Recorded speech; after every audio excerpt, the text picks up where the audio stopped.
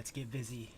What's going on, everybody? I always forget the first 30 seconds is always slow because I always forget the part where I should hardwire my computer into the internet so that the signal is just much stronger. And you know what? I'm going to have to take another quick pause for 2 seconds. Not from the video, but I just got to go plug in the laptop because I left that part out of the mixture too. What did Marvel do? They hooked me up with the chance to make 240 pages of X-Men comics.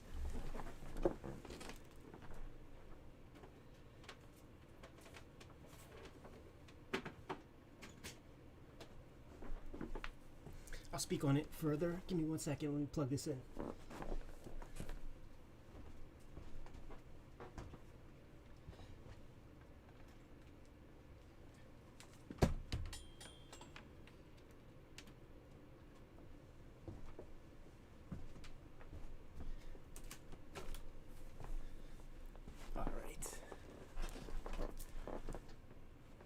So funny, I had every intention of just getting started right away, and there were two silly pieces that I needed to fix right here. But yeah, very simple. Martin Scorsese philosophy: one for them, one for me. And the way independent comics work, you're doing these things for $0, and not only that, you're the last person to make any money in the whole chain. So I won't see any rewards from this page I'm working on right now probably until next year.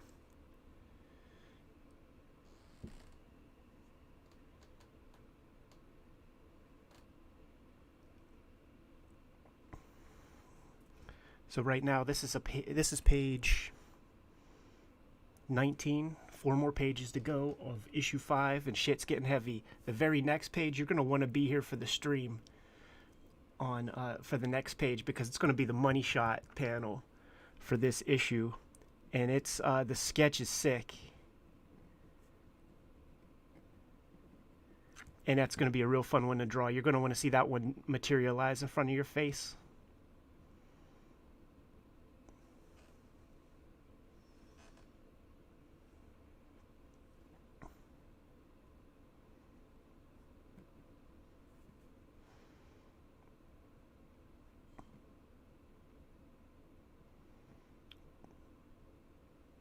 Change the camera setup just a touch to try to make sure my right hand doesn't block the drawing from the cam.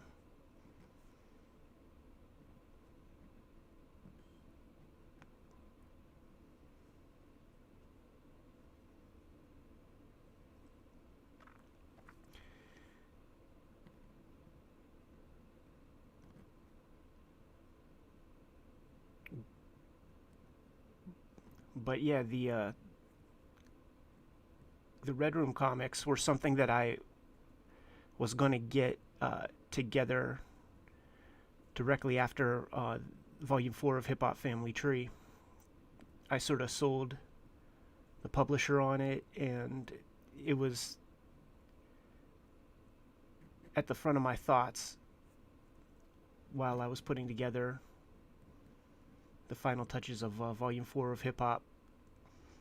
And you know, that's when Marvel came a-calling, and it sort of even changed the tenor of what Red Room was going to become, because I saw the Marvel stuff as an opportunity to introduce myself to comic shop owners, because even though hip-hop did real well, it wasn't necessarily on the strength of comic shops alone. You know, you could find it in Barnes & Noble, other bookstores, record shops. I was doing a lot of work relaying requests from record stores that didn't have like diamond accounts to Fantagraphics directly to make that shit happen. And with the kind of comics that I make, like that's how it has to happen. You know, like there'll be a small percentage of comic heads that are down, but I'm interested in finding an outside audience. So, with the Marvel stuff, my thought was, let me put my name in front of comic shop owners, direct market people, and that was like my handshake to them. With that in mind, one of the thoughts that I sort of always had, like I like that format of comic books. So then, as I was kicking around the idea of like what Red Room should be, trying to do a monthly comic, like just really started to capture my imagination. And once again, like you're not, it takes a while to make these comics. Got to keep the lights on, and Marvel took care of that part for me.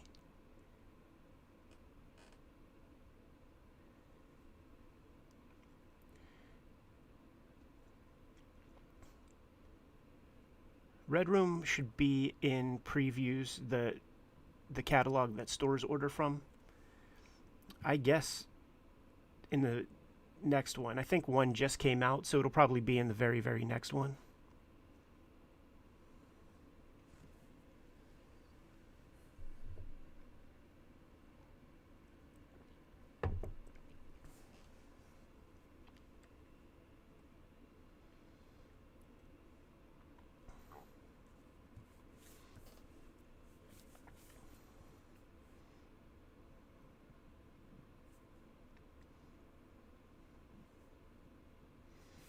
But I also want to shout thanks to everybody who has pre-ordered the comic already, because like getting the status updates from Fanta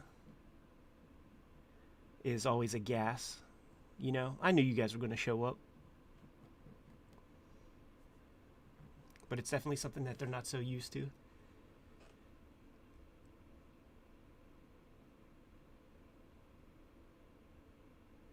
Ezra, thanks a lot for that pre-order on Red Room. We're going to send this thing through the freaking roof, guys.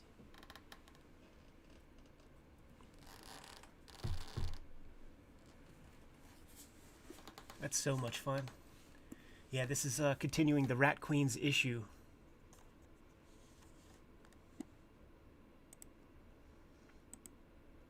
If you haven't done so, you can pre-order Red Room right there.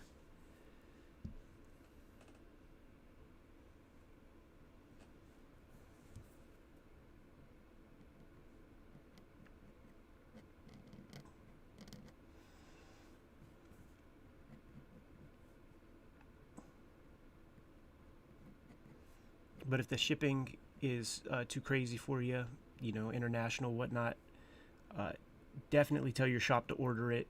We haven't started printing them yet. Right now, it's the pre-order phase, so shop's got to order this stuff when the time comes. We have to assess the pre-orders and see what that final tally is, and then we'll do our print run. But you've heard it here first. I'm sure it's going to sell out fast. Have to go into reprints, and then those who are sleeping are going to miss out.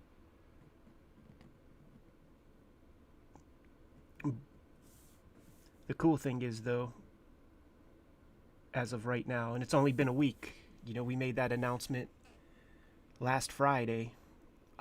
As of right now, thousands of you are going to be getting copies, so can we make it tens of thousands within a 3-month period? And I'm talking on the pre-order.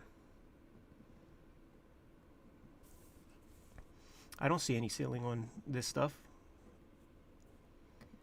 And I'll be honest, like if we hit 10K, then let's go for 100. What the fuck? Why not? One at a time, though.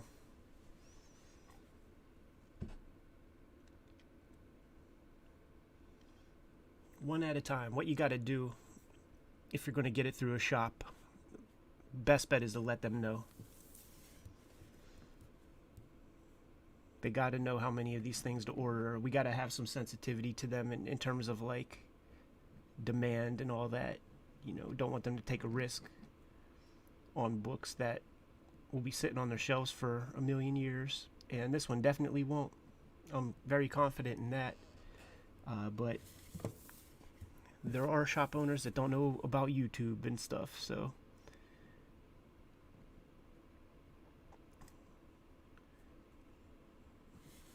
make sure you get your shop on the ball. Saw a good flick last night. That Jesse Eisenberg movie that begins with a V. What the hell is it? Because I have Marvel on the mind, I was going to say Vibranium, but I know that's wrong. You'll put the title in the comments right now, won't you? Somebody? Help a dude out?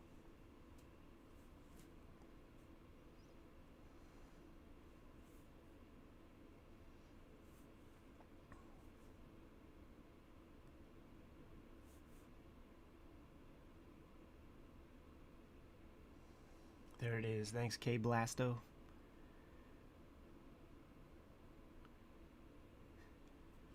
Vivarium.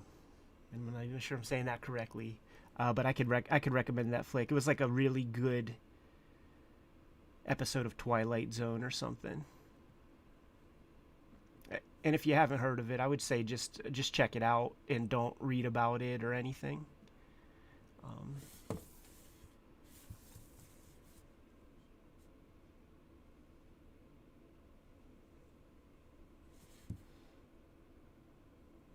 Facebook. I do think of the flick is like a sequel to The Social Network. You know, it's Mark Zuckerberg when he's off camera. It's the Mark Zuckerberg true origin story.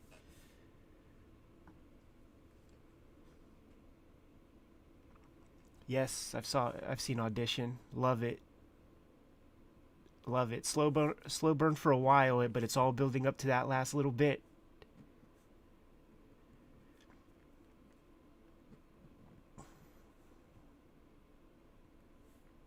Man, I saw that 2001 when the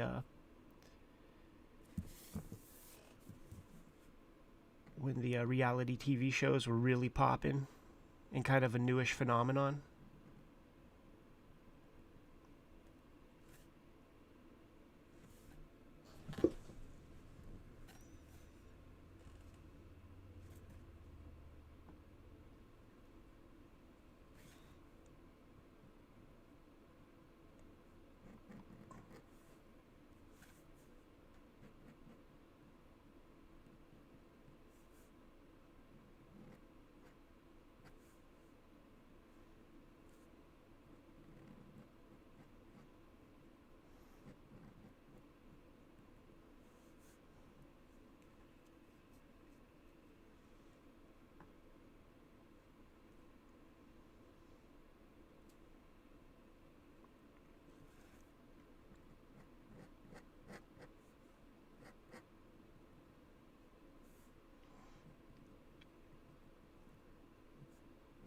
The thing about that Vivarium movie, or however you say it, is that there's a lot of it that we can probably all relate to.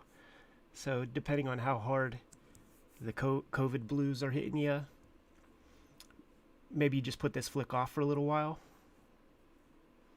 You know, because like there's definitely a big sense of isolation in that movie. I'll just say that.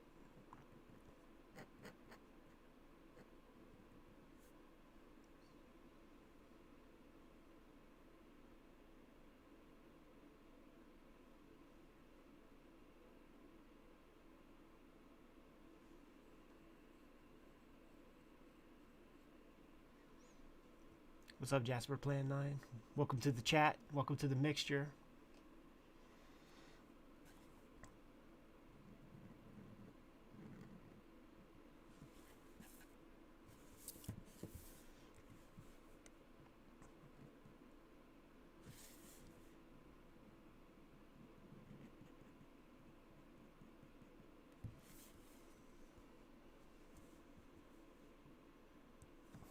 It's going to be page 19 of the 5th issue. Don't want to say issue number 5 because there's going to be no issue numbers on these comics. Why? Because they are all singular stories that can be consumed one and done.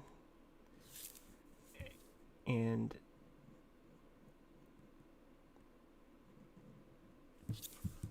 I sort of want that communicated in every way possible. So it'll be mentioned on the cover of probably every book, because that's something I place a lot of value in. Just try to be different than your regular monthly comics, and try to, you sort of deconstruct history. When comics were doing well, like what are some of the core components that made that happen in terms of like what the books look like and things that you could control, right? Because I can't get you to not play video games. I can't get a random person to not play video games and pick up a comic, yada yada. So those Jim Shooter rules, those editorial mandates back in the day, feel sound to me. Every comic is somebody's first comic, so why not give somebody a complete reading experience?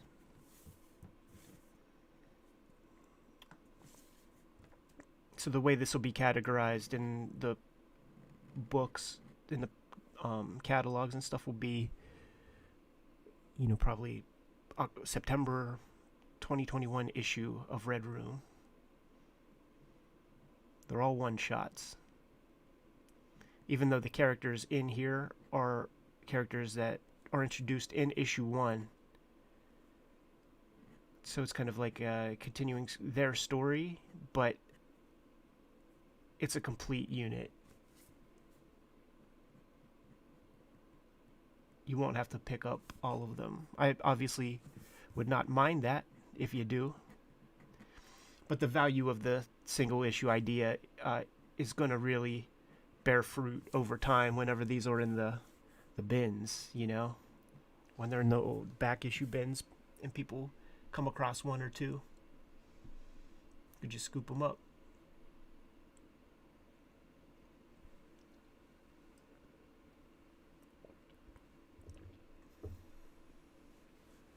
Loki, thanks for ordering that Red Room.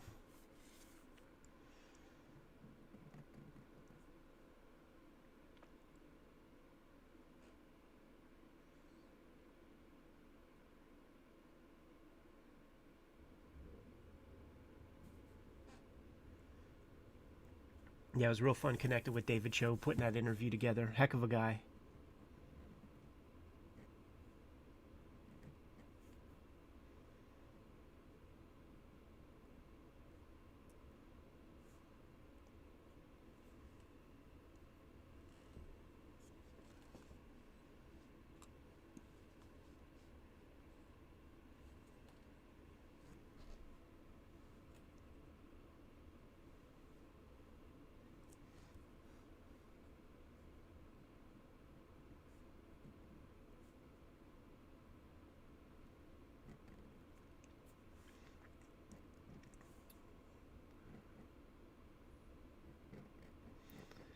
I'm at the stage of this issue where I'm really, really stoked. Like, I see the light at the end of the tunnel, just 4 pages to go.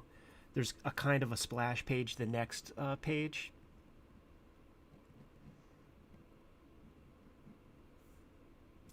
And I just want to fucking grind. What's up, John? Welcome to the chat. I just want to grind hardcore. Get this sucker done. Already thinking about what the next story will be.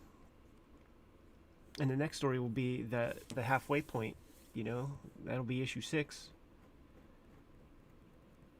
I have to start thinking about covers for issue 2. There are 3 covers I have to have in mind. I gotta think of some about 10 pages worth of extra content for an issue that may or not be costing you 0 cents at the comic store in some months from now.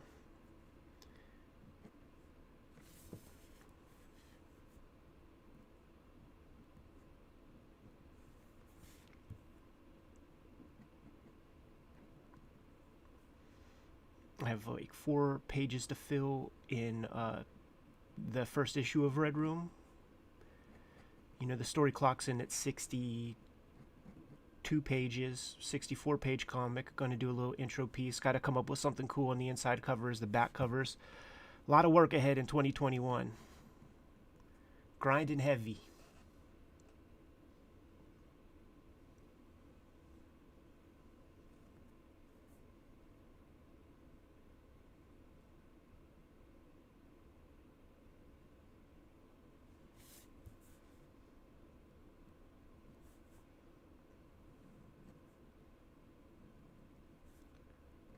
Look at these swaying ass. Pastry bag, empty. Flappy ass milk bags.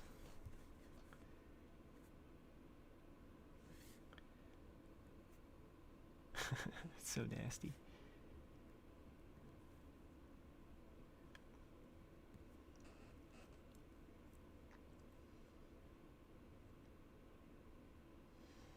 Yeah, thanks for putting in that pre-order even across the pond. There's just checking in with Fanta. There's just nothing we could do about those international shipping rates. You know, they're a small company. They don't get any kind of, you know, bulk discount or anything like that. So they instructed me to recommend if you can't do that pre-order, then order it through your comic shop.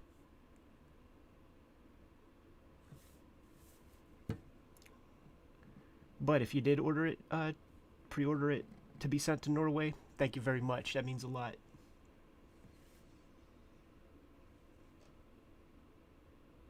Smoke, draw, repeat. Yes, I am.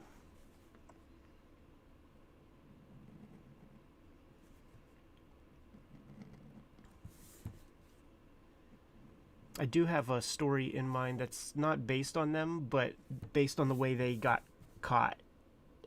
There's not going to be much procedural in this comic, and nobody... Well, I'm not going to give that kind of story point away, but I'm not interested in following the law enforcement component of this universe. Because even in real life, there's not much research that can be done. I read a lot of cases of people who got captured doing crazy shit on the dark web, and it seems like most of these cases come from real world screw ups. You know, it wasn't by fault of the dark web that screws up their, you know, criminal enterprise. It's sending something through the mail or corresponding with somebody, or, you know, things getting seized. And in the few instances where there are like little exploits that are done by way of the dark web, the FBI, they hold on to those secrets like madmen. I'm thinking about Ross Ulbricht, the Silk Road guy. Ran that dark web, you know, Amazon type site back in the day, and you still can't find a good explanation for how the feds located those servers. So they definitely have some kind of secret tools that they're not letting us know about.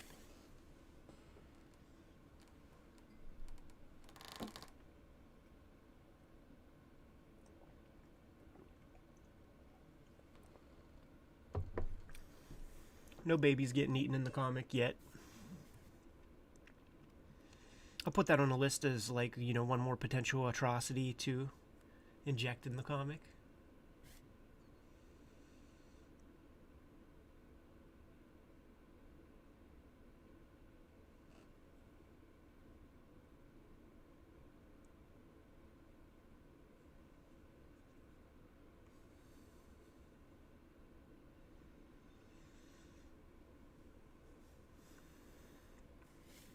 Yeah, I'm not sure if I'll have pinups. Not a bad idea. Philip Tan sent me a really great pinup just out of the blue. And if I did put pinups in there, his would definitely be the first. Let me go grab it. I'll show you guys. It's really cool. It's like it's a poker face mistress pentagram mashup.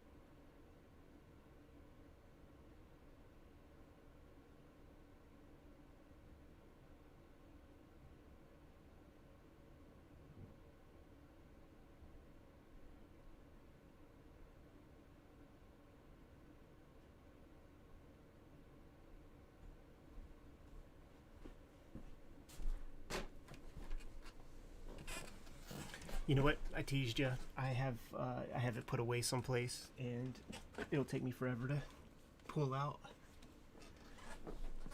I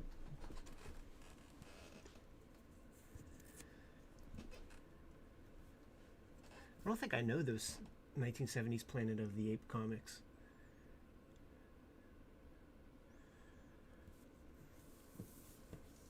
Who put them out? Was it Warren? When I see Tom Sutton, that's like where my mind goes first.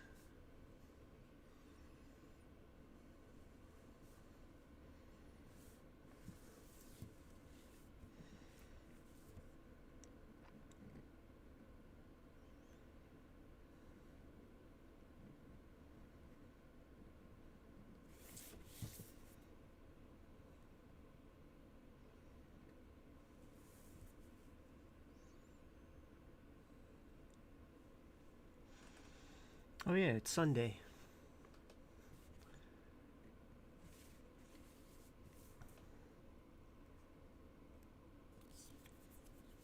I barely follow that calendar.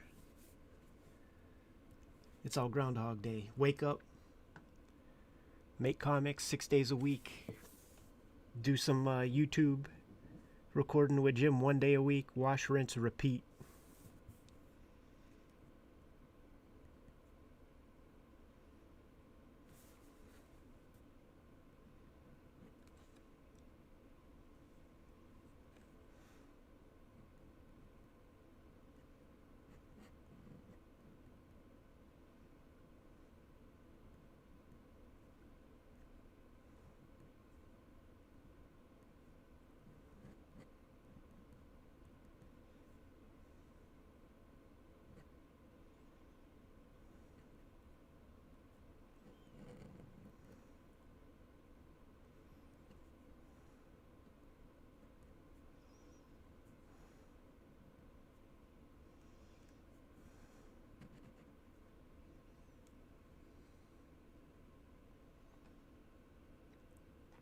Those Marvel Nightmare on Elm Streets are dope.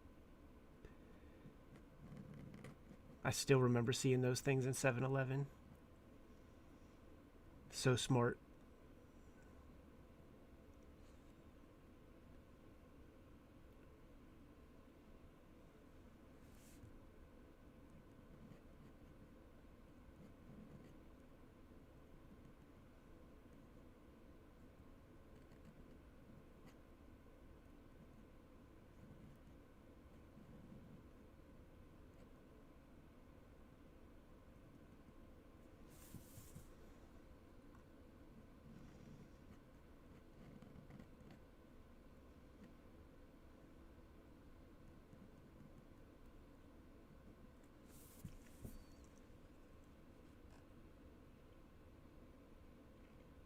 Chris B, that's not a bad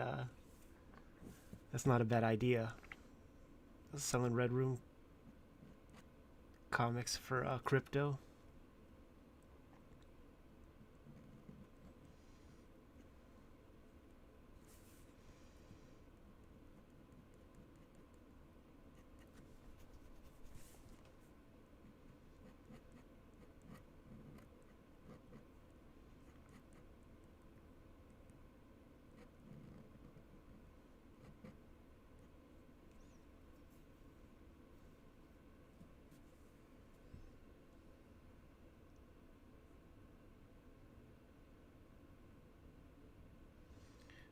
WJ asks, if I was starting out in the game, no name recognition, would I try to self-publish and shop the comic at cons or go the Kickstarter route? And I would say either or good options. Let's rewind history a little bit, and 2007, 2008.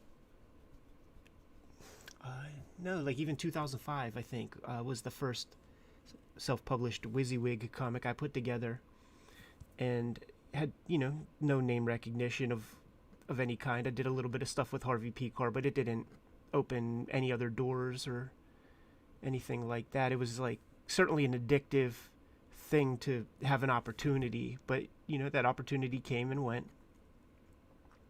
So I put pencil to paper on the self-published WYSIWYG comics, and from that early, my thoughts were thinking about readers that weren't just regular comic book readers. So it's like, let me make the ultimate hacker comic book.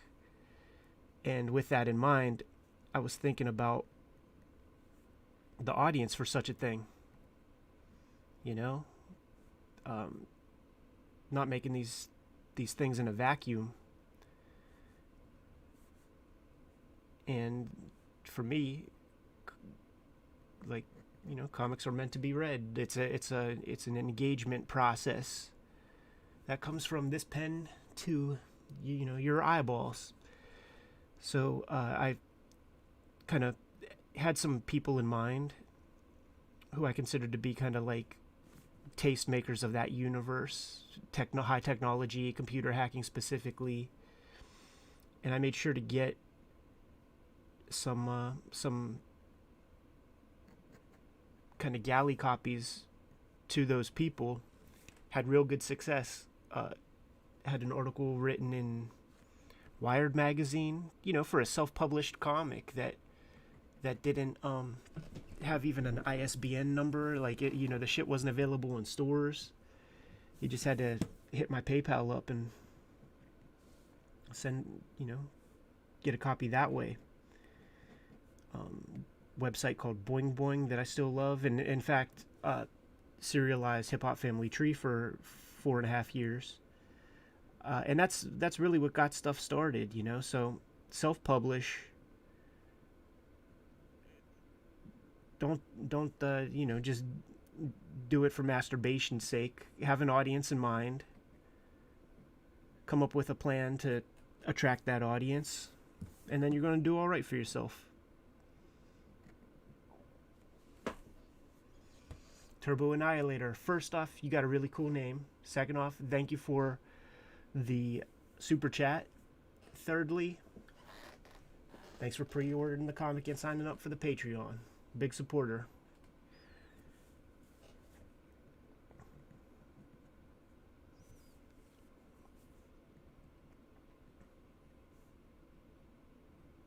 People like you make the whole enterprise possible, man.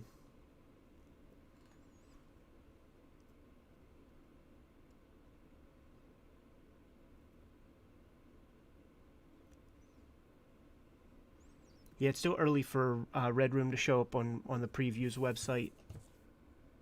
If you're in the States, pre-order it. If you have a shop that you like to support, somebody here said that it might show up in like the March previews. I'll get some confirmation on that.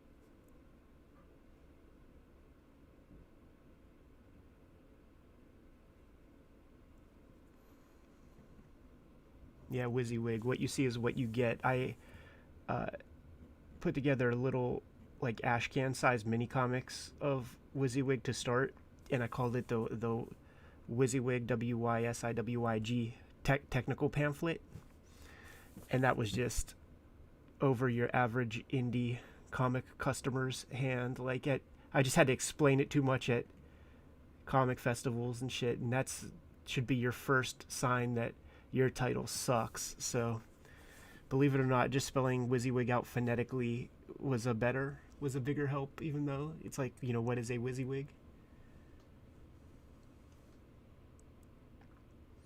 No grade to low grade. Thanks for pre-order in Red Room, and you could do far worse than pre-ordered Barry Windsor Smith's Monster.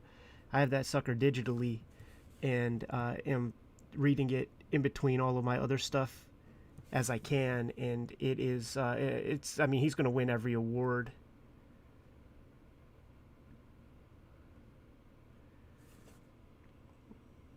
It's a major accomplishment.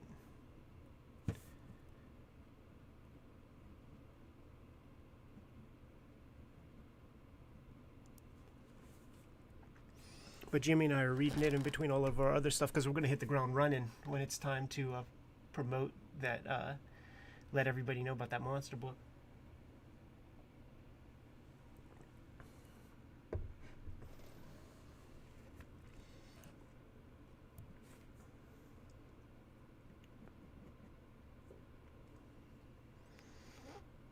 What's up, Yeti? No big dramas. Just thanking Marvel for giving me that chance to do X-Men Grand Design and introduce me to a couple thousand comic shops that are going to be supporting Red Room.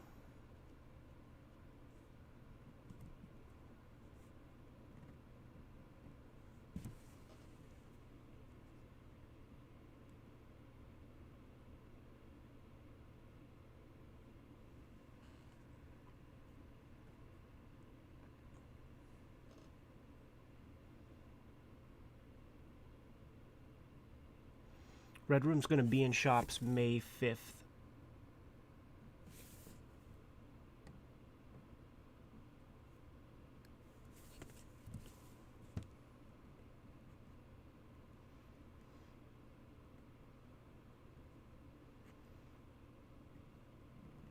It's really fun giving myself those kind of frenetic Marvel DC kind of parameters in terms of the making of the stuff. I kind of see I see the juice that Kayfabe gets out of it, with Copra, because as soon as he finishes one, got to get started on the next. Plus, he's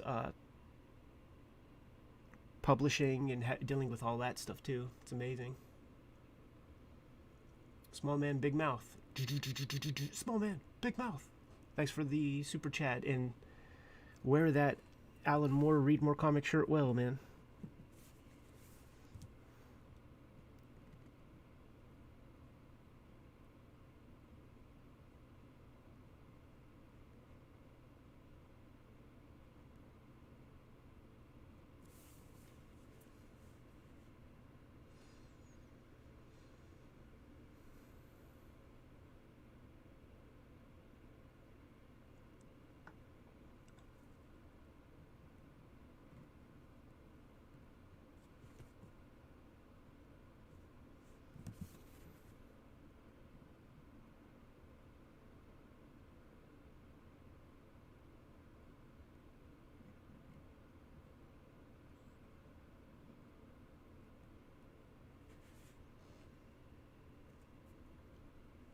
I'm sure the book collections for Red Room will be available on Amazon,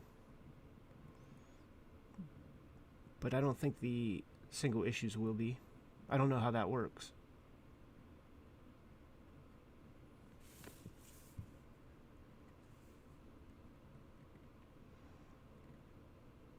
I sort of doubt it.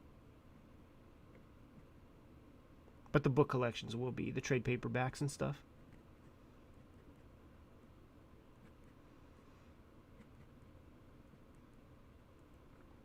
I gotta start thinking about those covers right now, actually, for the first trade. There's like 3 covers that I have to bang out soon.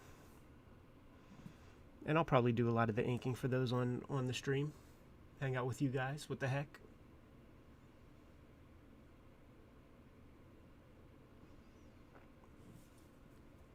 I was thinking like one of the great zines that somebody should do is collect all of the fake covers. Like, you have to put these book covers together so early that you'll often see book covers solicited for certain books, for almost every book, and it looks different from the final printed version, just because at a certain point it's time to make the real cover, and you have that time, and you could put adequate thought into its construction. Sometimes those fake book covers that people make are kind of cooler than what they ultimately put together. Can't think of one example, and I wouldn't disrespect anybody by saying so, but it would be a fun zine.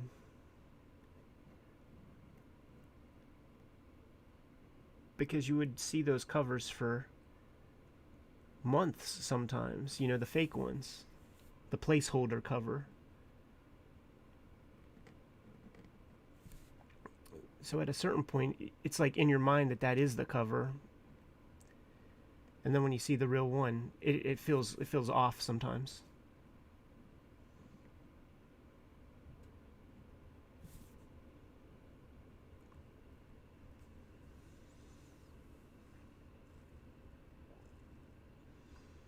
Reader died. Thanks for pre-ordering Red Room.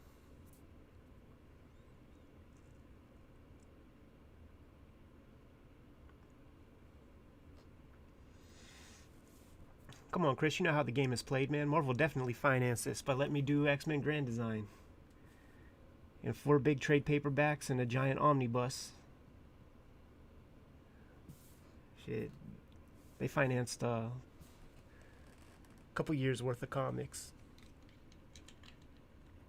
That's how the game is really played, man. If you don't want to do the crowdfund. That Martin Scorsese philosophy. One for them, one for me.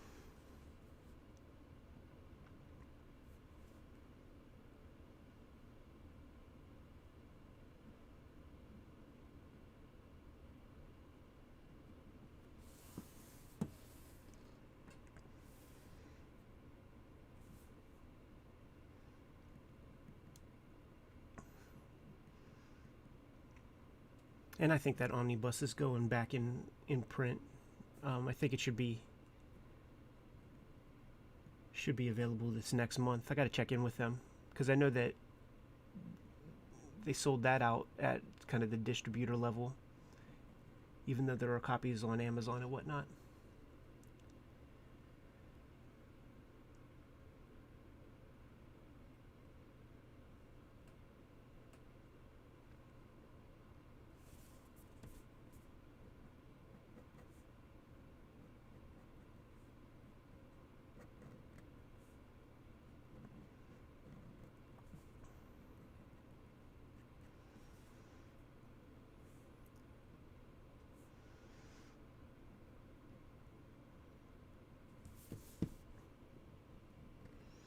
I just got word from Fantagraphics as well that all the hip hop books have to go back to press for another round of reprints. I think it's going to be.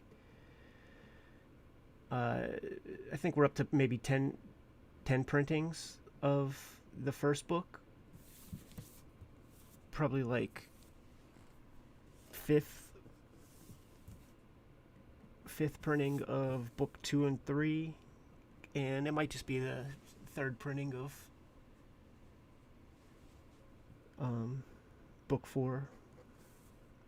But you guys have been showing up in a big way. Something tells me that like a lot of pre-order heads were getting some hip hop books. But also the other cool thing is that the box sets are getting reprinted too. And I think that this is going to be the 3rd printing of the first box set. You know, for the people that want to get them all at once.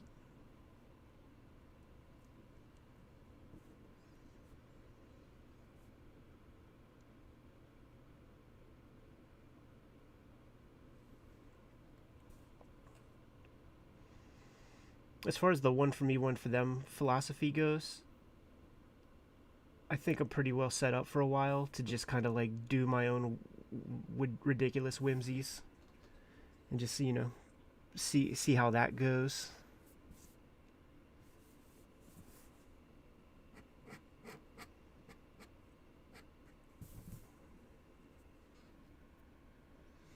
Yeah, that second box set, you'll hear me talk about it whenever we have a schedule and whenever those things are going to hit the shores, because I saw that the hip hop box sets are going for like $200.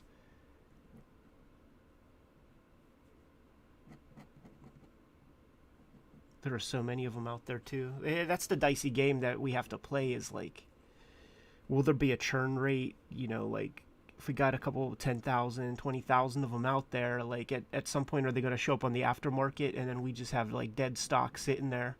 But it turns out that people are trying to get big prices for them and sometimes succeeding. So another round of reprints it is.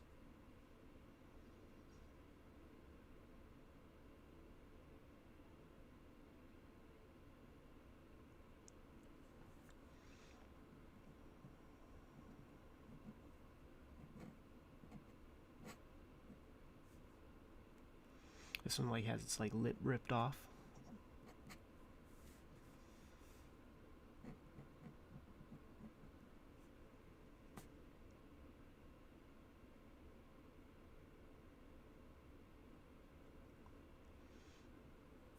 Yeah, of course. Like there are very very few examples of books where the second collection sell more. Like first off, I mean the first collection is just out longer, so it has more time.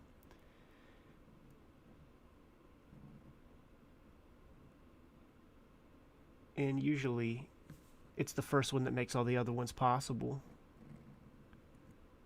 You know, I think I read, and don't quote me on this, but I think one example of a place where like the book 2 did better was Bone.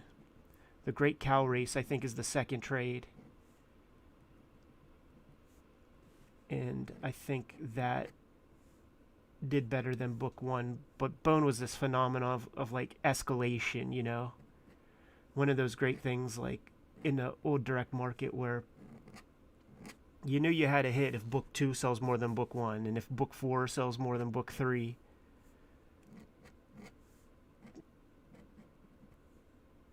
That's what Kirkman talks about with Walking Dead.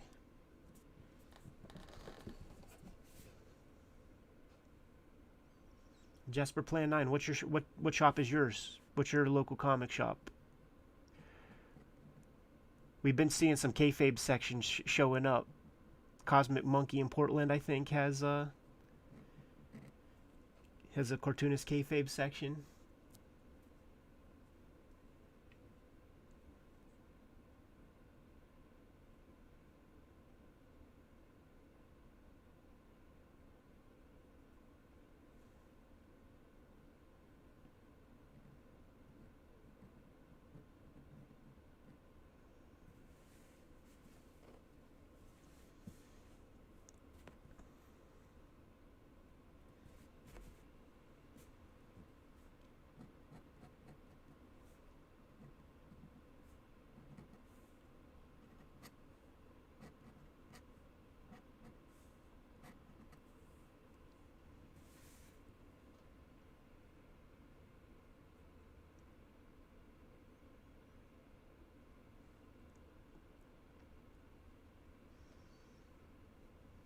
Austin Books and Comics, great shop.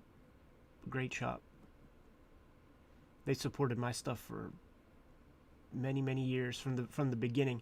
And the stuff that I was talking about with WYSIWYG earlier, just you had to get it through PayPal, yada yada. There were good shops that reached out and would order 10 copies for a little discount. Like those shops are the real shops, man. Austin Books was one of them. Chapel Hill Comics, rest in peace. North Carolina, like that was one of them.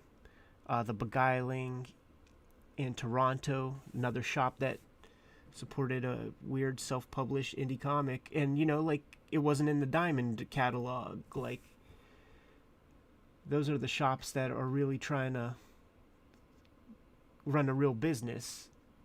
Like, if the shops just rely on Diamond, like, that's just a different animal, man. Like, you could sort of profile the shop owner as being like just like an old school comic book guy from The Simpsons type dude, because there's just too much other stuff going on. You have to branch out and get out of that previews catalog if you want to serve your customers in a real way. In 2015, when I was last a guest of San Diego Comic-Con, I got to go out there a couple days early and participate in the jury of people who nominated, or I think who chose the, I think we chose the winner for the best comic shop. And one of my criteria whenever I was checking these shops out was I had to see some books that weren't just in the previews catalog. You gotta have Copra. Come on, man. Like, especially like if you're a superhero shop or something, like, have Copra, very least.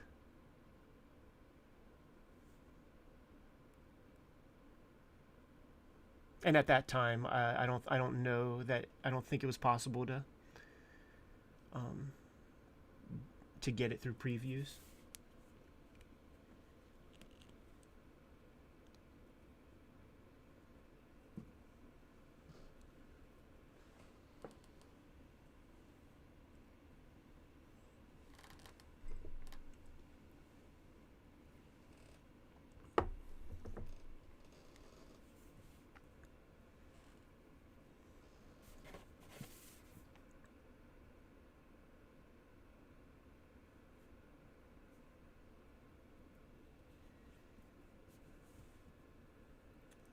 Hey, Jonathan, thanks for coming through, visiting the stream.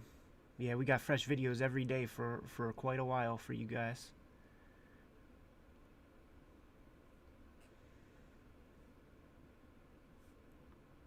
It was really fun rereading Batman Year One again for the stream. Just assessing it in a different way, being slightly more observant and trying to think of like how to present it verbally.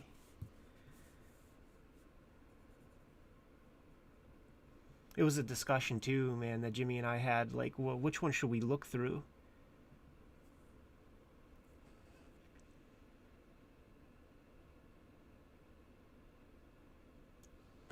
Tucson AZ Fantasy Comics will be going heavy with Red Room.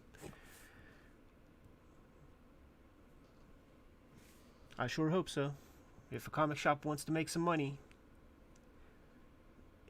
it'd be a good idea to grab some Red Room comics. Let them know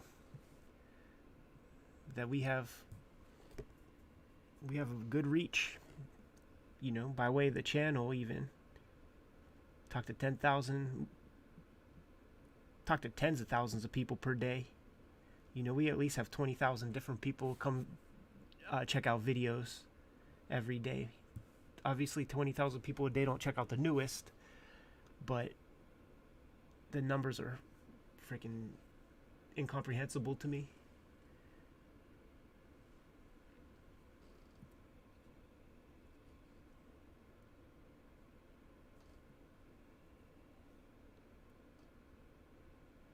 Jay Gonzo, what's up, man? He asks if I got refillable Copics, and but when I got this box, I didn't even know there were refillable Copics. So I just got a ton of these things.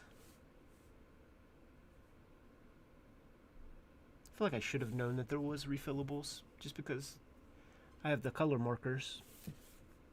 And you know, the whole rigmarole with that, man. I got the tips, I got the little tweezer, I got the ink refills of the major ones that I use.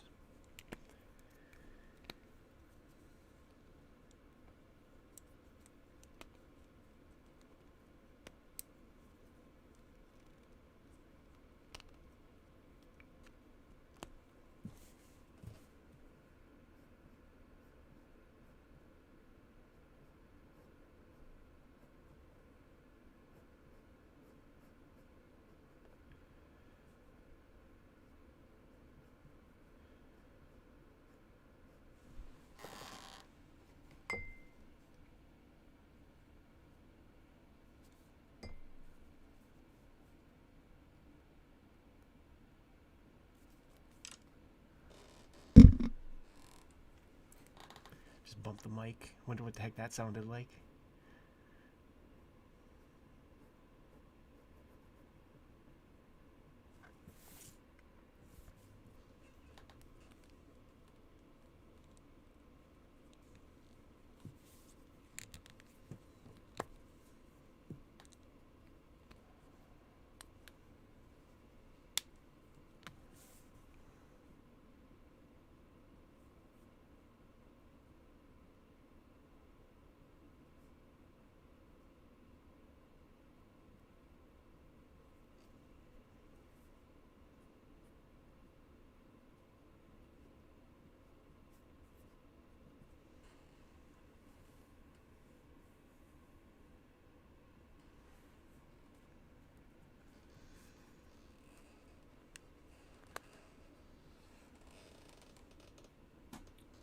Ben, thanks for your enthusiasm on Red Room, man.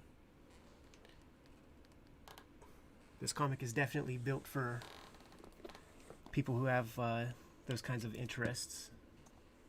Those old VHS horror movies and whatnot.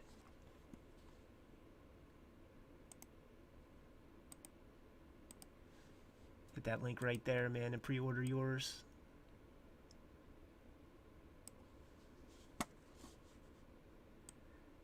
Pre-order yours today. And if you're in a faraway land, I suggest you hit the Patreon, and you could read the issues at this very moment.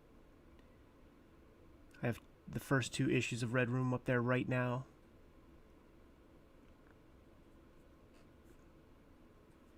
Serializing a 3rd one, but not the 3rd one.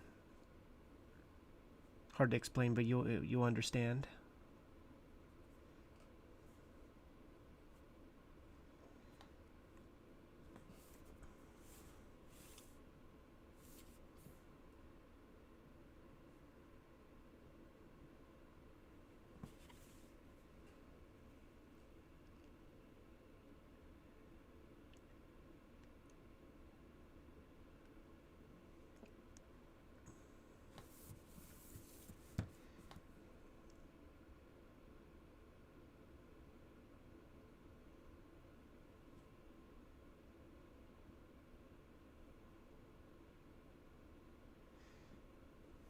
My horror favorites are so basic, like Texas Chainsaw, Massacre,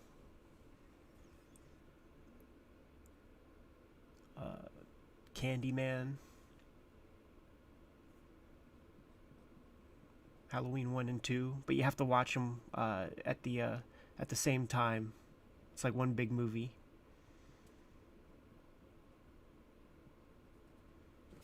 Nightmare. You know, I grew up in the 80s, man, so I'm a child of all those crazy characters.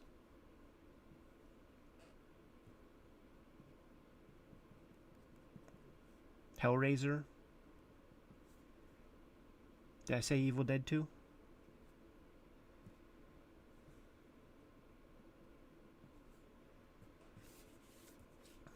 But I have Cannibal Holocaust on bootleg VHS. That was like the only way to get it for a while, I think.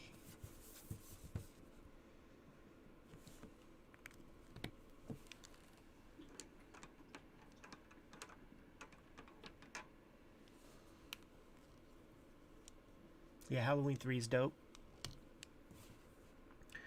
Who's the actor's name in Halloween 3?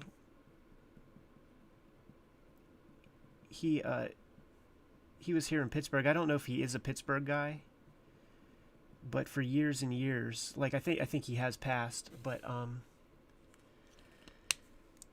he would do a monologue theater performance playing Old Man Rooney, Art Rooney, the guy who owns the Steelers, Pittsburgh Steelers, and received a lot of awards and stuff for that. Tom Atkins, there you go. Yeah. Did this legendary theater thing for years and years and years here.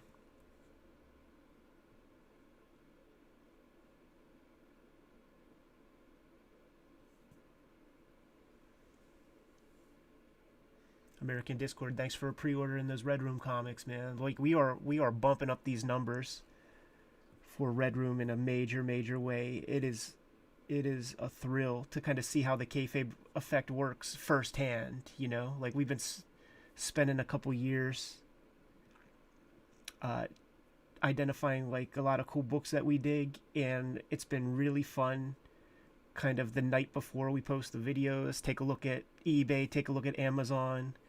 How many issues of 8 Ball 23 are on Amazon right now, before we do the Death Ray episode. Go on there the next day, depleted. Can't get them. It's so cool. I really hated Halloween 3 when I was a kid, because obviously you're looking for Michael Myers stuff, and we would go through these phases at the movie store where it's like, all right, man, we're in a Halloween mood again, so it's like, get one, get two. We would always forget that Halloween 3 was sans Michael Myers, so the disappointment would come from that. But also, there's a lot of really dumb story stuff in there too that doesn't work, like the fact that there's a certain timetable when the little heads are supposed to, the masks are supposed to explode, and if I remember correctly, they don't kind of abide by the different time zones. So you see, it'll be like New York, and a kid's head will be exploding at 6 p.m. or 8 p.m. or whatever, and then it will say California, and then a little kid's head will be exploding. It's like, what, the Cali people didn't get the news that that little dudes in New York had their heads explode 3 hours before that.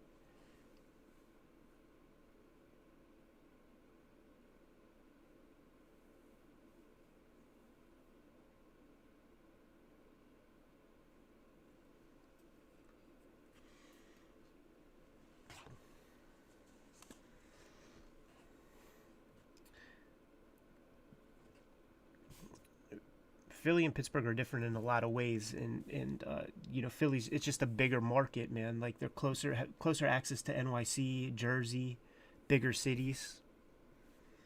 Pittsburgh's pretty provincial. Long gone are the days of big industry and stuff here. So in my lifetime, the numbers of residents has shrunken by half. When I was a kid, there was 600,000 in the city. Now there's 3.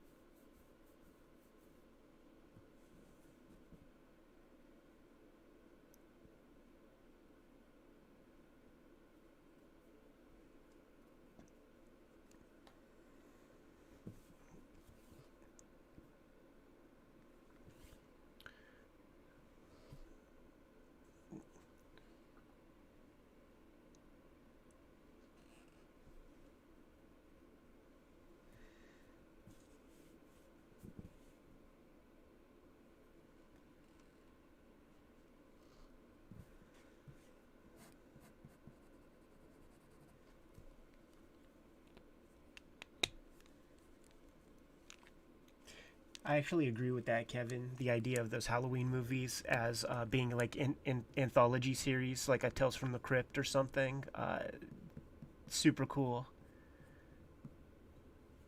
idea. But obviously, when you have these breakout characters, it just doesn't make any financial sense.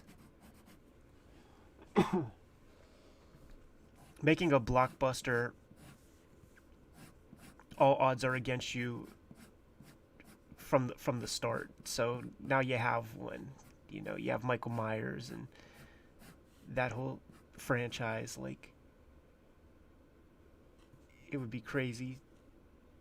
It would certainly be anti-capitalist, and Hollywood is anything but that.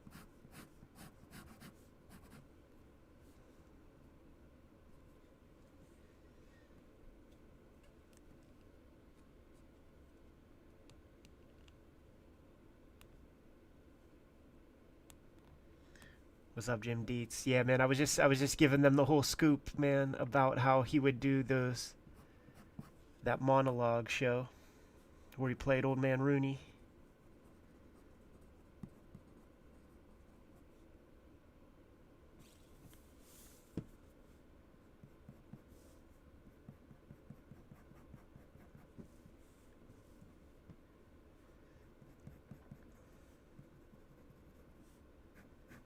Night of the Creeps is so good. That was one of those flicks that I caught on USA Up All Night.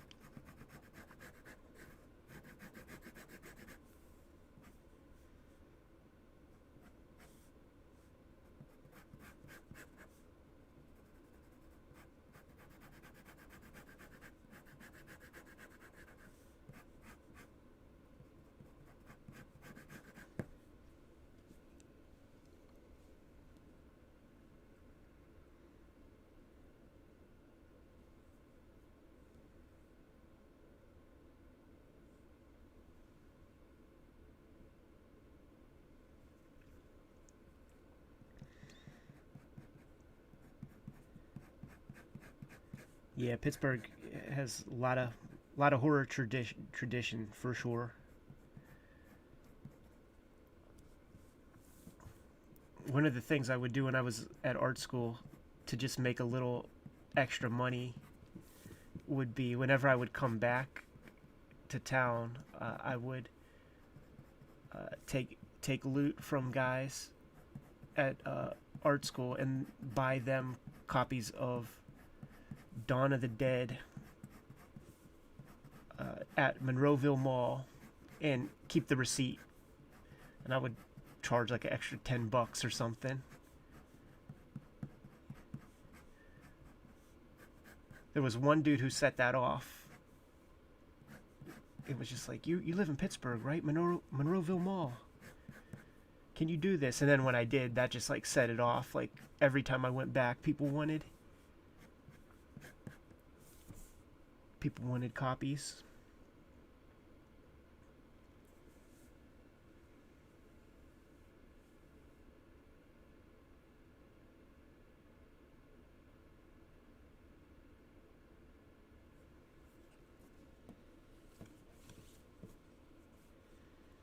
Gold Gauntlet, welcome to the stream.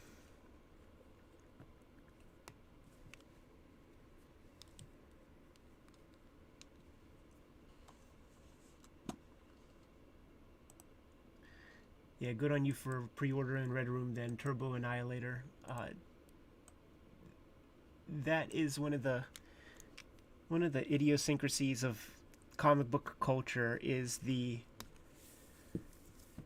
cantankerous shop owner who will sell you whatever you want, but might not let you off the hook without dissing you first. You know, like I don't know very many other shop scenarios or businesses that work that way, but you know, you're talking to a kid who came up in the image age, and I would hear it every week.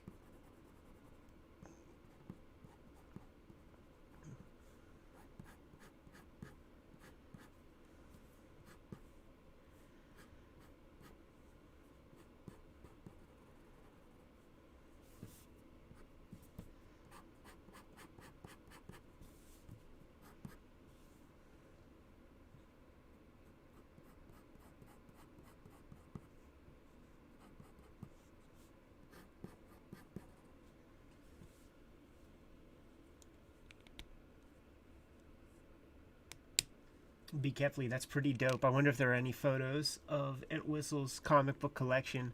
I love that one photograph of Scott Ian from Anthrax with a bunch of his books.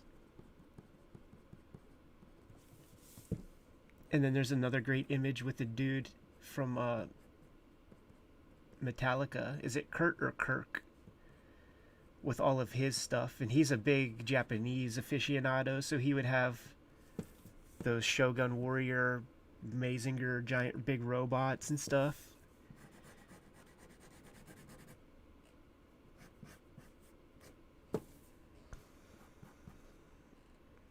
I love the nerdiness.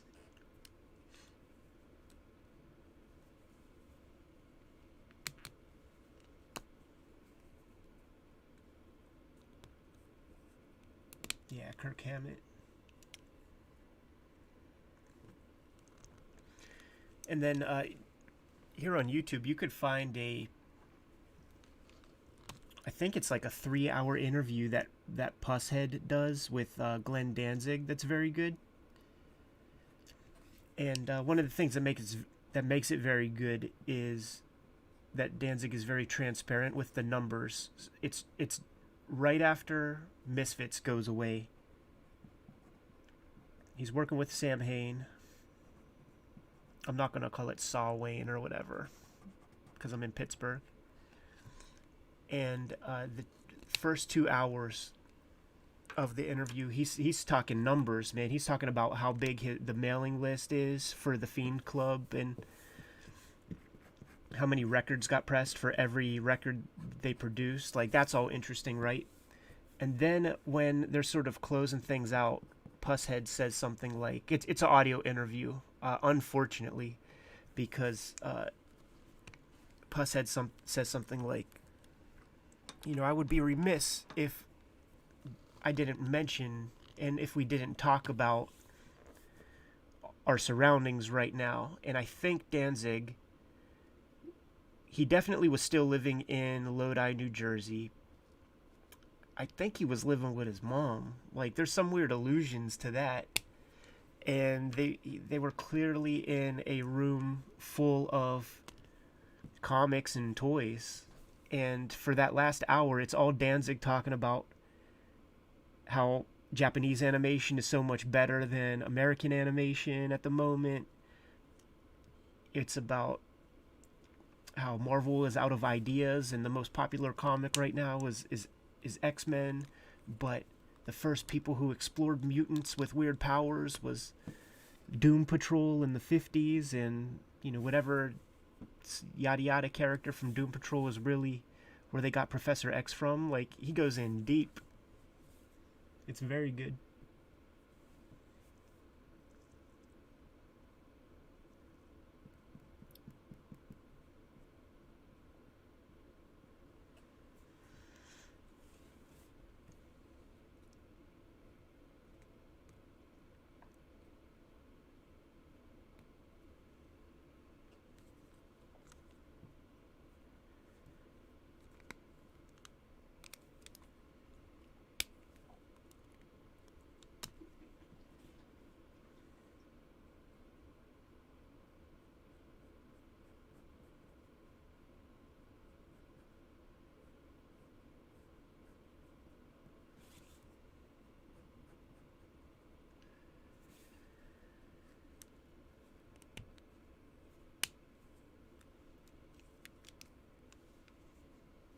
I haven't seen the video of the Danzig house, but I saw the photos inside where he left a bunch of Spider-Man action figures, but it was like the Spider-Man show from when I was a kid.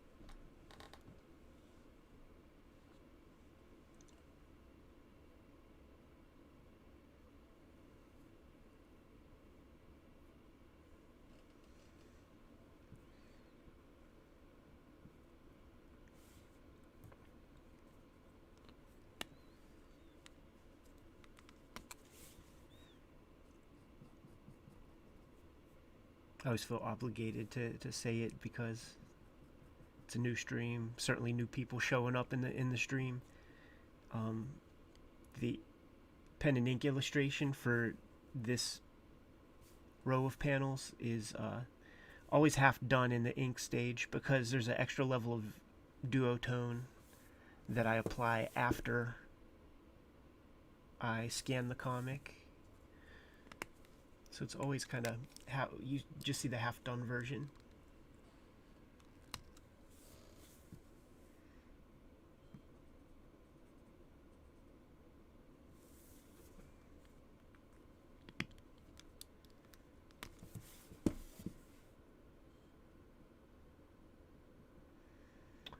I would consider buying that book of Hammett's collection. I like those kinds of books. You know, we did that one video about Glenn Bray's collection called Blighted Eye that everybody should check out. And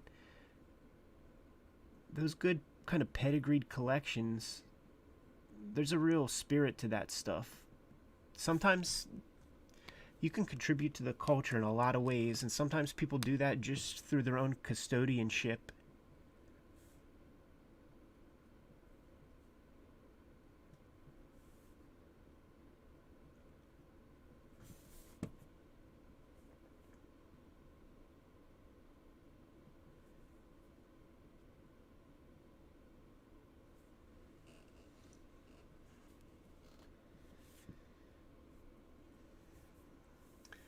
Yeah, this is gonna be a gory one.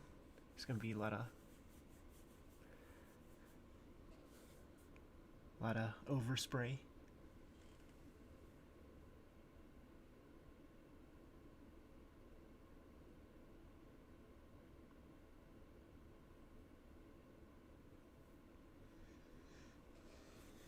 Yeah, that Pusshead interview was real good. I think the interview was supposed to be for Maximum Rock and Roll, but it ended up appearing in, I think, Thrasher magazine.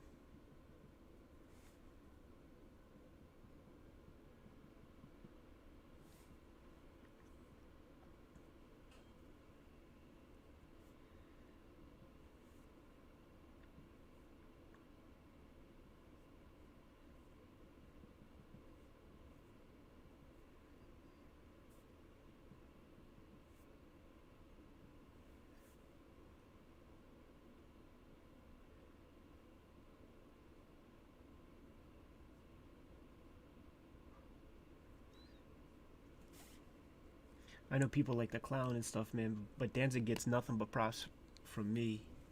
You know, I give mad respect to people who just are their own bosses, do what the hell they want, don't have to answer to anybody. You know, if he wants to make a crazy movie, puts up his own dough, makes a crazy movie.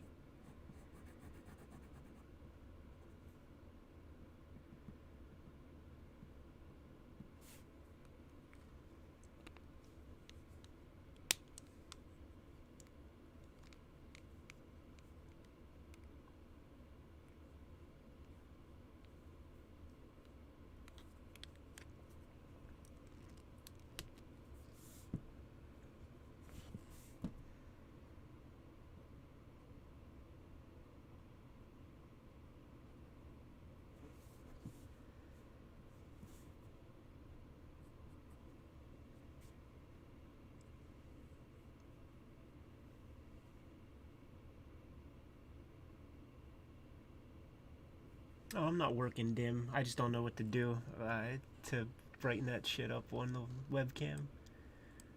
Let's see. Let's see if there's a way.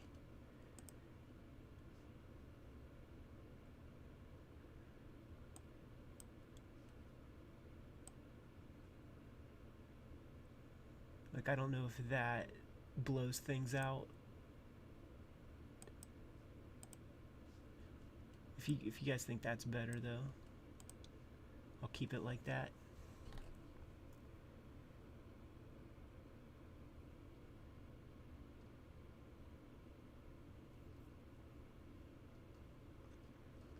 Now I got a couple lights.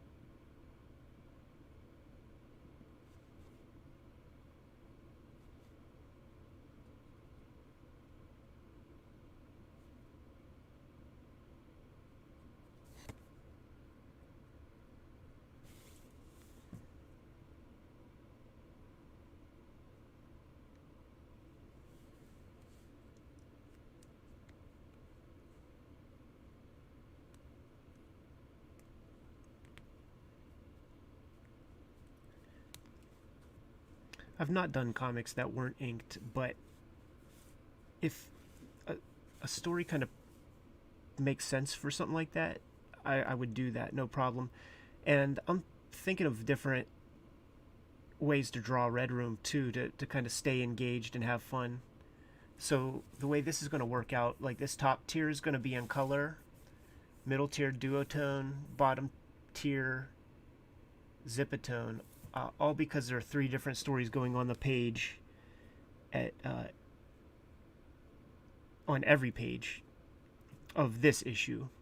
So I needed to make sure that it was like crystal clear to the reader.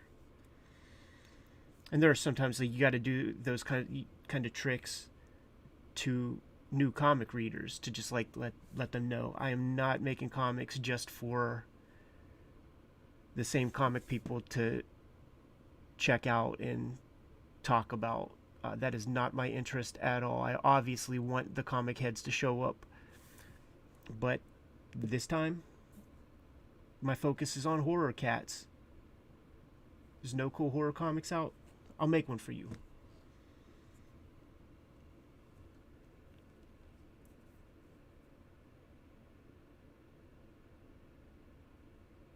What's up, Capo? Yeah, Ed Piscor here.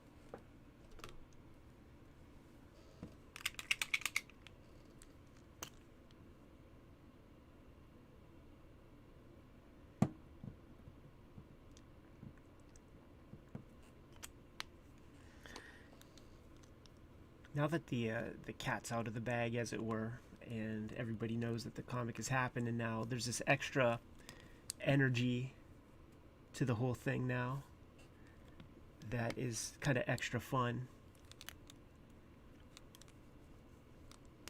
Talking about it on the channel when it was just a Patreon thing, that was one thing. You know, getting a bunch of patrons every video and all of that is certainly fun. But now that it's going to be a tangible book, and that it's going to be monthly, this is the pressure cooker of the elders, you know, of my comics elders.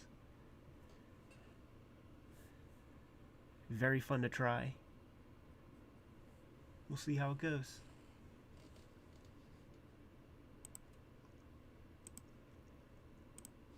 There's that link right there, man. Hit it and freaking order this Red Room comic, because I need this thing to be a hit. For many reasons. We need to get some crazy shit back on the stands. And it'll definitely happen if this wild ass comic makes a mark.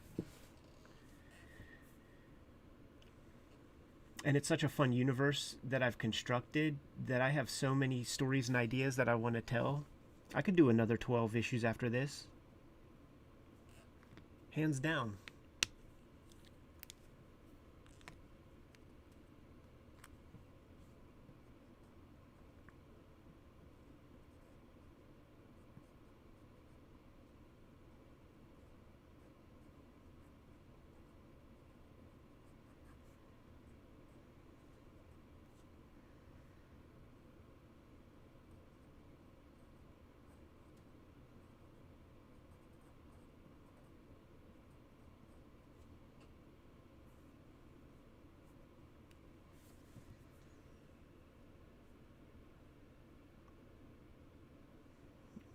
Yeah, Rad, man. Hit up your comic shop, whichever one you prefer. Make sure that they get some weight in the comics. It's just not something that we can take for granted that they'll just automatically do so. So let your comic shop know. If you do just kind of pre-order it through the shop. Like, make sure you make good on that and scoop it up. You don't want to leave your shops holding the bag when it comes to those requests, man. All of my shops have such horror stories about people not picking up their stuff.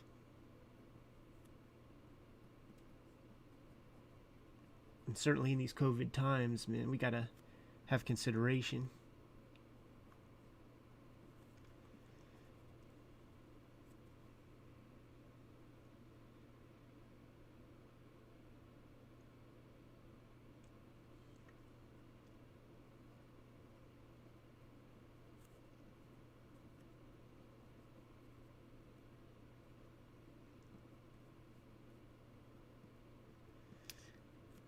You're buying more during COVID times? Shit. A lot of time to read, right? A lot of reading time. I know I'm reading more than ever. I think I read like 70 books, like 70 novels last year.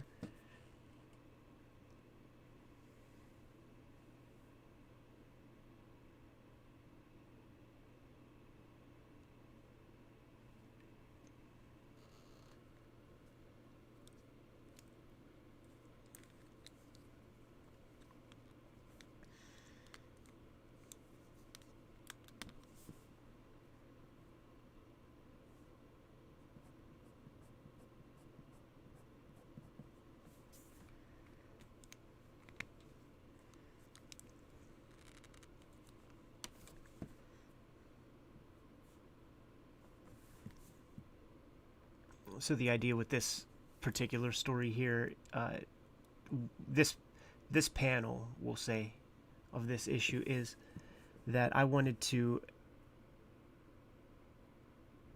show a kind of a full video, like a full Red Room video in completion through the course of an issue. That was like one of the little parameters. That's sort of the basis of the entire universe, the fact that people are participating in this like sick subculture.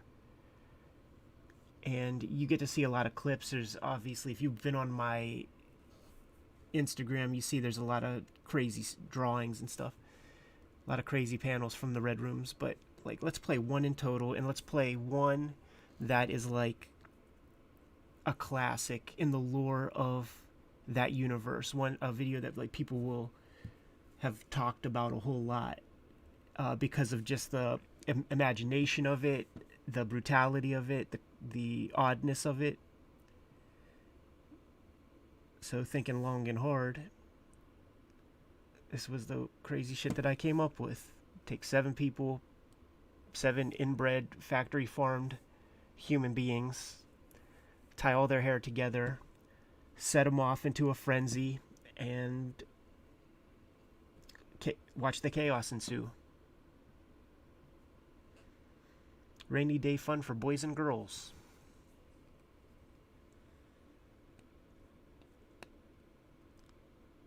Jamil and Parks, man, thanks for the pre-orders. Enjoy your meal. I'm actually going to keep grinding for a while today. You know, it's Sunday, it's snowy, it's cold as hell. I have 4 pages to go. I'm on that grind. I want to get this done. I want to read it in one pass. You know, I'm excited to send it off to Jimmy in one pass. Get some feedback on it.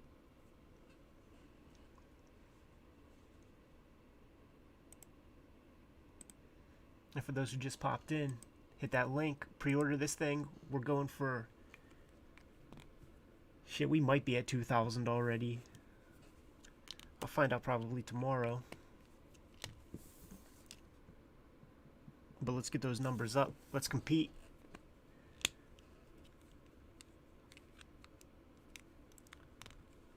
Let's compete with those Marvel DC joints.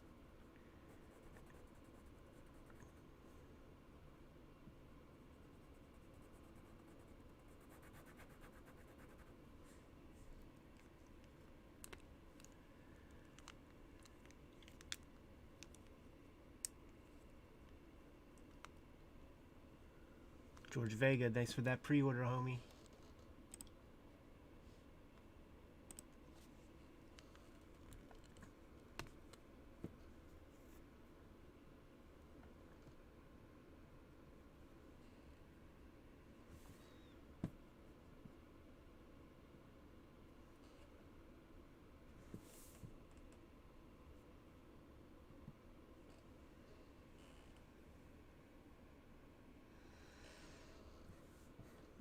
Eric Staub, thanks for the super chats and the pre-orders.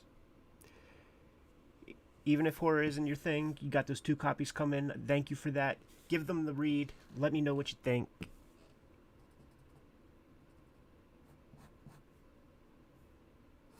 I'd be curious as to know if you get something out of them. Thanks for taking the plunge, though. Thanks for taking the chance.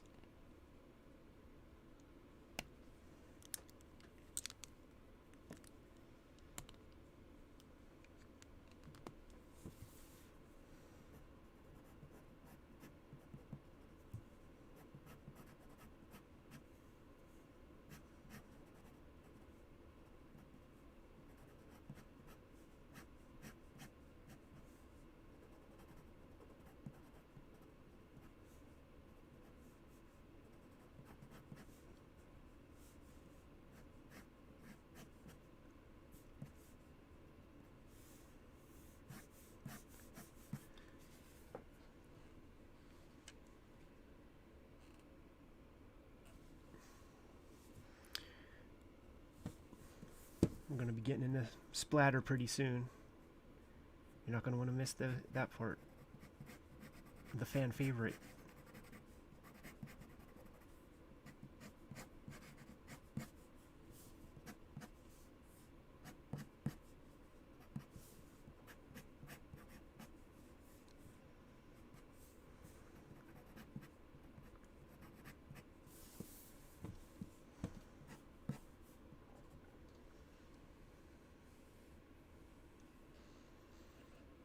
David B, thanks, homie.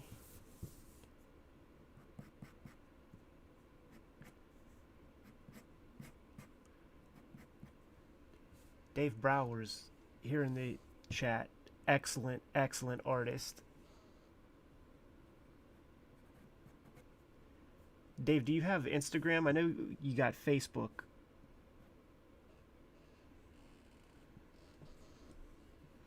Ash Doyle, thanks for the super chat.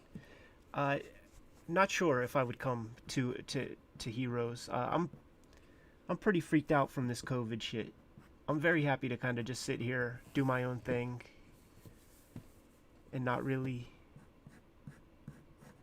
physically interact with strangers that much. You know, I feel weird about even being around my family, which I'm really not doing. You know, Jimmy is like one of the human beings that I see during my week.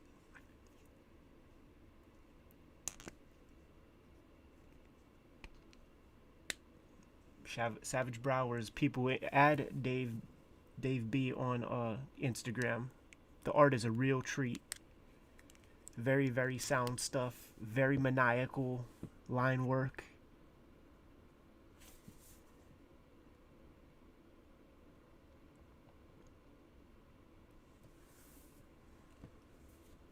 He would have won the Extreme Studios Talent Search if he would have been old enough at the time.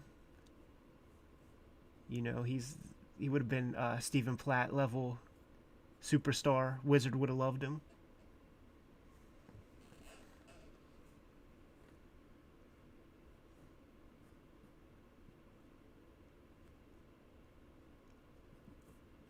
Draws a good Savage Dragon head, that is true. Good Savage Dragon fin. I know you guys love the minutia that me and Jimmy get into on this damn channel.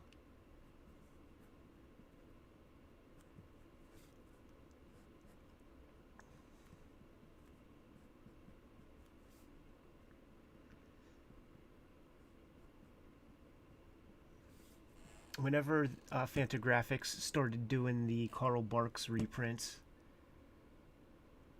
Jim and I bumped into one another at Copacetic Comics here in town, checking out the book.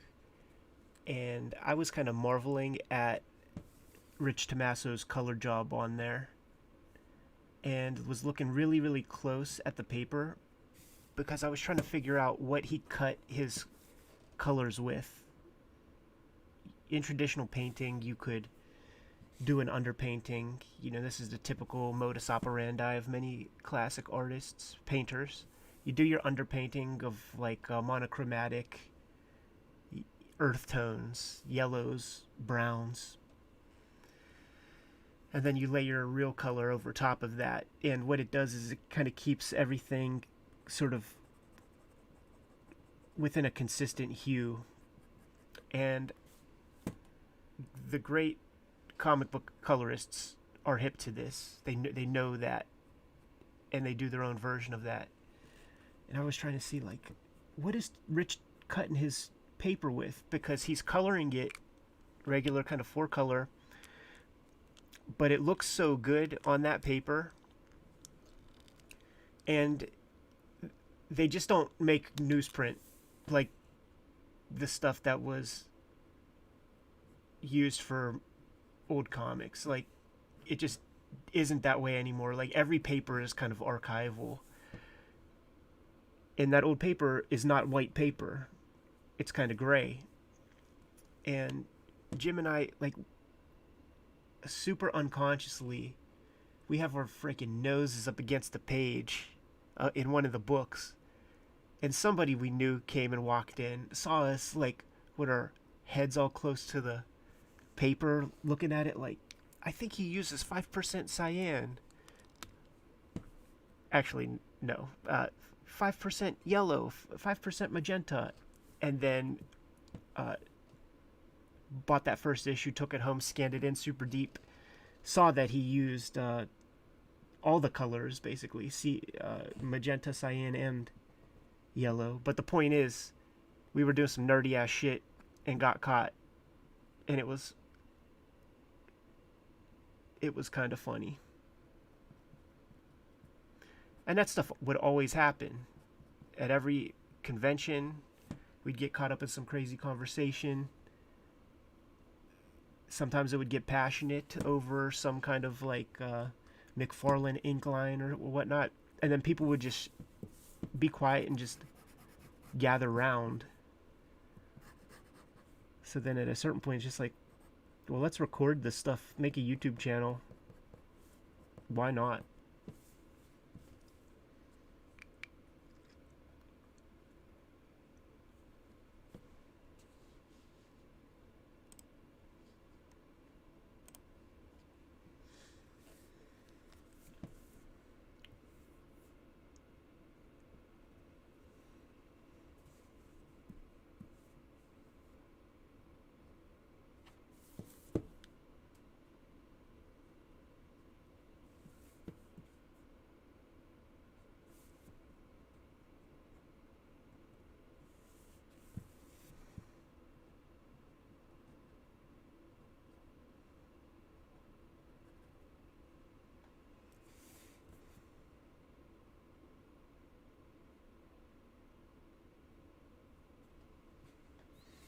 This is the part where I just kind of jank up my peeps.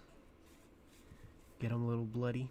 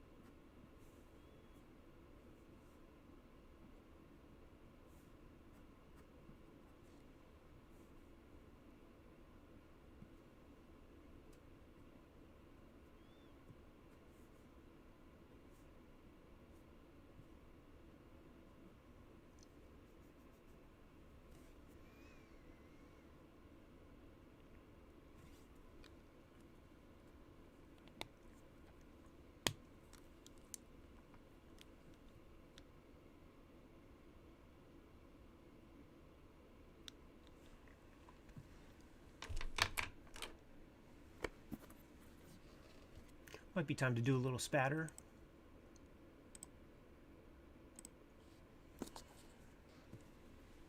A little bit of ink spatter.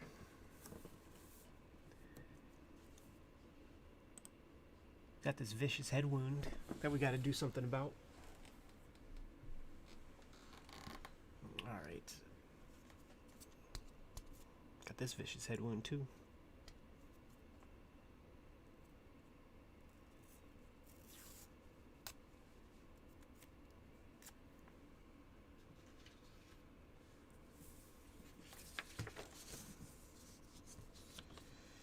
And things are, it's mayhem on the page.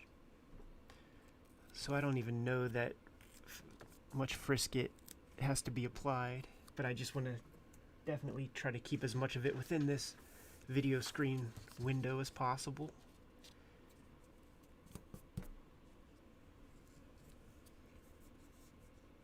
Dave, thanks for that pre-order for Red Room 1. First single issue you've ever bought. That means a lot, man. I'm very interested in making sure that these single issues are complete for people like you who don't necessarily buy single issue comics. It seems real whack whenever they slide out, you know, these 20-page comics that continue into the next issue. Nothing else happens. You gotta pay $60 or something to get a complete story across however many issues. That's kind of an abuse of the reader.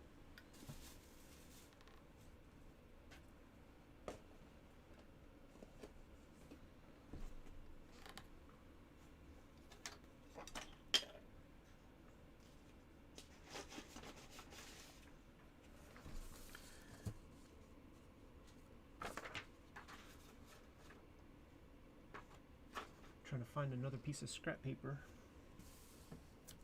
1 second.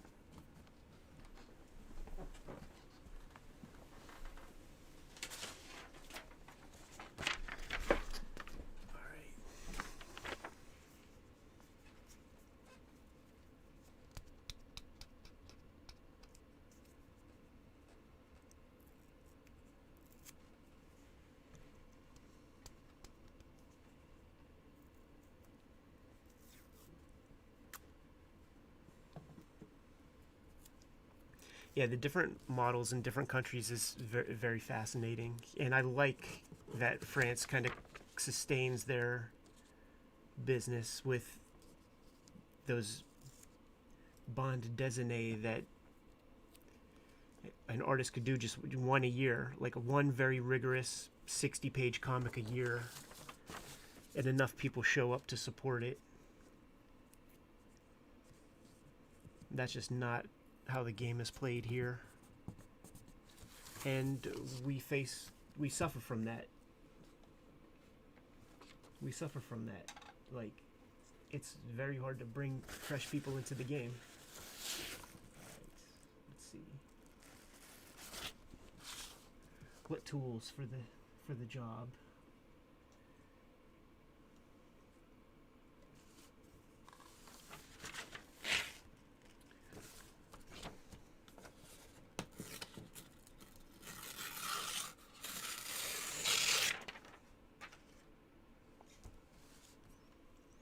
I did that just so it's easier to get to my ink.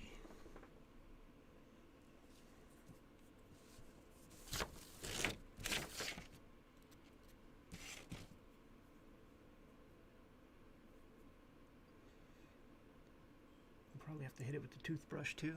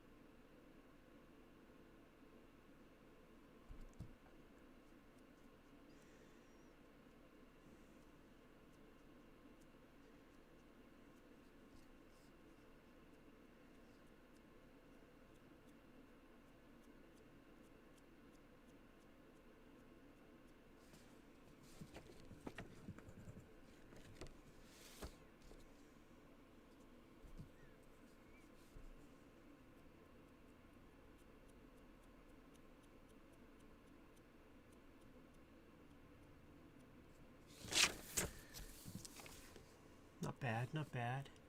Probably do a little more.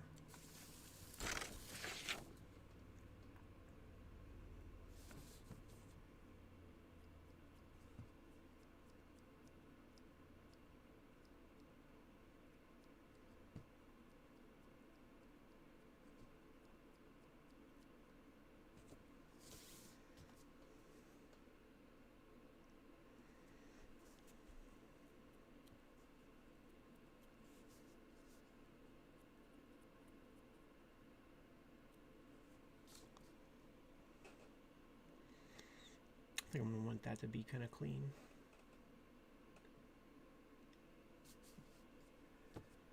I think I will put some frisket on the severed head.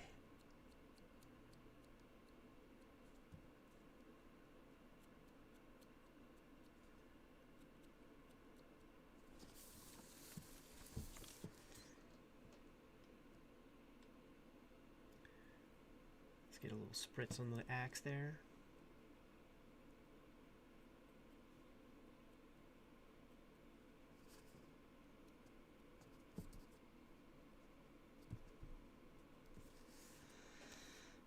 Then let that dry so that I can mask it off.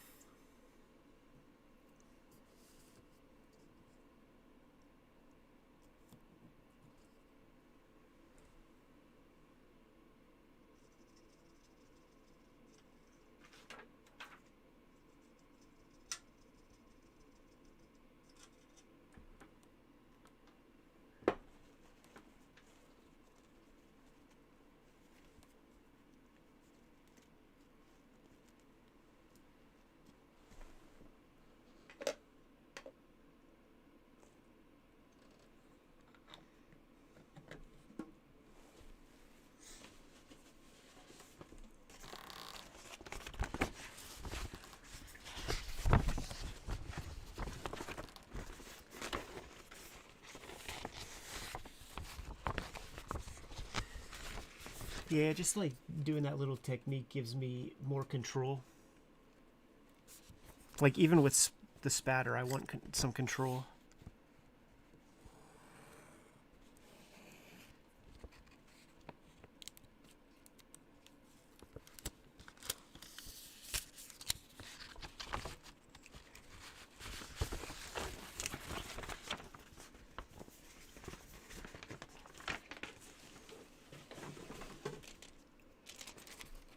So here's our frisket film. I'm just gonna get the tack out of it by just letting it absorb some of the oils from my hand. You could get a less tacky version, and I accidentally got the version that's too tacky. So you don't want to destroy your ink line.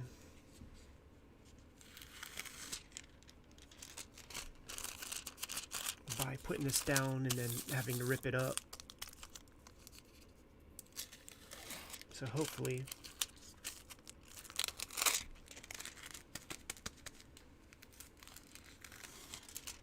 put it on my shirt, get some of the fibers from the shirt on there to just kind of make it a little less sticky. And then let's see what we got. Because I want some spatter here, but I want the zombie head to be clean. It's not a zombie. It's a factory-formed human. But you know what I'm saying. They don't look like your average citizen here.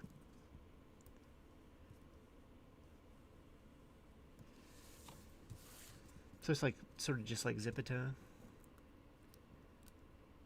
Just cut and peel.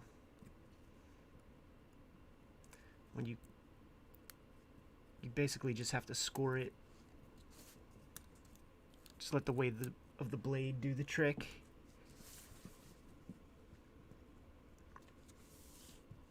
Don't push.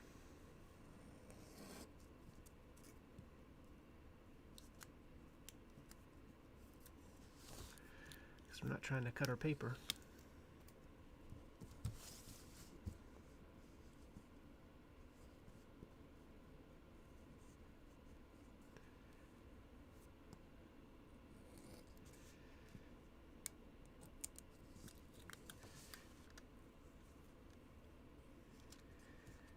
Alright, that's pretty good. Now we can resume our spatter and and preserve a good severed head up top. A good severed head and eyeball.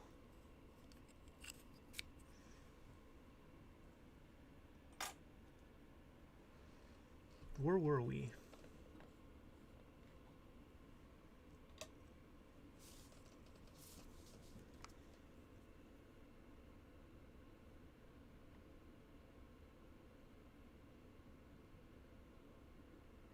Yeah, this is 11 by 17, but I'm going to go back to 9 by 12 after this. There were just some complicated things that I felt more comfortable drawing big.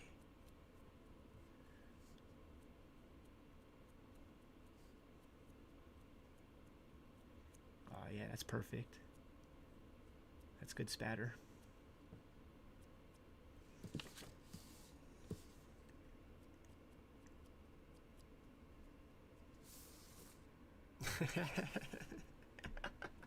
This comic's so ridiculous, man. What the hell are you guys pre-ordering over there? You're gonna end up on a list.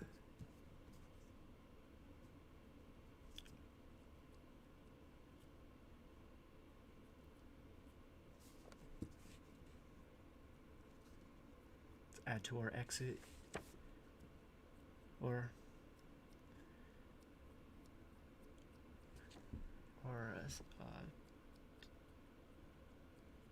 jugulars and carotids pumping out the gusher.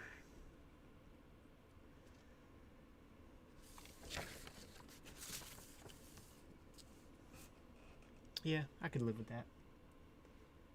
That's good. We don't want to go excessive.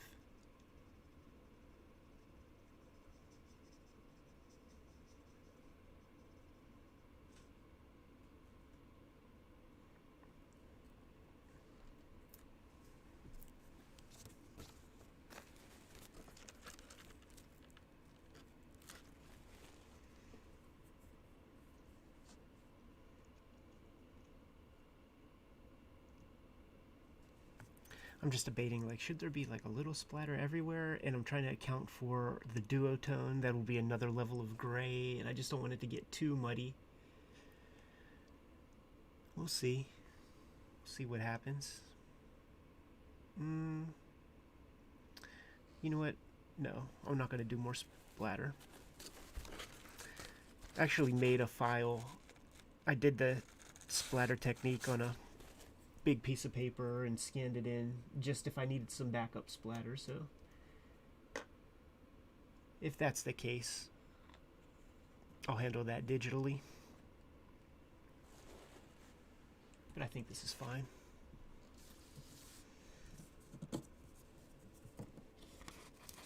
Let's take a look at our severed head.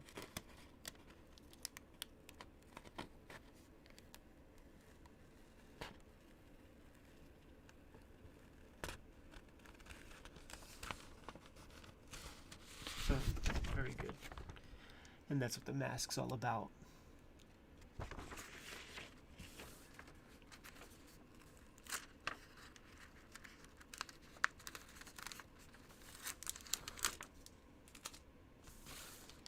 Still wet. Gotta keep conscious of that. Don't want to smear this crap. Defeat our whole purpose. We've been at it for 2 hours almost. Don't want to add more work time when we don't have to.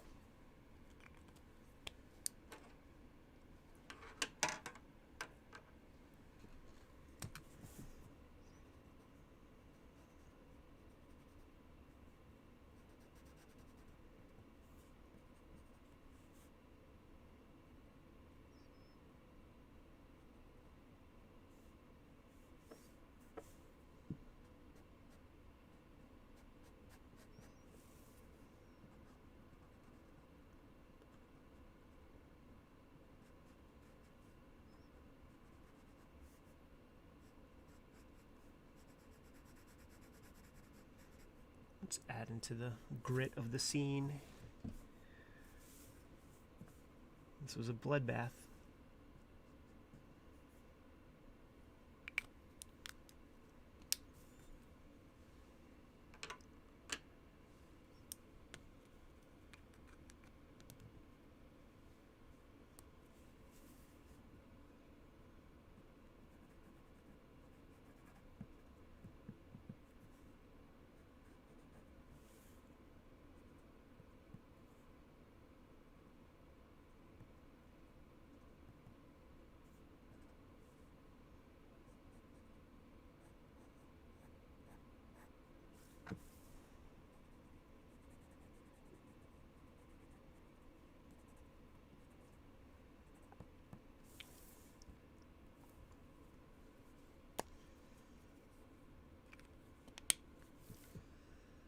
Still wet.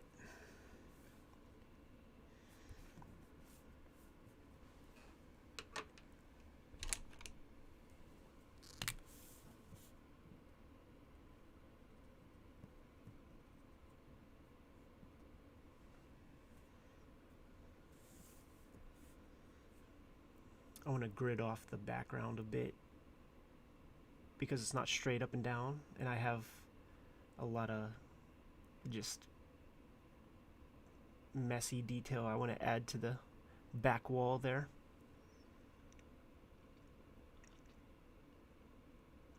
But I want to have a grid ahead of time to set me on a path.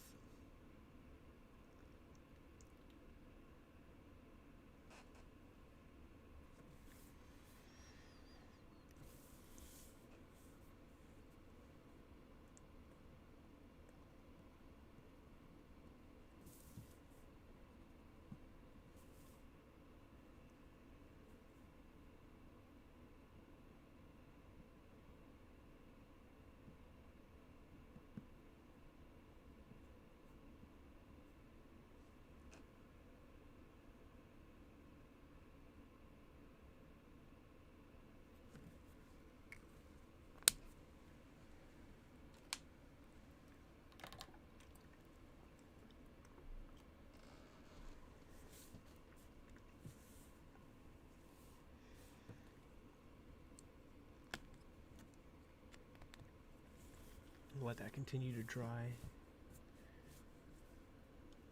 And just draw some other stuff for the time being.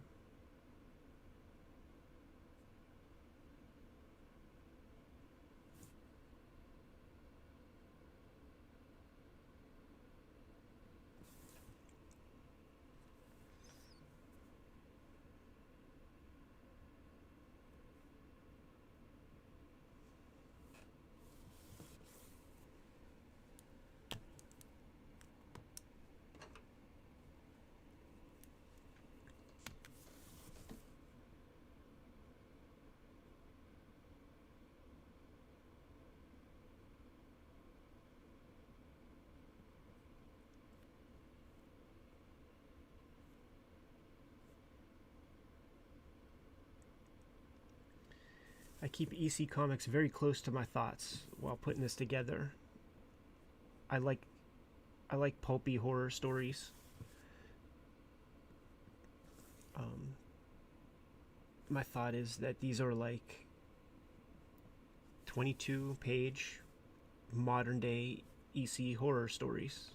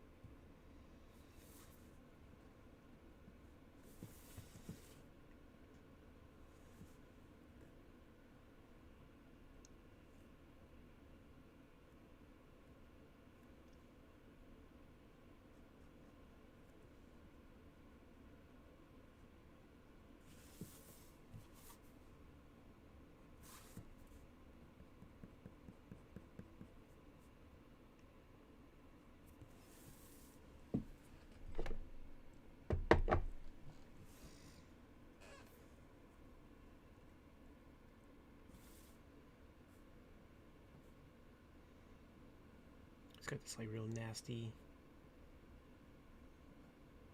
end table with just wrappers and stuff.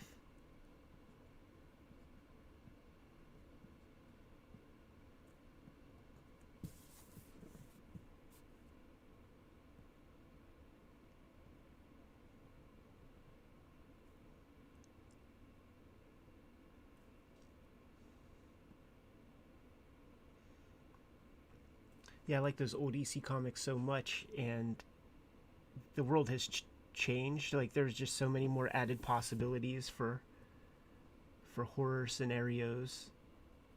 So, Red Room is kind of a part of that. The dark web. You could imagine that a lot of good horror stuff could come from a tool that gives people the sense of complete anonymity. Like, of course people are going to abuse that chance.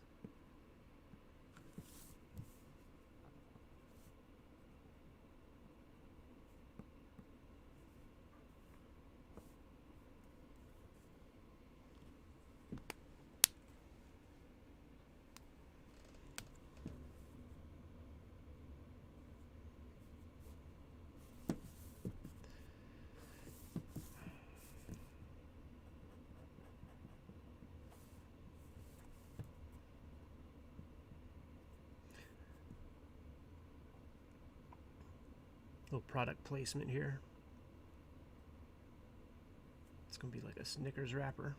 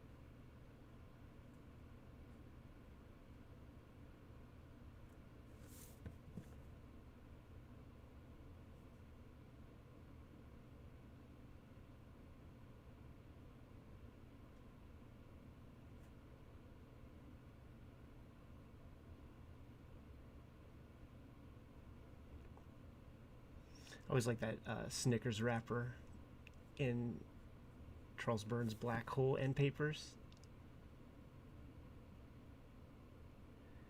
I always thought that was super effective in a horror comic or something, when you have like some real world elements that you could bring into the work to just make the little fake comic book world feel a little bit more relatable.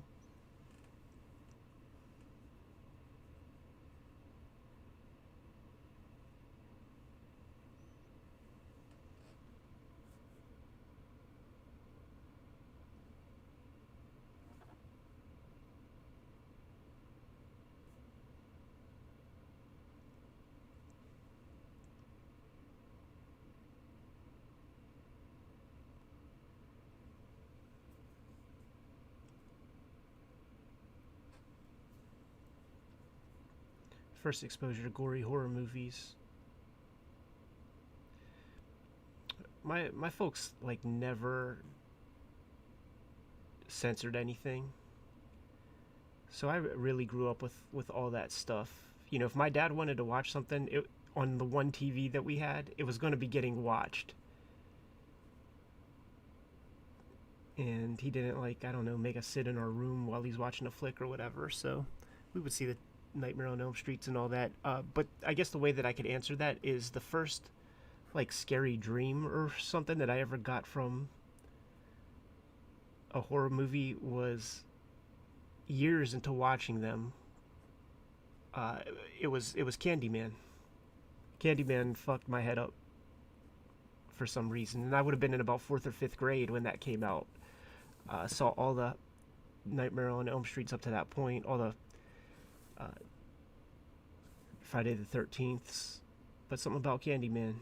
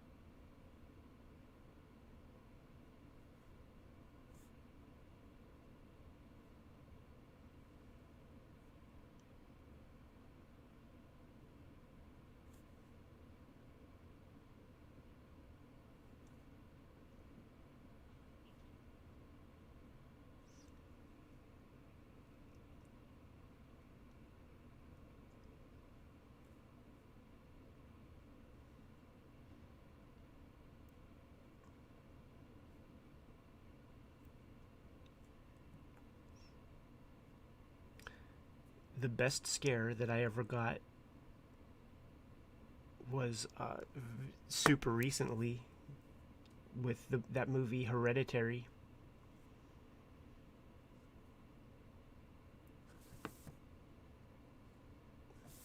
I think it can only work if you have no idea what the movie's about going into it, which was my scenario. I just heard from somebody that it was cool, didn't read about it, took their word for it, and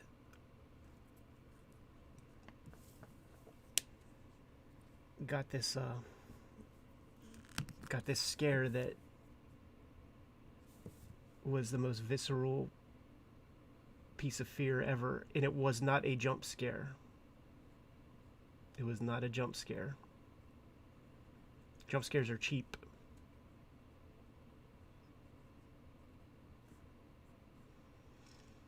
But it made me feel a tingle in my goddamn leg. And that feeling down your spine that they talk about metaphorically, that shit is for real.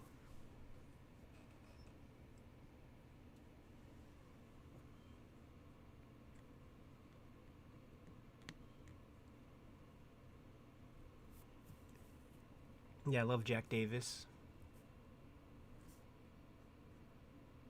I love all those EC horror guys. I love basically the stable of EC artists.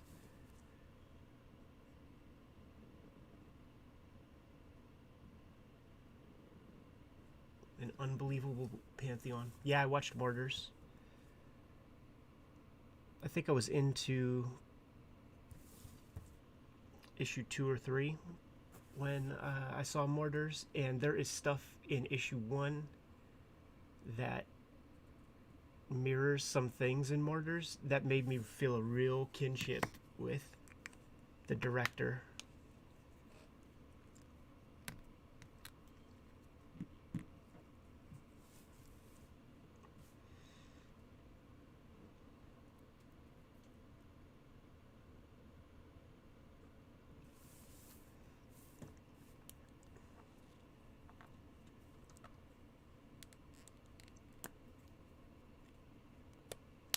Yeah, thanks for these recommendations, everybody. Like, I don't read reviews. I'm so kind of out of touch with pop culture, with everything that's going on. I just am in my own little world, so any of these recommendations are very, very welcomed.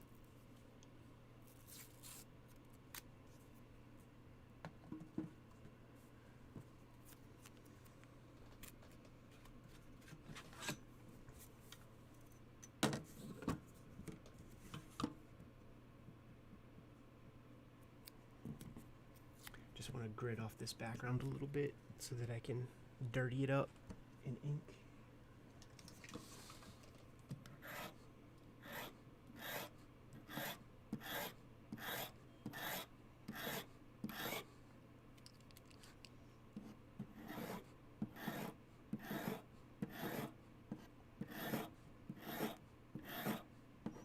Just need some super faint guidelines.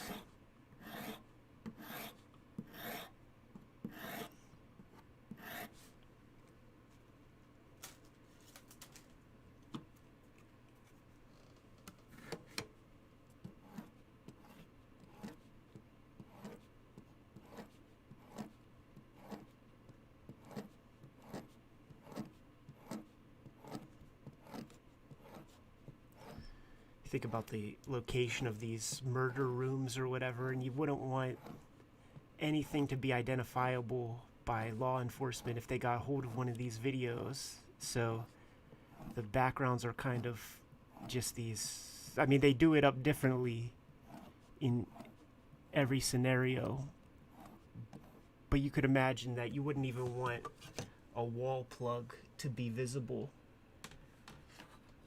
because the wall plugs in America look different than the wall plugs in Denmark, and you don't want to be able to zero in on a location where you're performing these atrocities. So they almost like create sets.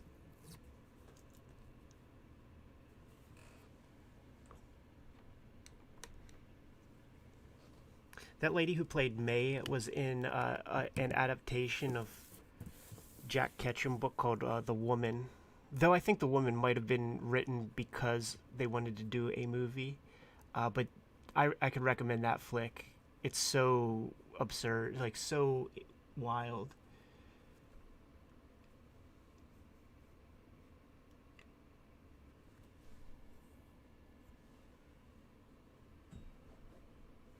Boom, I'm loving this. Thank you guys so much for these recommendations.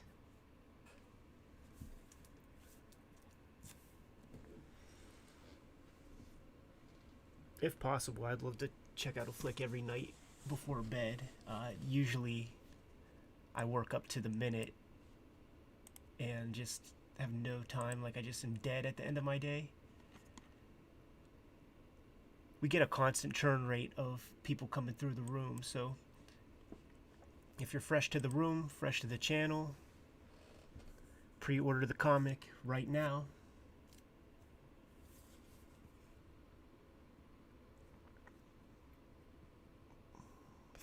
Thousands of them have been reserved so far. Let's go for tens of thousands. Why not?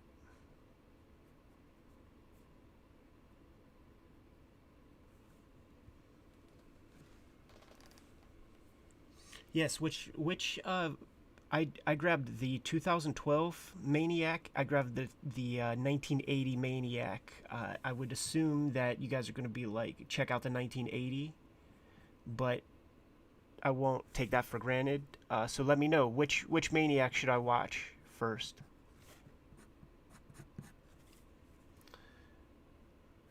I think the 2012 one has Free Willy plays the main Maniac, right? That's enough to take me out of the scenario. When Free Willy's your bad guy.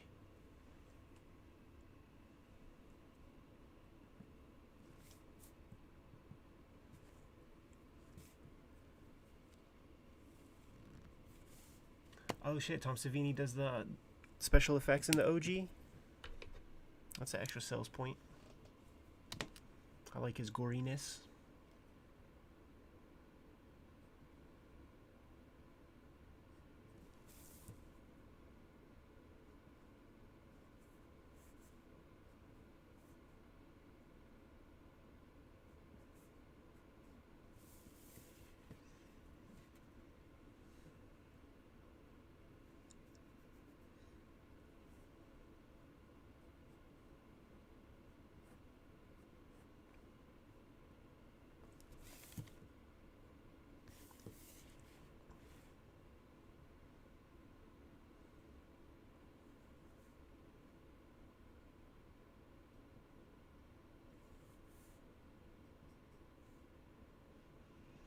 It's hard for me to take Free Willy Boy seriously, and for the longest time it was super hard for me to take that little ugly dude from Third Rock from the Sun seriously, but he grew on me.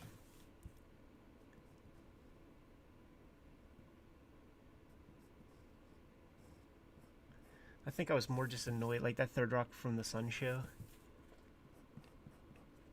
was, I couldn't imagine like who was watching that, and it just perplexed me. And I like John Lithgow. You know, I was a big mark for Harry and the Hendersons.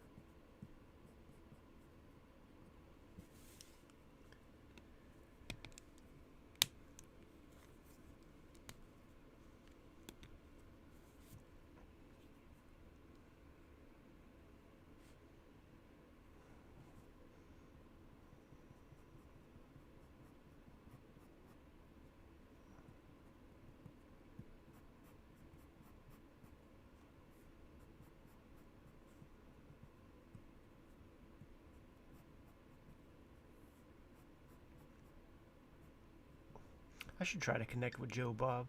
I was in touch with him before, way back in the day. He was putting together this, not so, I mean, we're talking the 2000s, not Monster Vision back in the day.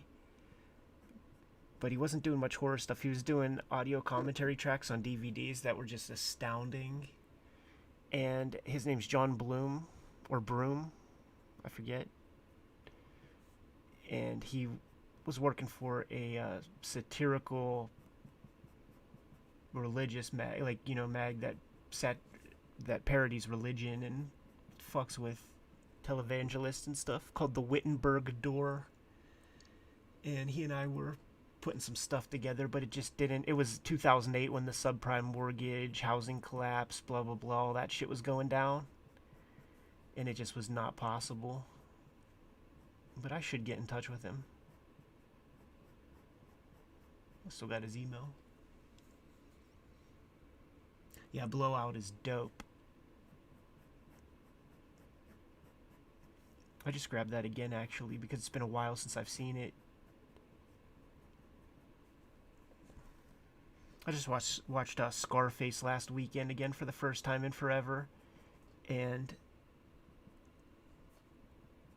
I started watching all those like interviews and documentaries about like AZ Faison and Rich Porter and Freeway Ricky Ross and shit like that, like all those dudes that were the big 1980s like crack dealers, and how all of them were like, when Scarface came out, like that was the Bible, that was that was what I wanted. And I sort of am keeping that in mind for future interviews when people are going to be asking about the responsibility of the artist or whatever. When it comes to putting this kind of crazy shit on paper, it's like, listen, man, go talk to Oliver Stone, because all of the the biggest crack dealers of the 80s are talking about how important Scarface was to them. Even the you watch Cocaine Cowboys, those guys talk about it. So that's going to be my defense rap whenever the lames, the moral police come into the mixture.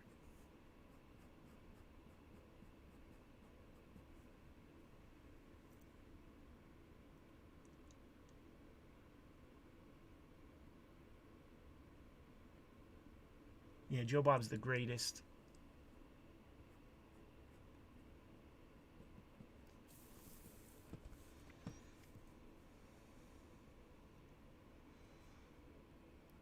Monster Vision was so necessary to my young butt growing up.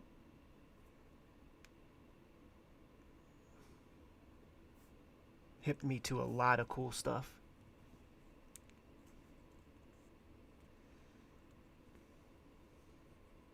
And sometimes it would be an exercise of like, watch the thing on Monster Vision and then go rent the kind of unrated version, just so like you would know that, okay, it's definitely a good movie. Now I want to see the severed heads or Adrienne Barbeau's shirt off or something.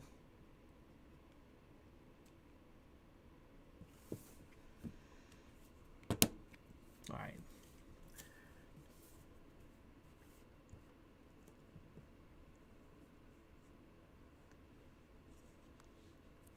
Boom, thanks for those pre-orders, Triple J.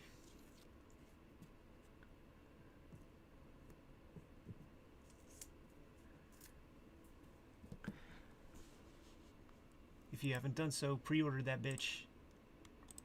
We're trying to have a couple thousand of these things pre-ordered before it's even possible for shops to start ordering. Just because. Why not, man? Action items. I have control of this. Anyhow, I'm going to run to the bathroom real fast, grab a fresh drink, and get back to inking this stuff, man. I'm going to keep going till dinner time, so got a couple more hours to go. BRB.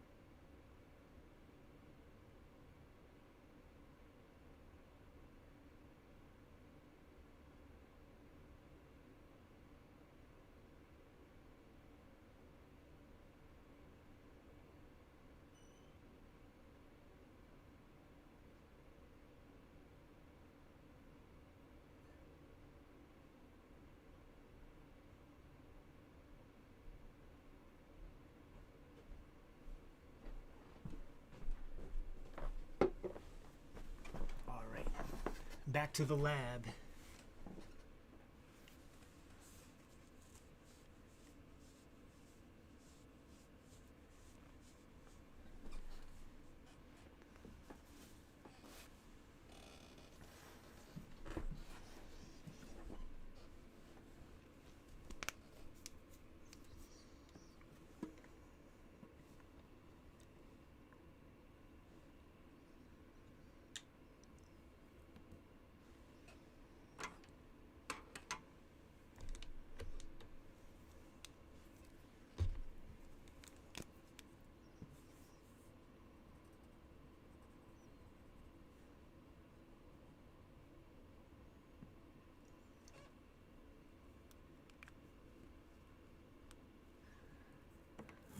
I don't think I've ever gotten food on my comic pages. I try to keep those activities separate.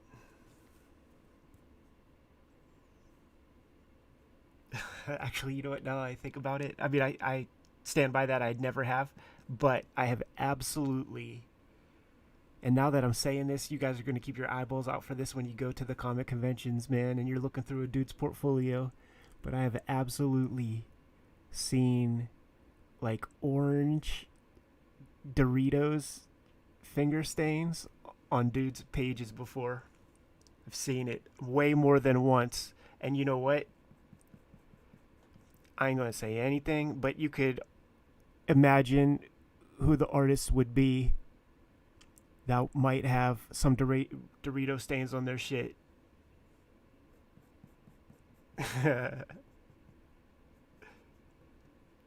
Unmistakable, because you could see like little spices in it and stuff. Little spices in those fingerprints.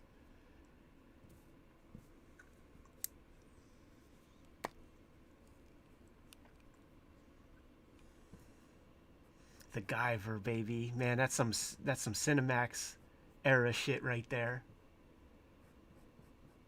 Saw that way before I knew it was any kind of Japanese anything.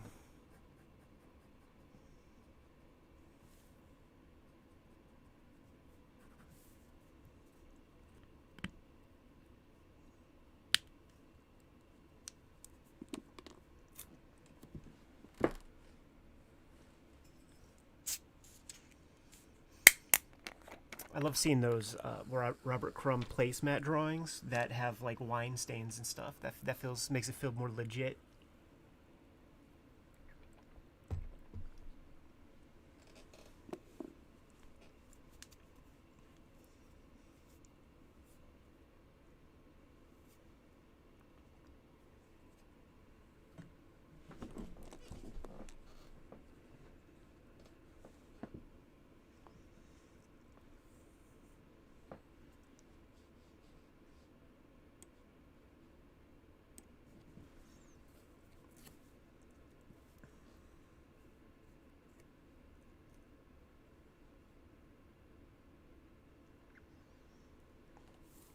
Who knows? Maybe this will be the page that gets some kombucha on it. Kazor, yes, I do my roughs on a using Procreate iPad, just to kind of set up the compositions.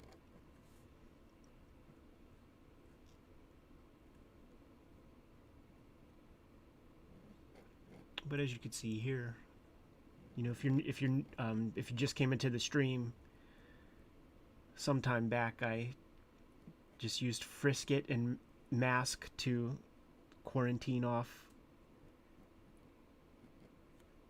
some spatter that was done with a brush. So we make practical comics here for the most part.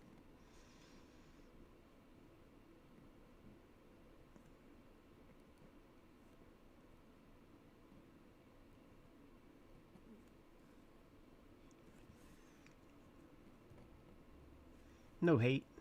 No hate, though. You know, it's all good. It's just I like drawing on paper. It's sort of like why I got into it. For the tactility of this. Like, I like to see the ink dry before my eyes. I like to hear that nib scratch against the paper. I like to feel the nib scratch against the paper. I like to have a tangible object at the end of the day that I could look at and just have some record of being alive that day. And I suppose that you have that with a JPEG or something, but I don't know. I'm into drawing on paper. I don't think I'll ever fully move over to digital.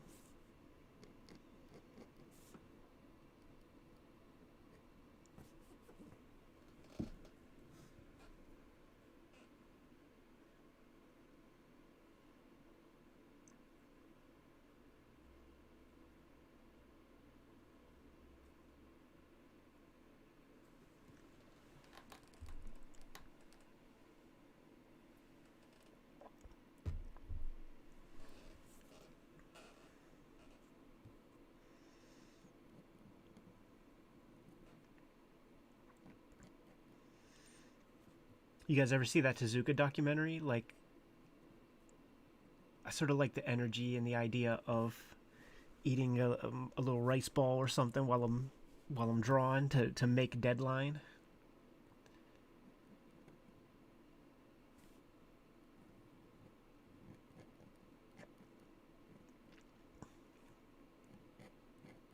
But I do put in mad work all day, every day. And there are a few things that I hold kind of sacred, and just eating dinner with no rush, no phone, is something that I hold dear. It's very important. Started that practice whenever I did that Nike mural. I don't know if you guys have ever seen that. But when I was doing that shit with Nike, man, like, it definitely paid good, right? So they automatically assumed that I would just be available anytime they got in touch. And it was just like, it was getting overwhelming. Like, man, you motherfuckers are calling every half hour. To the point where it would like be interfering with dinners and stuff. And I was just like, you know what? Nah, none of that, man. I'm ignoring this. You want to be available. You want to make something awesome. You also got to fit within their parameters creatively and shit. So they always have these like new whimsies. But man, just let me eat dinner in peace.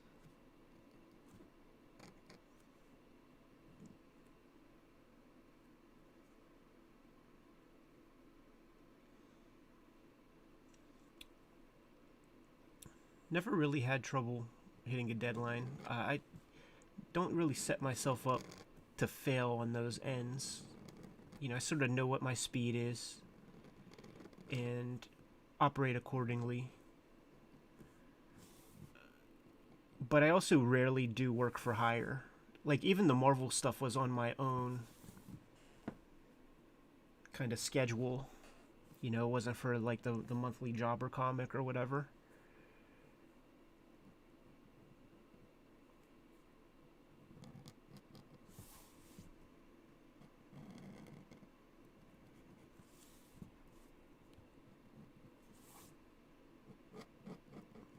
But even before that, I always hit my marks. Like, I know I have plenty of self-awareness, and I know that I don't have that skill level to be a prima donna when it comes to the deadline game.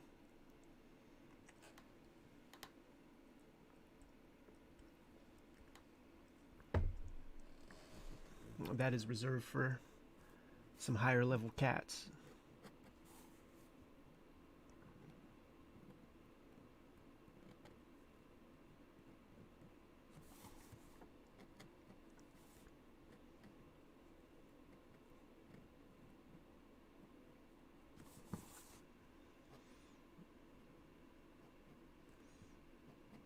But thankfully, the comics do great for me, and don't got to worry about doing outside work very much. And that's the deal with the Marvel Kickstarter and funding all of the what do they call those things?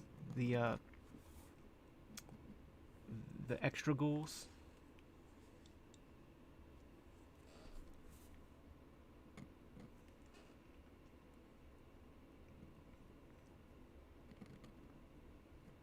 Because I'm not gonna have to put this down and pick it up and put it down and pick it up.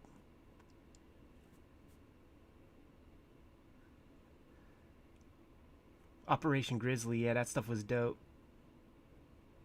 I said it before on an earlier stream, you know, one of these other days, but when Jim and I first started hanging out, he gave me a VHS tape with Operation Grizzly on it. Fantastic. Yeah, stretch goals. Marvel has funded the stretch goals for Red Room.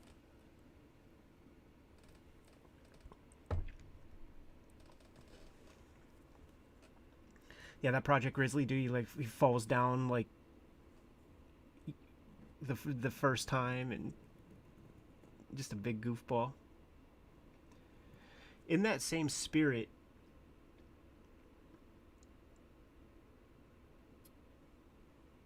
there is a documentary about a Canadian daredevil. I think it's called The Devil at Your Heels or something like that. I was hip to it by a great cartoonist named Robin Bougie. And it answers like a question I kind of had as a youngster. You know, we all know Evil Knievel, but who's number two? Like, how about those poor bastards that wanna have Evil's spot and they do their Daredevil stuff, but they don't have any recognition? Like what's a day in their life like? And this Devil at Your Heels thing captures some guy, man. I think he's a Canadian.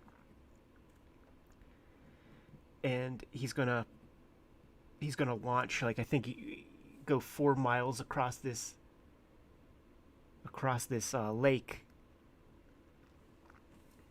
and that's, once again, I don't want to spoil that. I think you guys should see that one. Needless to say, you don't know who this guy is. He didn't make good on what he was trying to do. And it's worth a watch. Especially when they peel him out of the lake and he's crying like a little girl.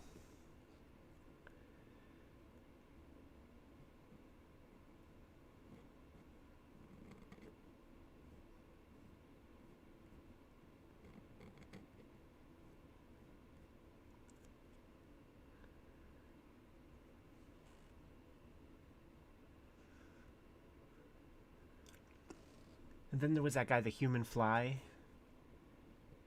who got strapped up in a harness and went up in an airplane, like a Boeing or something, a big commercial airplane. And his idea was he's going to stand on top of it in a b-boy stance and look tough. But it rained that day, and it turns out that if you hit raindrops going a couple 100 miles per hour, it hurts a lot. And I think it fucked that dude up a whole lot. Like, he was like in a coma or something. When that plane landed, he was definitely unconscious.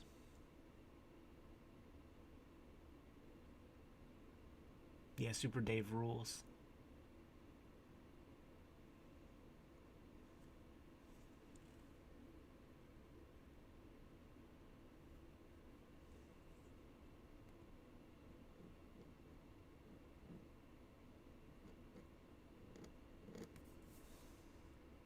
Rest in peace, Bob Einstein.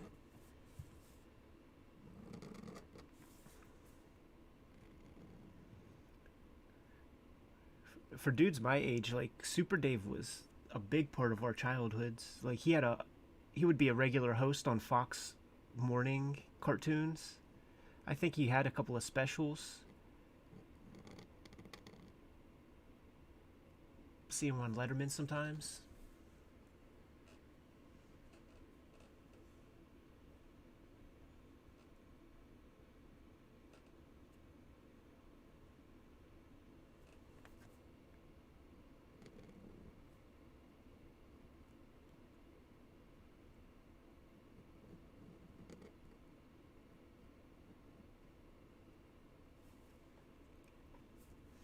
Man, I can't wait to put some tones on this. I just keep staring at it and I'm imagining like where I'm gonna put the light source and how it's gonna shake out. I think you're gonna dig that illustration when it's done. Like, having that stuff up there right at the moment, half done, it does feel weird. But you know what? Fuck it. We have comics to sell.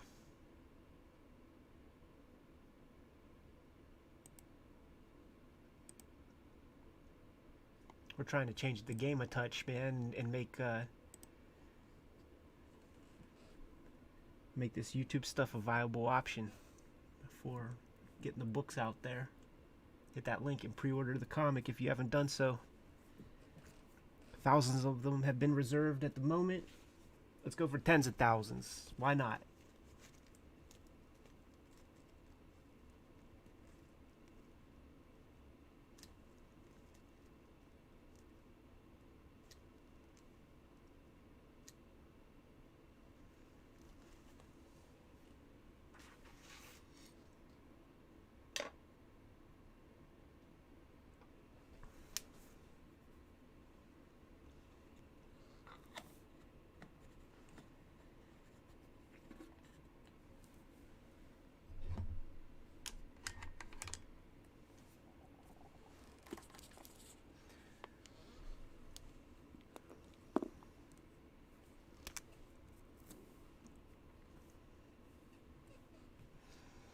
This little sound effect has continuity on the previous pages whenever the character's going through this dream sequence and you don't know what the buzz is.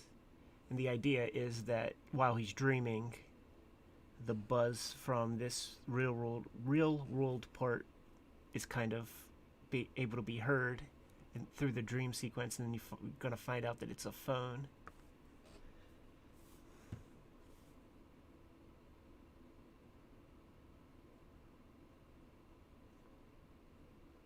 I honestly can't wait for you guys to check out this issue. Like, as you would expect, and as every cartoonist says, the newest stuff they work on is always the best. And this is no exception. And I'm just getting more comfortable with the Red Room kind of universe, and with the task at hand, that I'm able to like just add some flair to these issues moving forward, and I just can't wait for you to check this stuff out.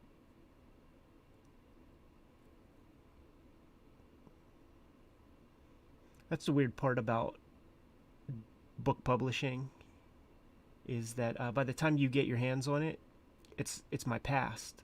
It's the creative's past. Sometimes by a lot of time. You know, it could be years. But now it's like usually a year at least.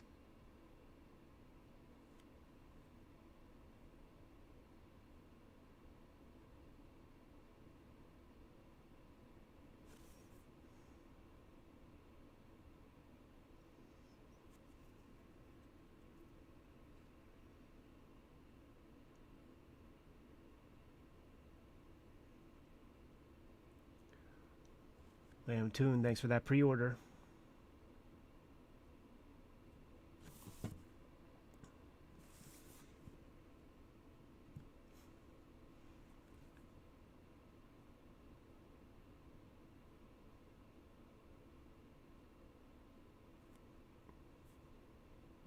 Who all was able to put in their pre-order by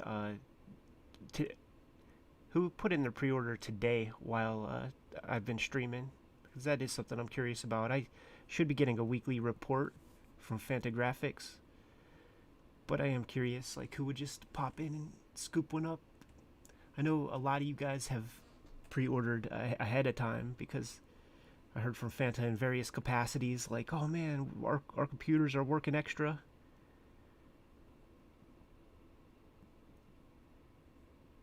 We got to get new people. We got to get more people in the warehouse. Like, a lot of cool signs that the comic is going to be well received.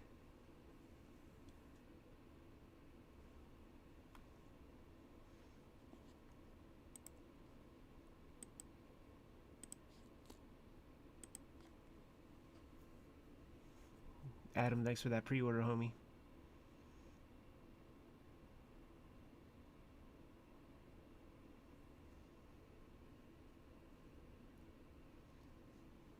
Brett R., thanks for that support. And you know what, man? Whoever you give those to, they're going to love you for it, man, because they don't know that this stuff exists. And you're probably going to give it to people who like wild shit. And this comic is meant for them. Kazor, thanks a lot for the super chat. And being a Pittsburgh boy, I don't know that the words coming out of my mouth could be understood by all English speakers. Got a lot of rough slang here in town. Yinzer talk, they call it. And that's probably an example of something that you don't understand. But thank you for that super chat.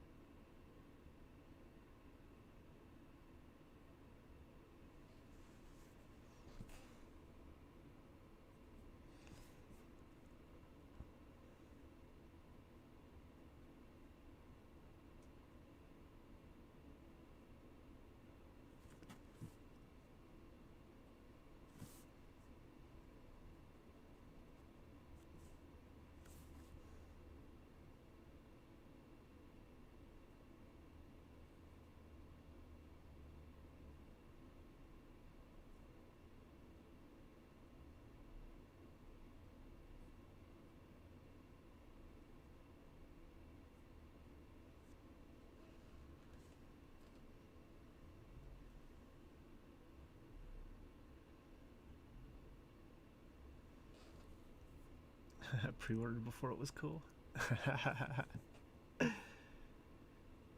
You know, there's something too that whenever I put stuff together, you know, I put all my comics out there before they see print, and they're just, I don't have a good mechanism for just putting the strips up and, you know, making them readable. I don't know the best way to go about that now. Before I had Boing Boing, and most of the, actually 100% of the Red Room, 100% of the Hip Hop Family tree strips are still readable on boingboing.net.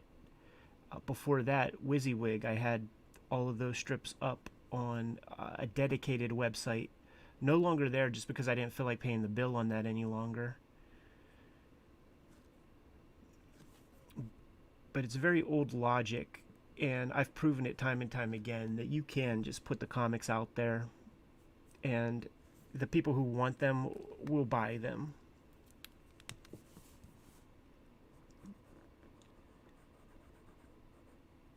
You know, the casual person who would come by, read it, they're like the library people. Like, they're not, they weren't going to buy your shit anyhow, so who cares?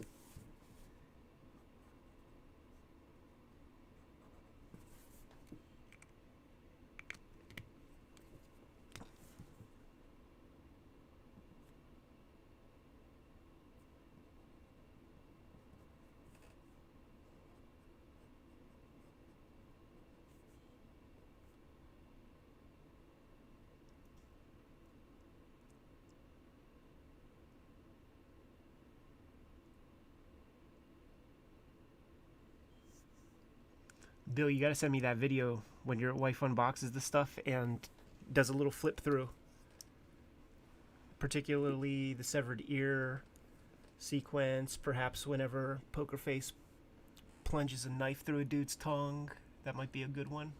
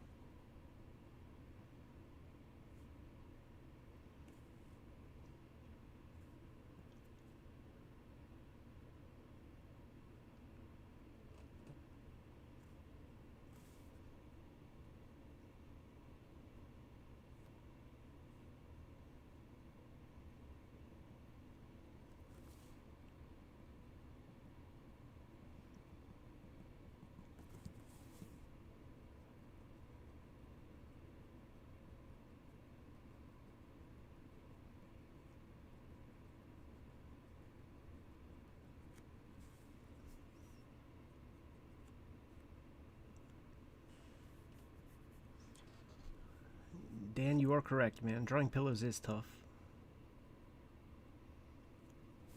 There's so much stuff we take for granted and just assume that it should be easy. But then when it comes down to it, you realize that not that simple.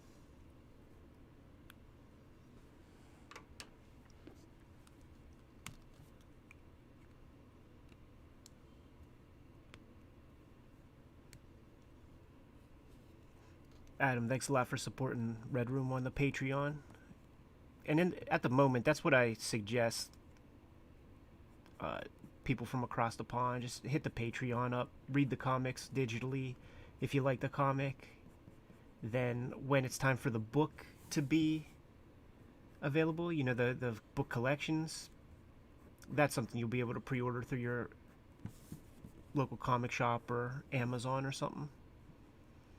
But there's just nothing we could do about the shipping charge through the Fantagraphics website.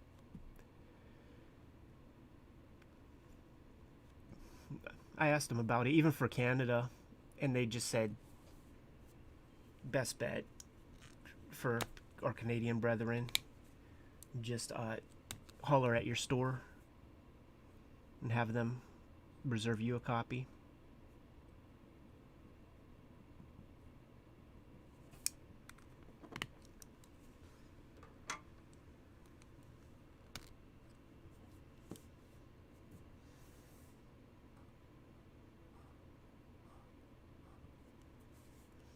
Little nasty ass couch. And this dude drools on his pillow probably.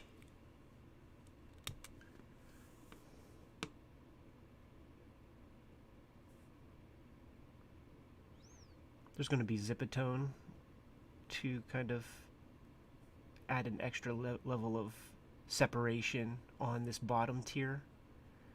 Middle will have duotone and the top will have color.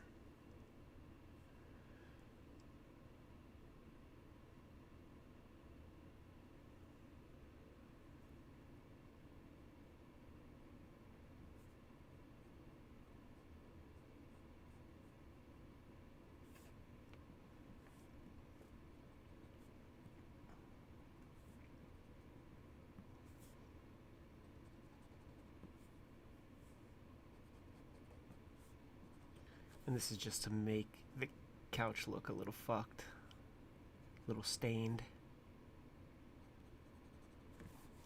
a little weather beaten. He's had it for quite a while.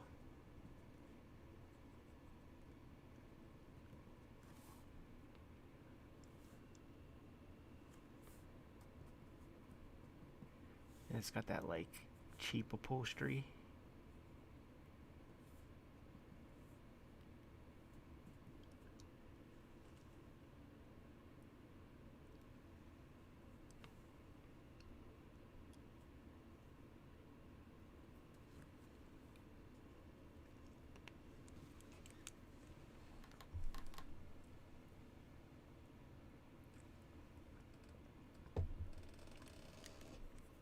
I bet that was a popular misconception that Fanta was in Toronto, because what did you have at that one point in time? You had the Seattle crew, the Fantagraphics crew, and then you had, on the strength of just Chester Brown, Seth, and Joe Matt alone holding shit down for Toronto. But then you discover that, like, all that other stuff, you discover Vortex Comics. Ho-Che Anderson lives there. All kinds of stuff.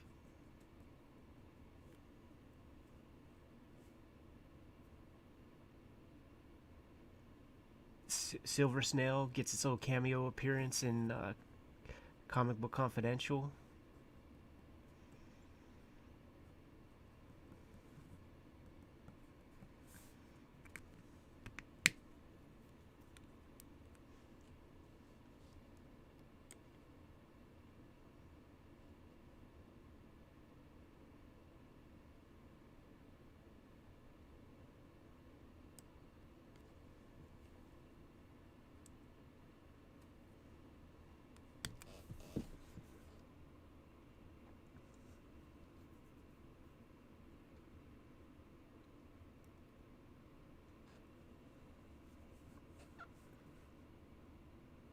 Is Silver Snail still around?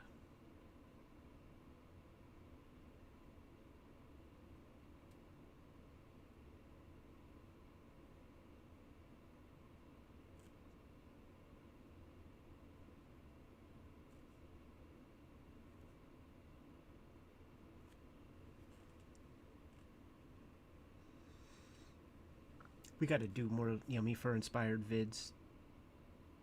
from Chester Brown's works there. Yeah, Beguiling rules.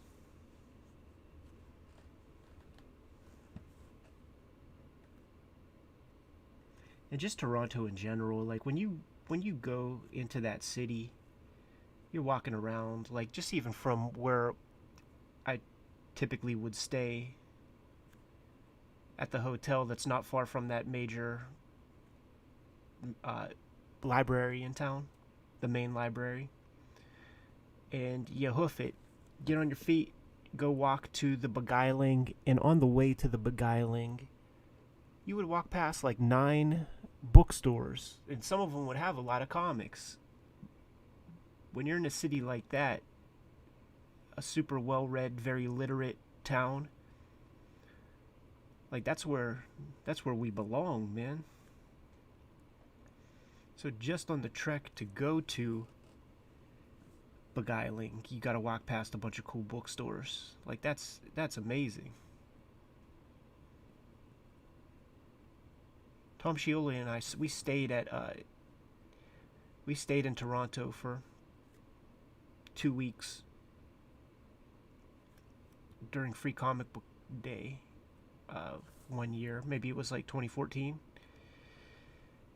And it was just fantastic. You know, we hung out with Kagan McLeod at his studio every night. Like, we would have responsibilities by day. And yeah, I still had to work on Hip Hop Family Tree.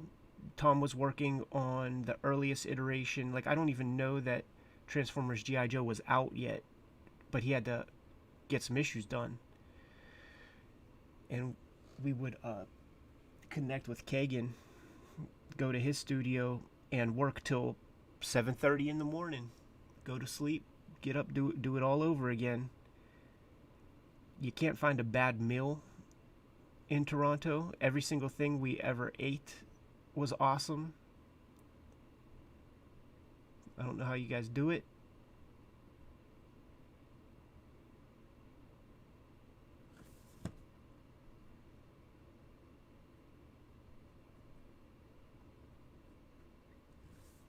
Some of the best Korean food I've ever had.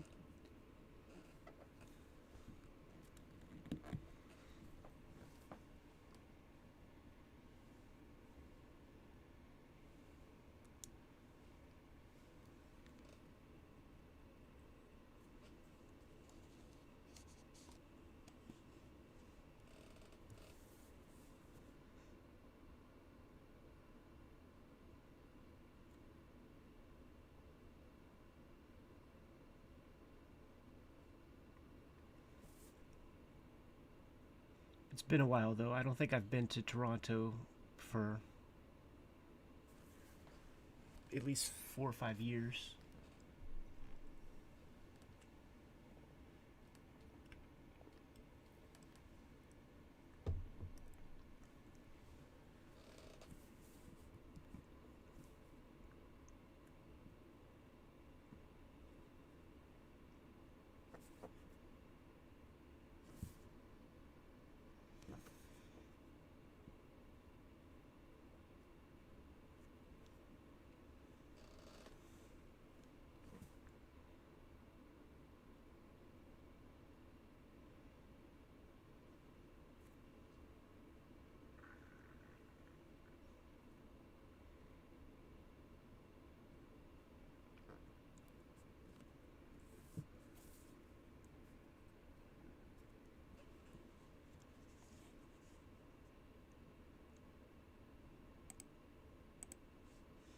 I didn't know Junji Ito was a guest. I do know that Inio Asano was, and that was a big regret of mine to not go there and meet him. Not like we would have been able to say much to one another anyhow, but I learned a lot from the Inio Asano episode of Man Ben and became such a huge mark for his work going forward. I would have loved to have met him, but who was the mangaka? One of the last times Jimmy and I went. Oh, you know who it was? It was Taiyo Matsumoto. It was right before Sunny started coming out, and there was an art show and all kinds of stuff. He was there for a signing. It was incredible seeing his original artwork.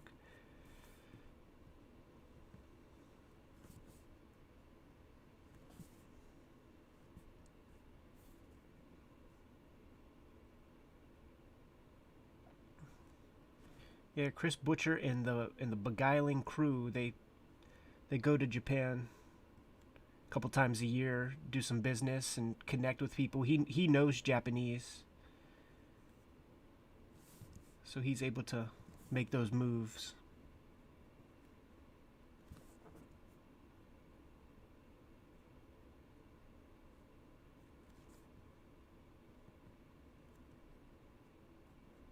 He has such a good reputation out there too. Like all the English speakers that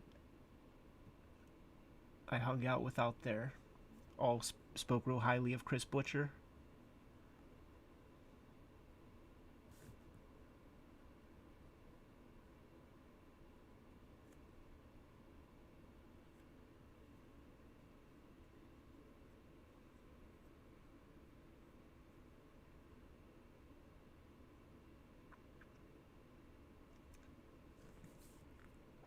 That's amazing that they had Junji Ito. I had no idea.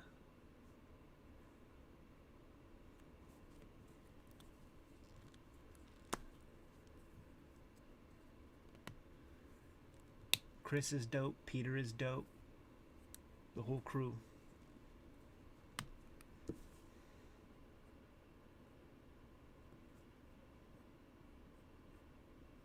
So many good retailers out there, man. We're very lucky.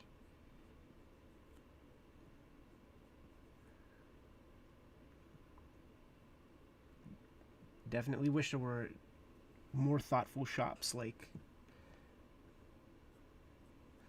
the Beguiling or Heroes Aren't Hard to Find in North Carolina, Phantom of the Attic, Copacetic Comics here in Pittsburgh, Laughing Ogre, Columbus, Ohio.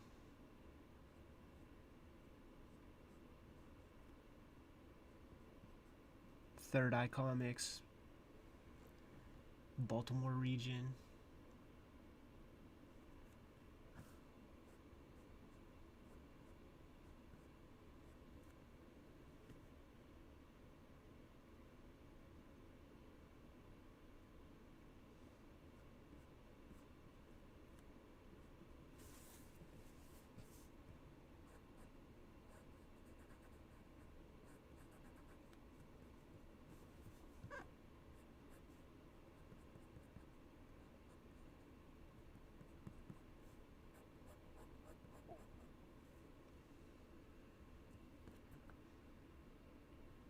Green Brain Comics, great comic shop.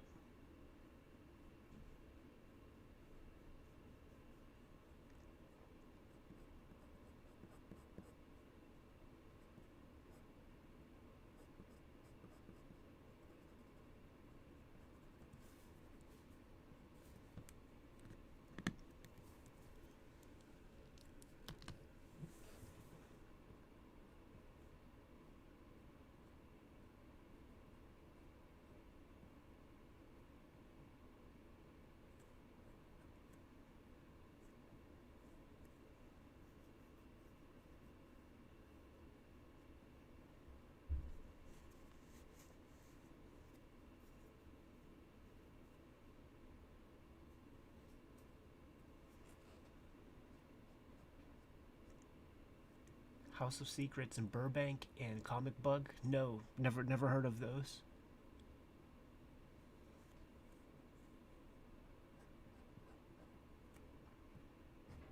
But shouts to them if they're dope.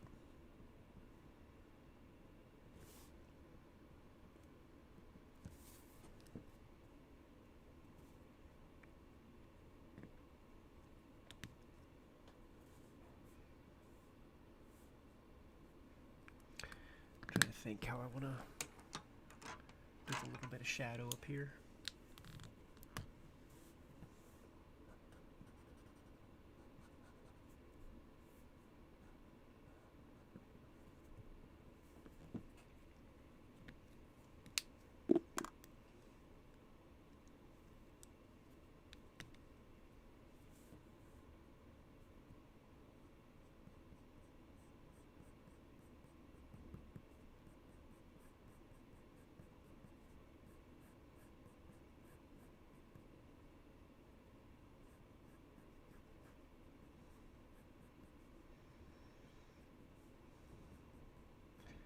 jack up this upholstery a touch. This guy ain't sleeping on Italian leather, you know what I'm saying?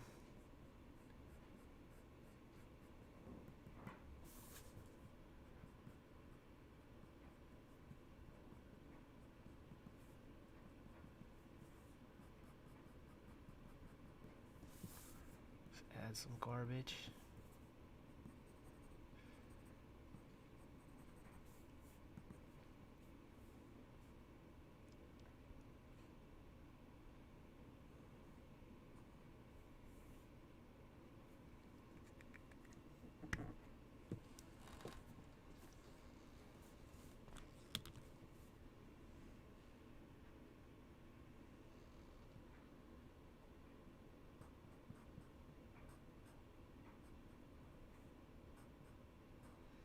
I wonder what the Calgary comic scene is like. Never got an invite to head up or anything.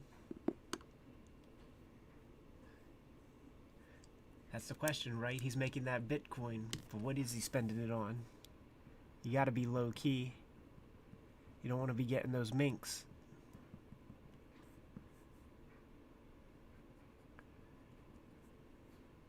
Learn a couple things from Goodfellas, right? Boom.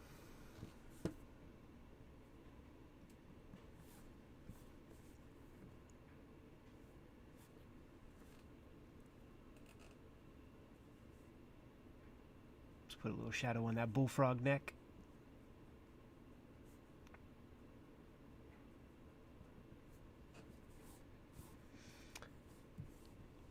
And then do even more shadow whenever it's time to put the zipatone on.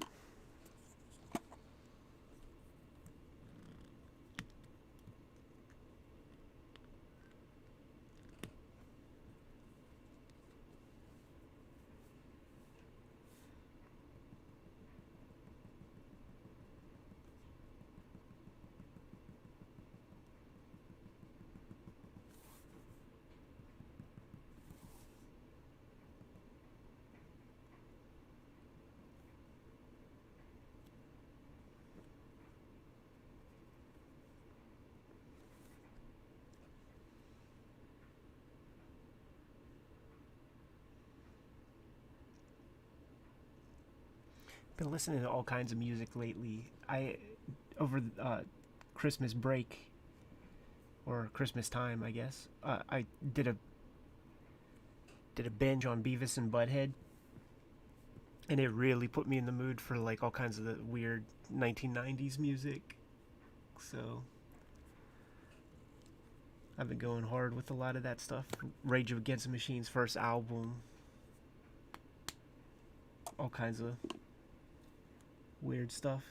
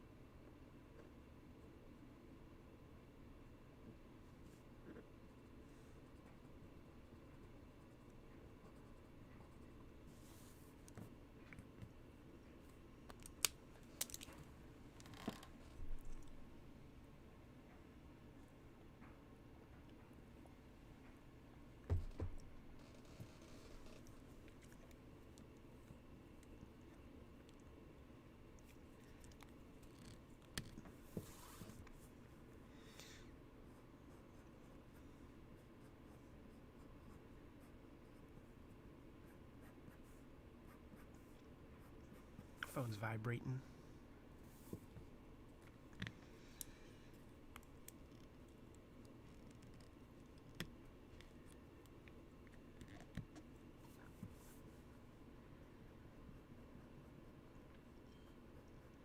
What are the videos that remind you when you see the music video or you hear the song remind you of Beavis and Butthead?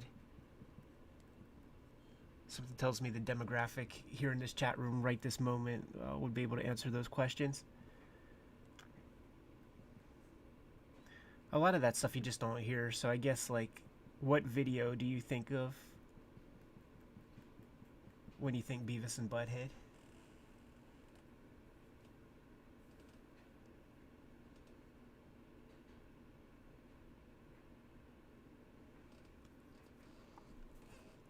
You gotta have Henry Rollins' Liar in there.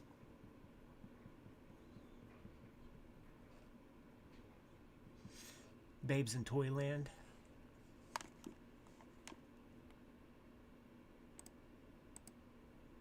Both Mother videos by Danzig. Dead Milkmen, yes, good call. If she was a real punk rock girl, she'd kick their ass.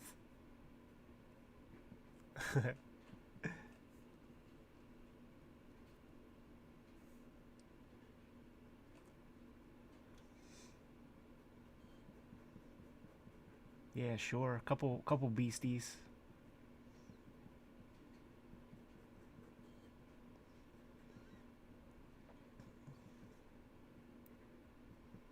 Public Image Limited. Johnny Rotten with his little orange hair.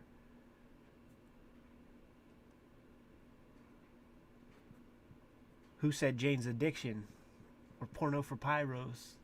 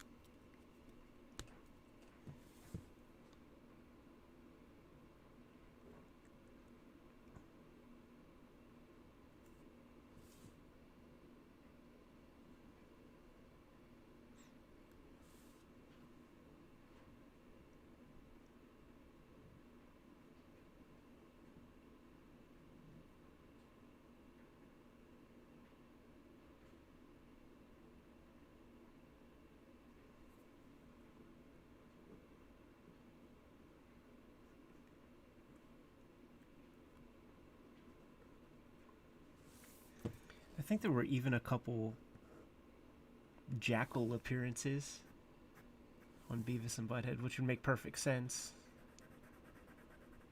The dude with the chainsaw and all that.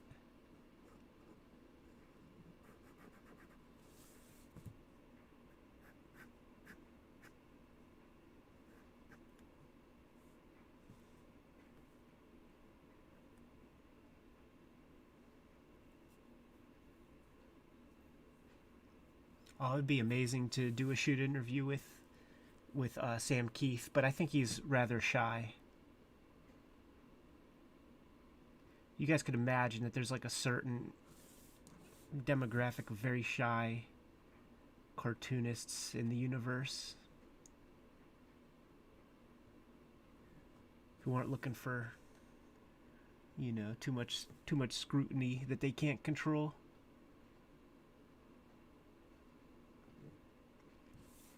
But if I had the opportunity, like, we would absolutely have a Sam Keith conversation on the channel.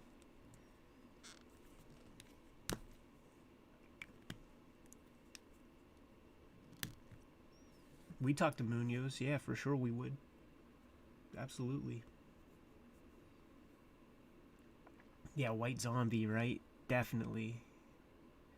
I feel like nobody heard of White Zombie before Beavis and Butthead. Rob Zombie has Mike Judge to thank for a lot. Probably a lot of those bands.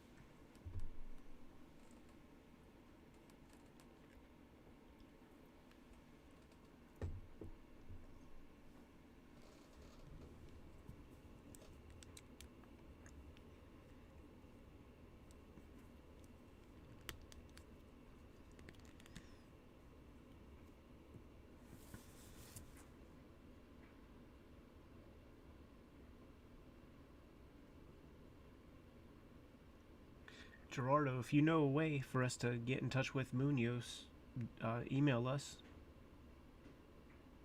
We would pursue that.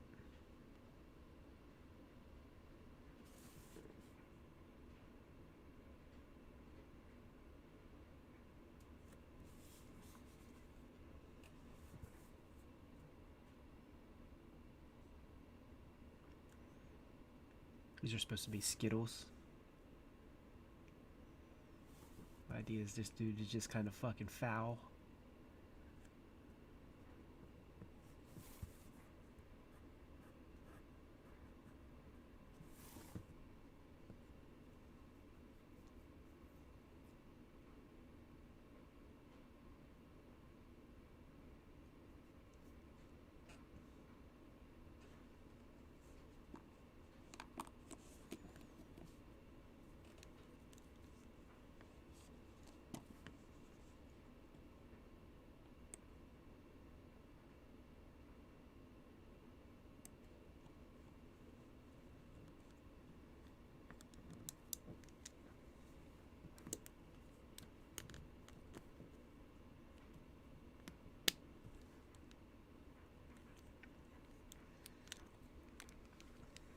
Watching those Beavis and Buttheads, like, it put me down like a bunch of crazy rabbit holes.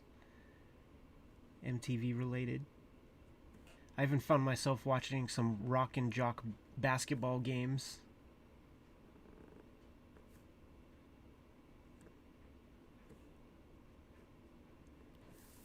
Where Flea and Flavor Flav were kicking ass.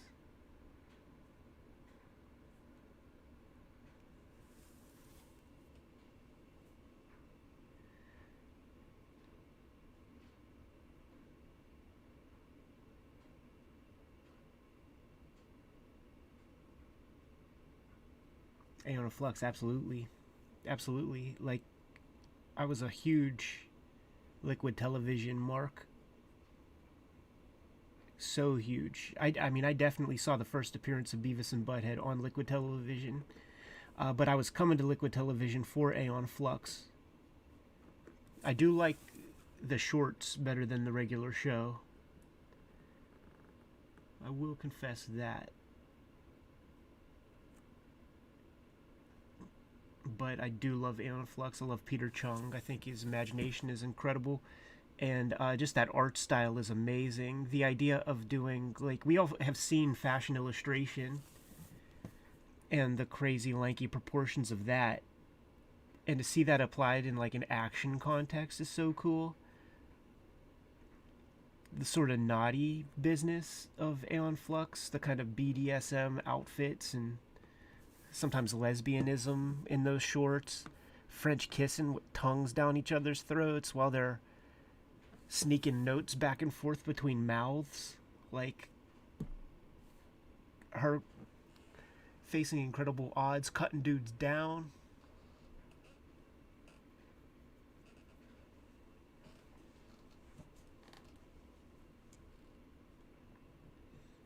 Yes, downtown is dope, man. My man Chris Prynoski from Titmouse hooked me up with a DVD of that stuff. Like around 1999, I'm pretty much done with television. Period. You know, I'm hanging out with the homies. I'm living my life, not really fucking with regular TV. But last time I was out in LA and I saw Chris, he hooked me up with a DVD of that stuff.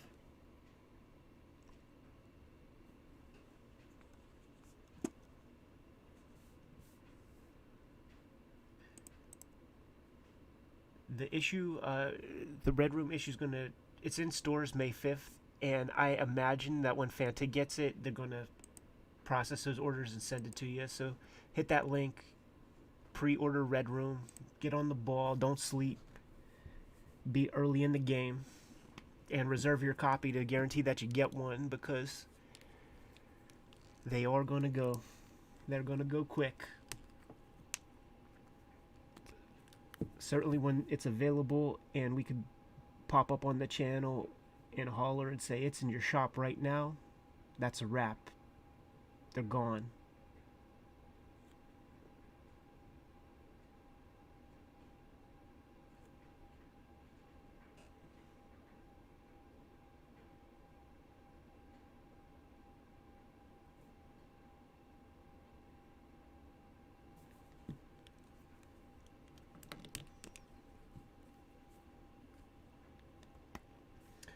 I never saw Metalocalypse, but Tommy from Metalocalypse, I designed a cartoon with him, and it came out. It wasn't very good. It was called Mongo Wrestling Alliance. Only did one season. But in the same way that Marvel is funding Red Room by letting me do my shit with X-Men Grand Design, Mongo Wrestling Alliance and Tommy Blaka, however you say his name, he funded WYSIWYG and the first volume of Hip Hop Family Tree with the animation work I did on Mongo Wrestling Alliance. It was on Adult Swim, very late at night. You know, I'm saying midnight.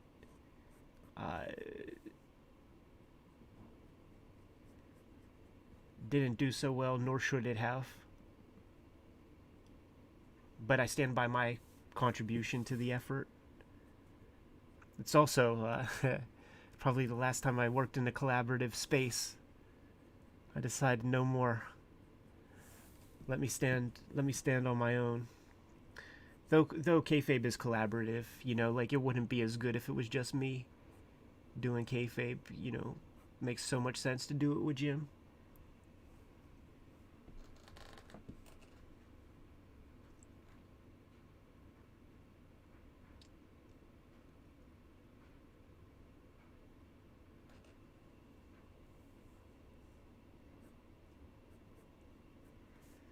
Yeah, Rad Man, spread the word.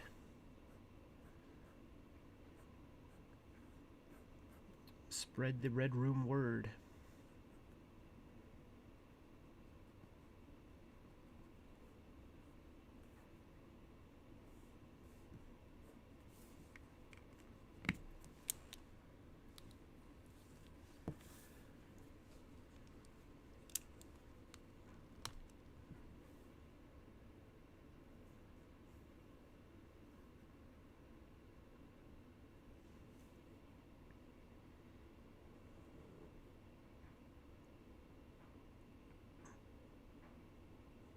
Yeah, we'll finish Akira at some point. I just got the box set yesterday. Wanted to upgrade. I really wanted that Akira Club book.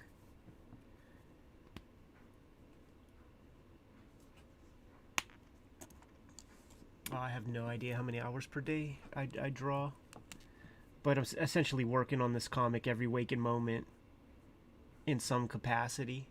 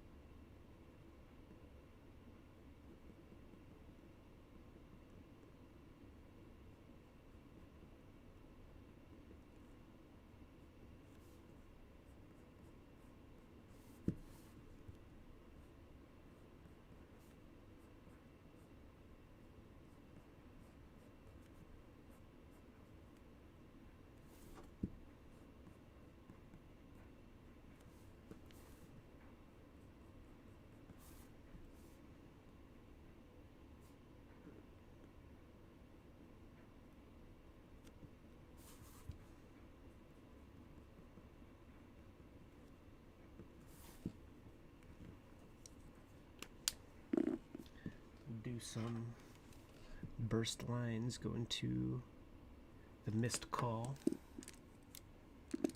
And once again, there's going to be Zipatone to help sell the lighting on that hand.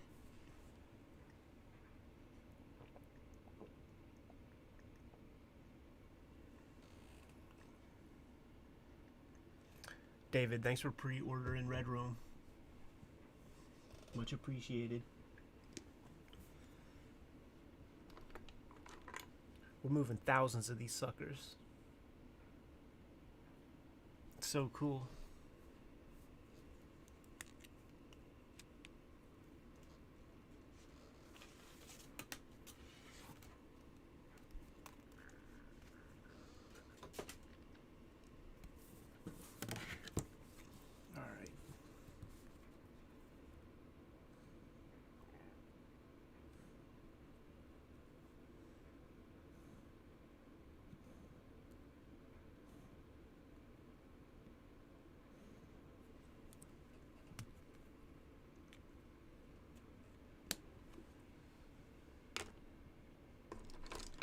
Got a couple volumes of Rikio while I was out there in Japan.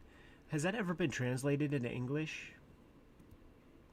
I'd like to actually read it.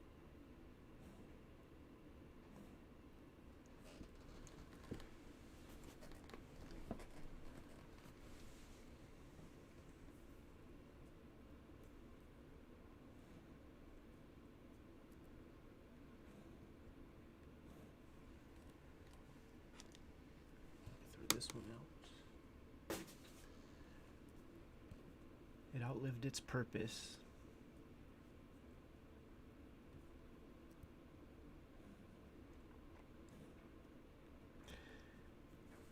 I don't think I knew that Rikio was a manga before I actually saw it.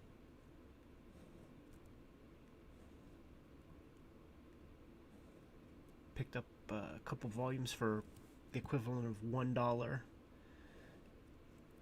That's the Japanese scene for you, man. Like 250-page comic book for $1.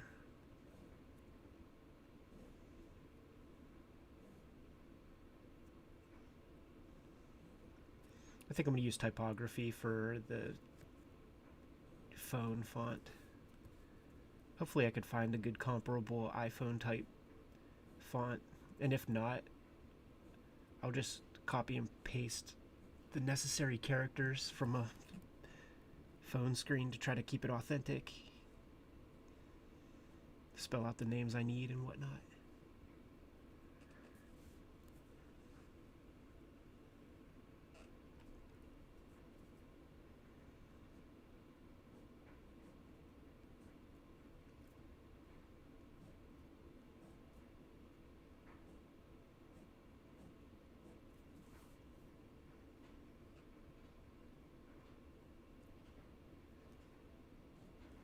I'm not above reading a scanlation if the proper translation doesn't exist. Like there will never be a Kinnikuman translation just because of all the likeness rights and stuff involved. Hulk Hogan will want paid. Stan Hansen will want paid. You know? It's got to stick with the scans on that because there's no way it'll come. I would bet anybody any money.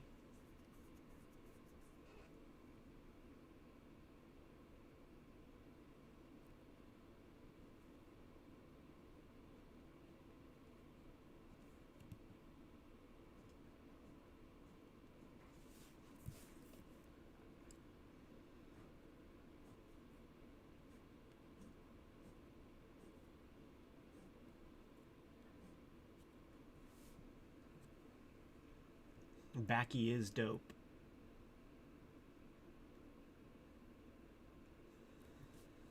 If we're talking about Baki the Grappler. And it did have a translation through Raijin Comics, but only maybe 150 episodes. No, probably way less. Maybe 80. Because the magazine only lasted 40-something issues, I think. And maybe they put 2 episodes. in a couple of the magazines here and there. But I agree. I like that comic a lot. The art style is so weird. You know, that guy would draw muscles on the human figure, and it would look and feel like a beetle shell. Like all the muscles are just shiny and sitting on there and kind of fitting together. Never felt like skin.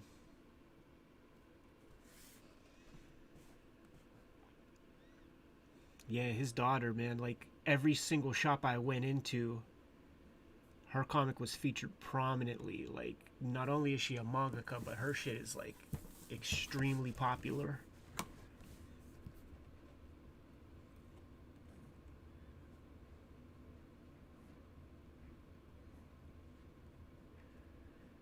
It seems to fit right in the zeitgeist too, man. It's furries, it's fighting, it's like a product of the internet.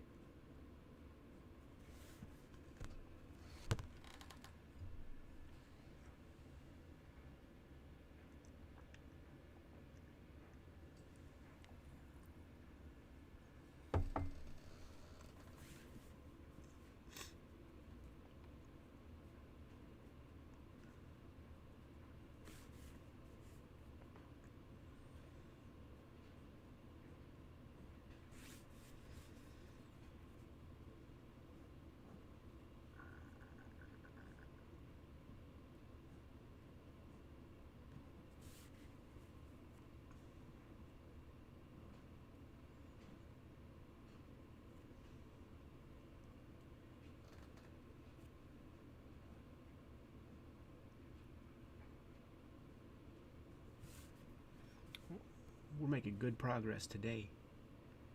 3.5 hours, 2/3 of a page done. Like I'm towards that end of this issue, and Jimmy and I talked about it on the record a couple times before. Like when you see that light at the end of the tunnel, it becomes all consuming. You just want to see it all together. You want to read it. You want to see how it holds up. But you want to get there. You know, you're very excited to get there. To that finish line. And I can't wait. I guess tomorrow, like if I get this shit inked, which I think I will, maybe it's tomorrow night where I'm going to be inking the splash page. It's not really a splash page. The image will be about this big on the bottom. So this story is still happening up top, but the video screen is going to be 2/3 of the page, and there's going to be a big image here because, as you can see, there's only one Rat Queen left. So we have to give her money shot.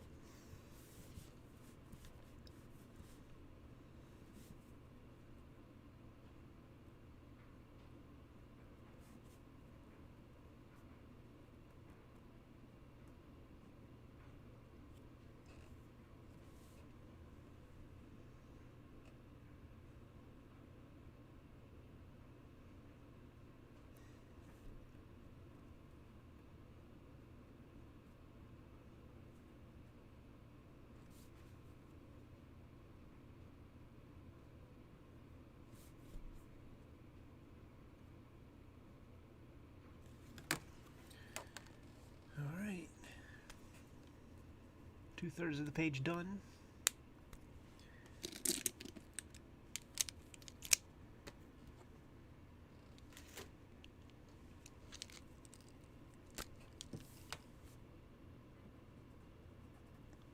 Just add a little shadow.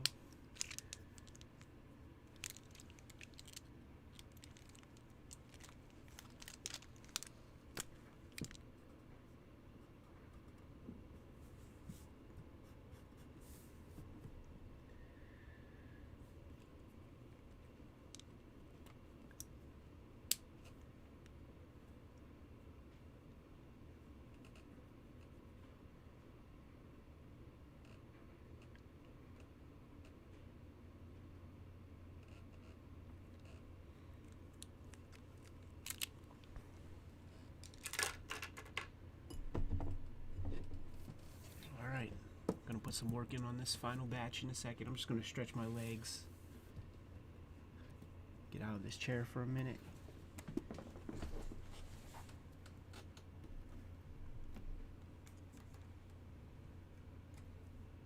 What's going on, Kurako? It's been a minute since we saw you in the chat.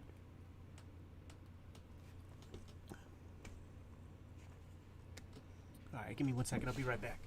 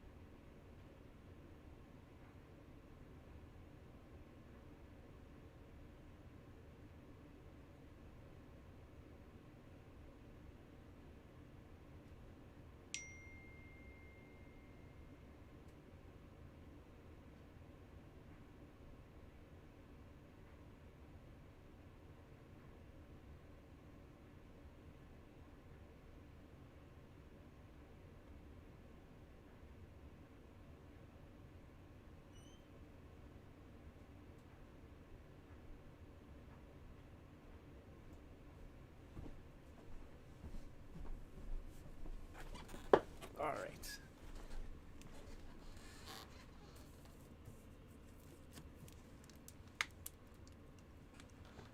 Benjamin, take care.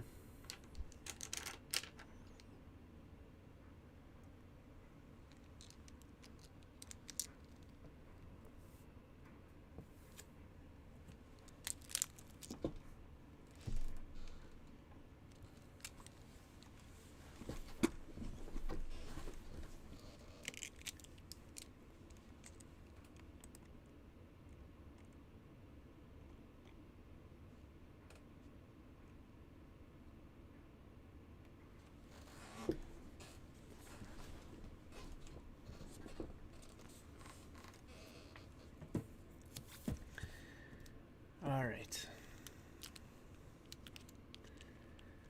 I'll do at least this one because there's some drawing that's required here that I should put a lot of thought into. But this one's pretty light lifting.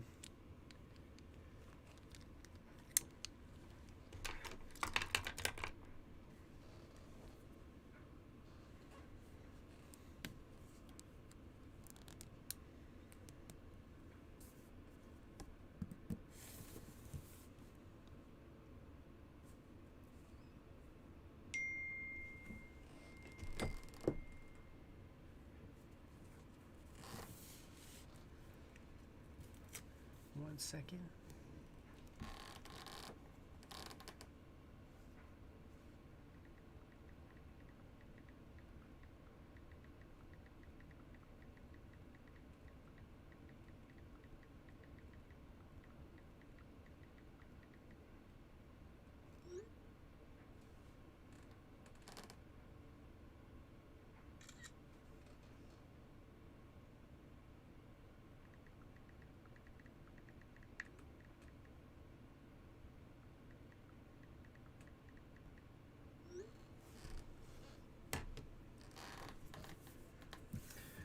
All right, the caffeine's kicking in.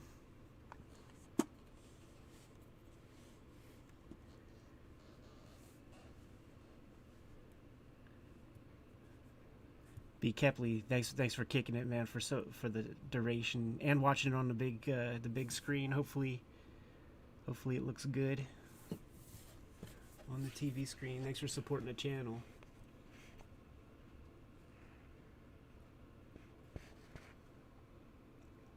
Yeah, I miss comic digging. I look forward to doing it as soon as possible.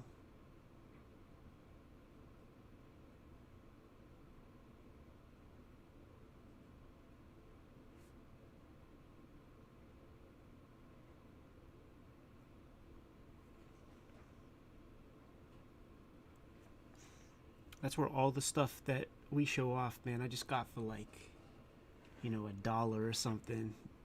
Digging in the crates. The cool thing about Pittsburgh is that real estate is nothing. So these shops can have giant back issue bins and not worry about space or whatever. Working on issue 5 right now.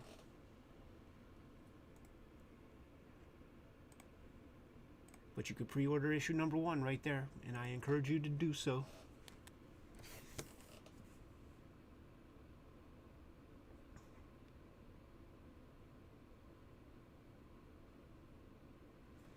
But I think the most I ever paid for an issue of comics was like $9 for Bijou number 8.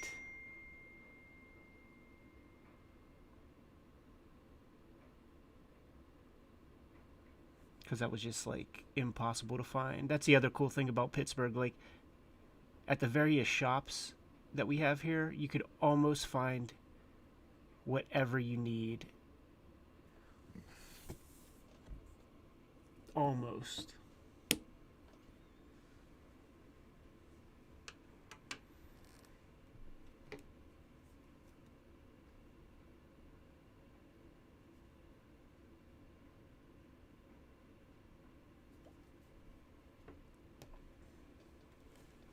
Like Copacetic Comics has the cool kind of indie stuff that would not be floating around in Diamond Previews Guide.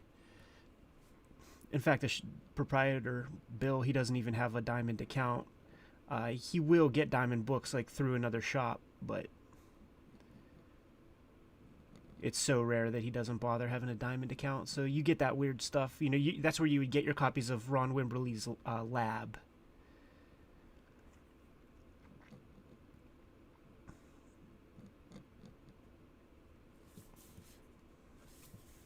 And then Ides has been around since the early days of comics fandom.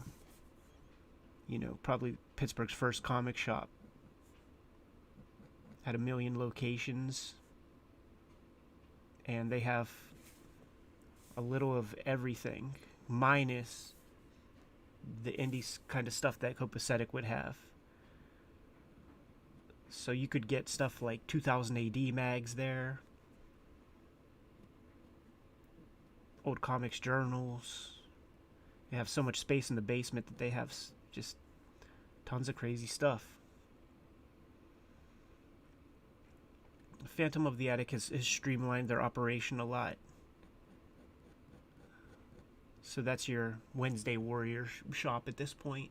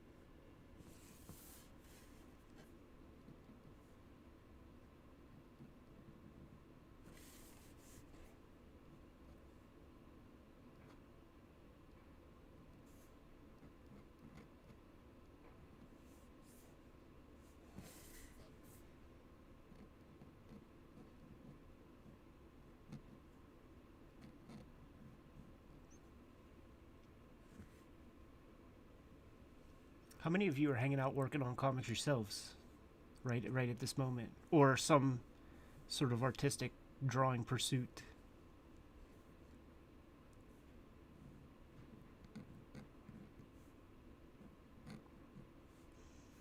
We seem to always have a helping of artists in the mix.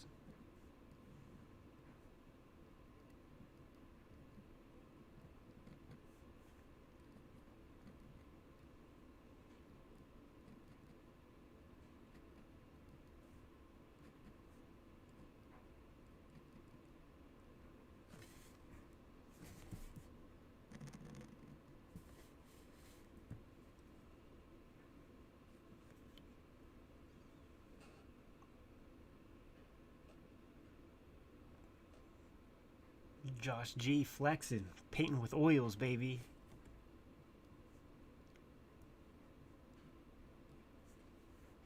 That's awesome.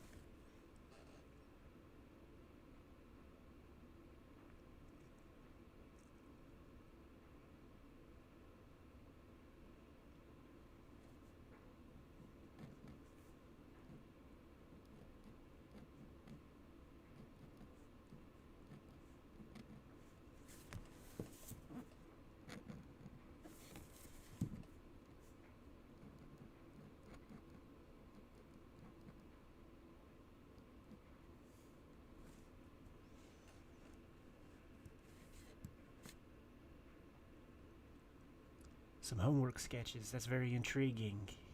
You in art school?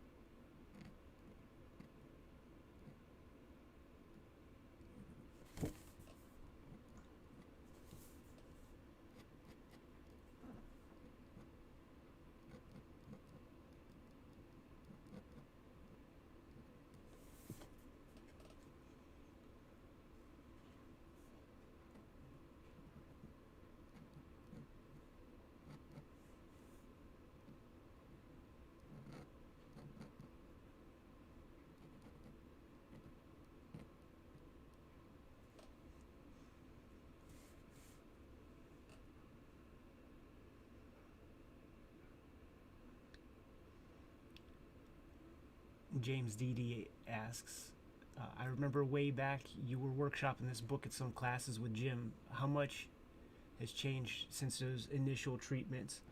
And the answer is so much. The whole thing has changed. And during that little course that he and I were taking, and what Jim and I were doing, we took a screenwriting course. It was sort of here in Pittsburgh. It was like the closest thing available to, just your standard kind of like pop culture kind of like writing course. So we made it work for ourselves in terms of comic stuff. And ultimately what's going to happen is the initial treatment, the exact thing that I put together for their class, I'm going to print that because it's a 100-page comic that I just did on typing paper, very, very quick, very, very dirty. Not precious. I just, blasted a comic out to see what I had. And it was just a different story. Not even that it's bad or anything. Some of it filters into this. Some of it. But the story that I told in that class is more just a serial killer tale rather than this like sprawling universe of mayhem and carnage. This is much more visual. The other thing was way more character based.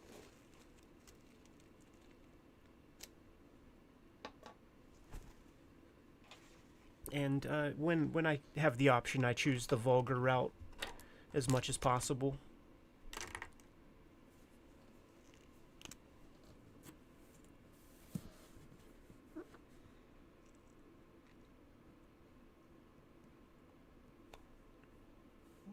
With no shame in the game, of course.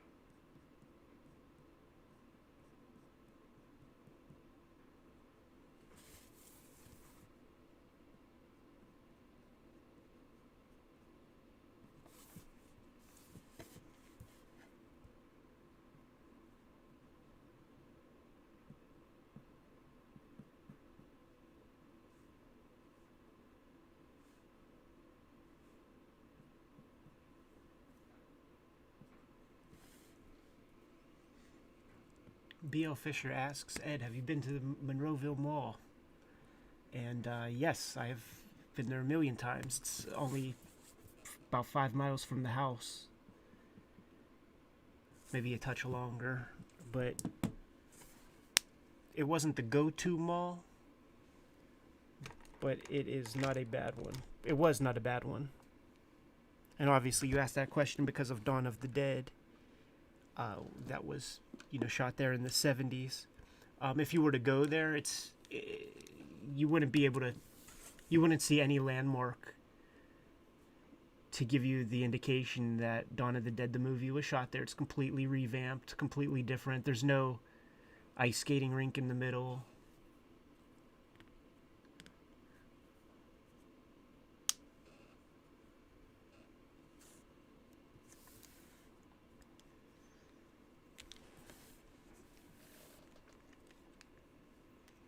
But there's a comic shop in there, last I checked. Phantom of the Attic. Not the one that I was speaking of earlier. A different one. Very hard to... I gotta get Jeff, the one owner, on the record to kind of tell the story of the 3 Phantom of the Attics.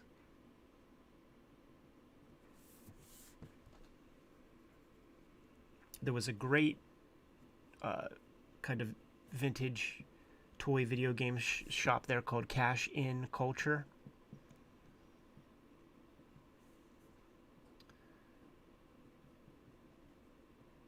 I was able to get a couple of good functioning NES Max controllers there not too long ago. Meaning 2019, because I didn't do shit last year.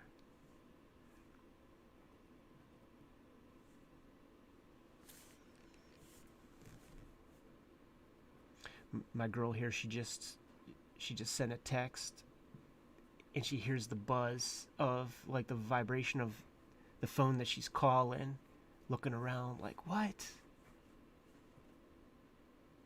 And then the other girl here kind of follows the buzz, and then they figure out where the phone is in this panel.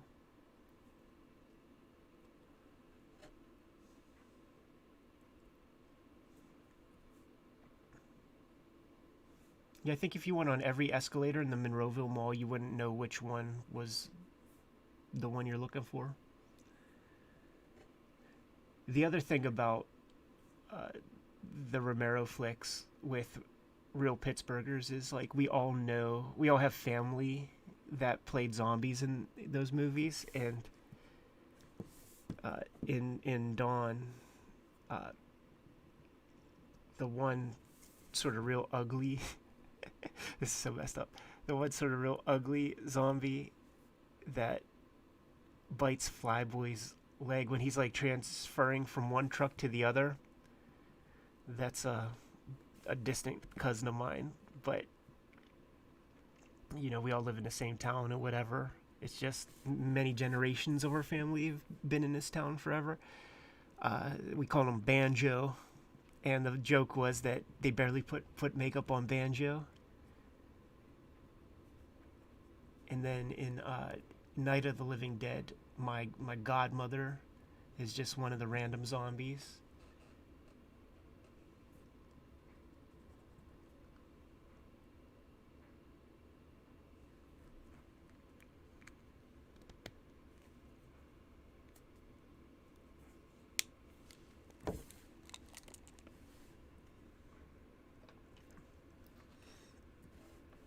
But we were forever busting on Banjo because they really just put, like, a little dab of makeup on him, because he's got a very interesting face, to say the least.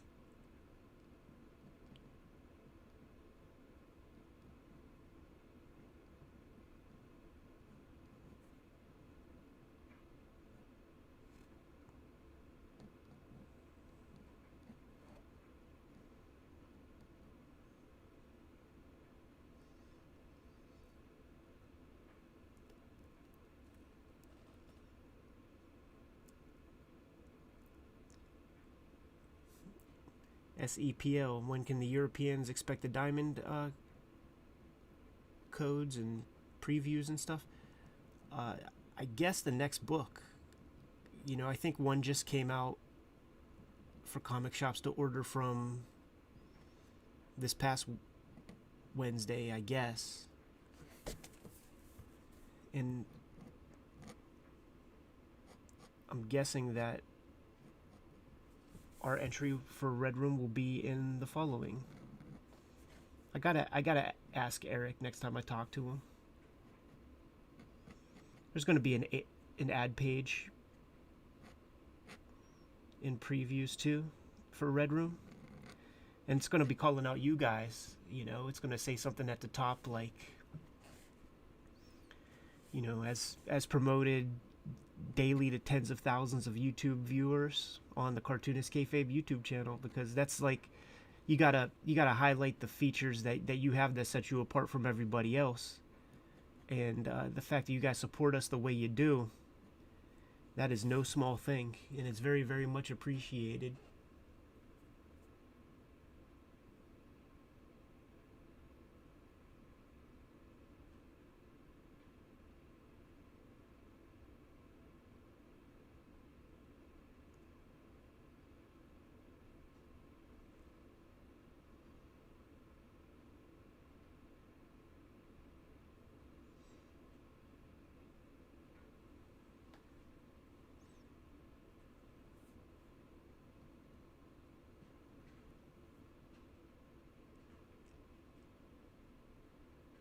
We three. Let me ask Jimmy if he has those issues.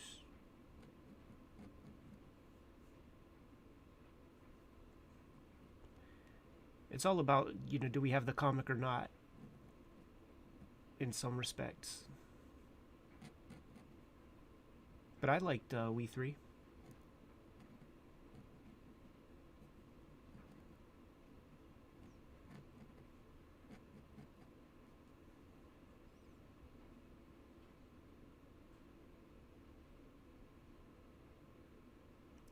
Got some ink on your Kayfabe sweater? Good, man. That's christening. That's a baptism. Got to get some ink on your Kayfabe gear.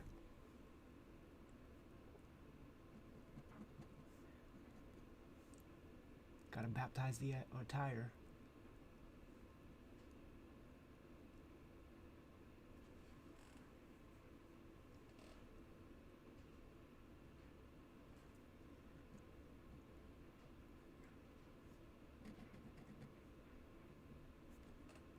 Kayfabe has been like a college.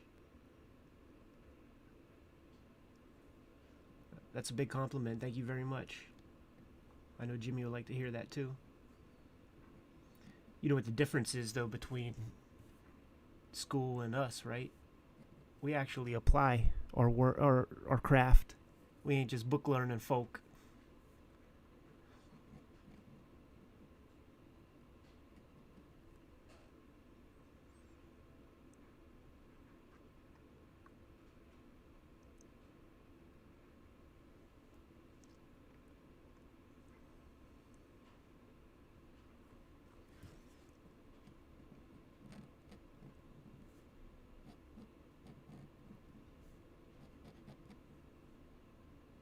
Oh man, I haven't looked outside for a hot minute, but I just heard the snow plow go by. If you heard a kind of a grindy noise, that's what you heard.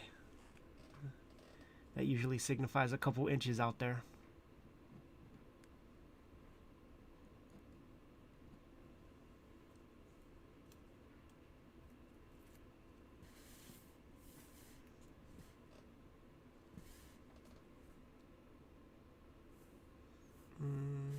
I'll worry about the background in a sec. I'll just put that together in a marker.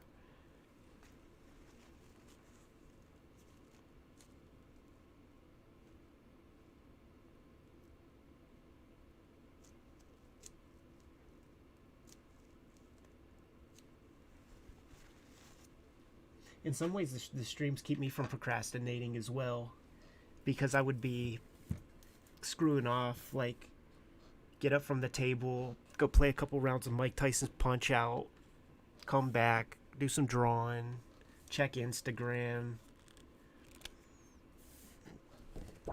go dig around in some comic boxes, Come back, draw another panel. Watch an episode of Ren and Stimpy. You dig? So let me just sit my punk ass right here and freaking put that grind on.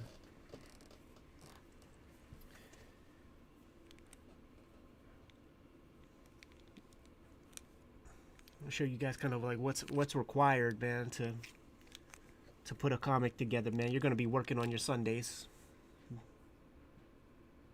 With pleasure, by the way. You'll never hear me bitch. I didn't get into this game to not do it, you know what I'm saying?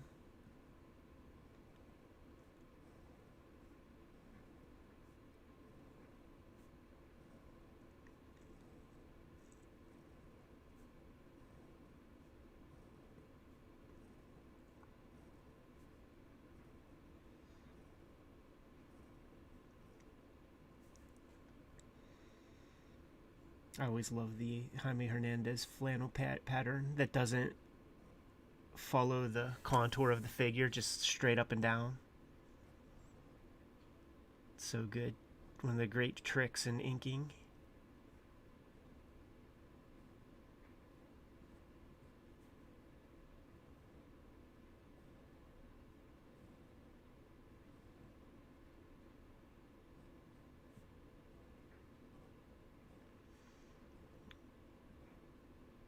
Drop it in like a MAC paint texture.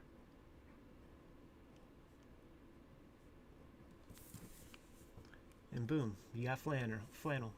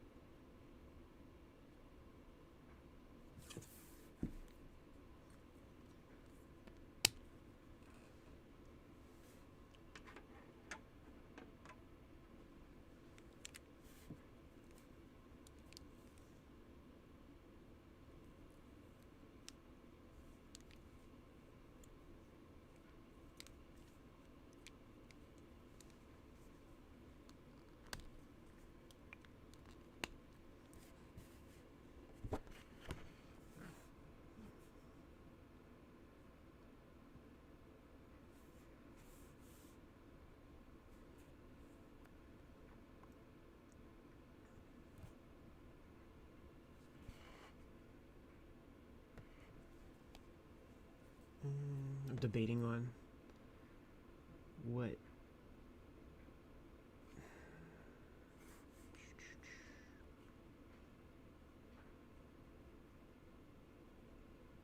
because you want to make the characters pop. I think I'll use black.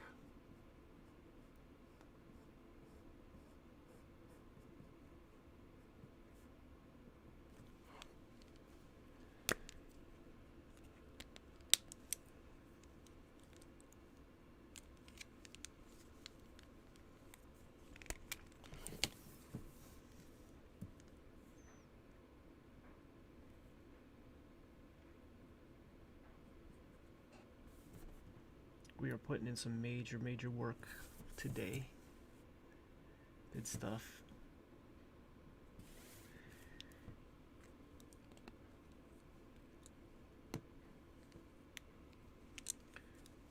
I do want to put some thought to these backgrounds, so I'm going to do that off the cam.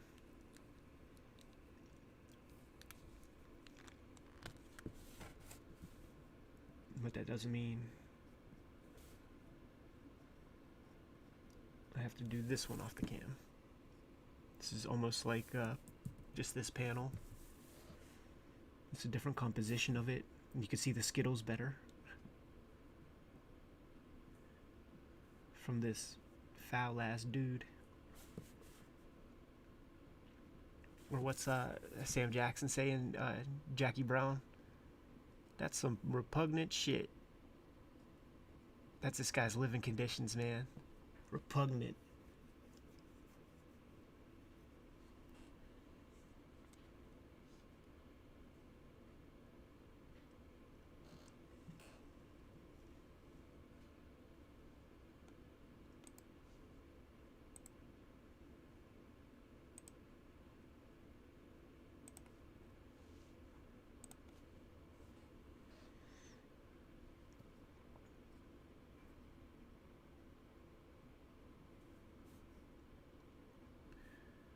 Put a little Skittle in there.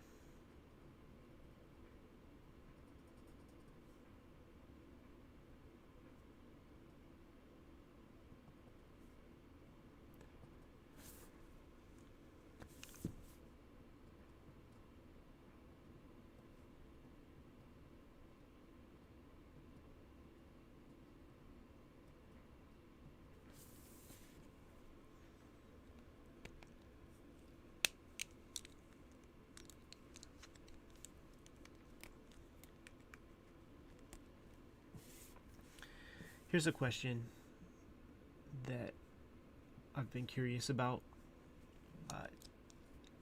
Is American Horror Story worth my time? I've never seen anything about it. I've never seen a clip. I've heard it mentioned a couple of times, some of them here. So I don't even know what I would be in store for. The title intrigues me.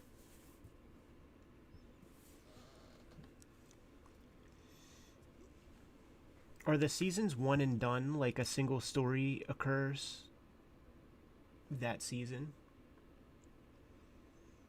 Okay, so yeah, tell me which seasons are the dope ones so that I don't waste my time.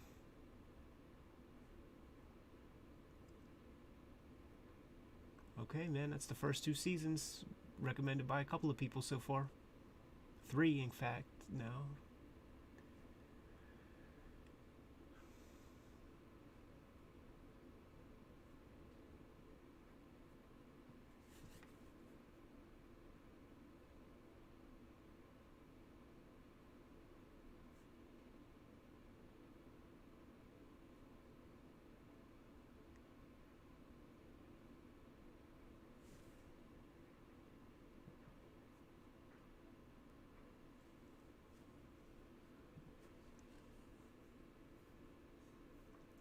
Cool, I'll definitely give season 1 a shot.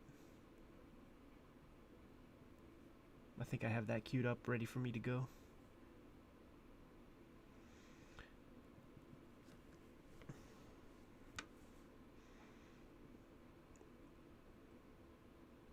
I've never really heard much about it from my homies or anything, which usually makes me hesitant.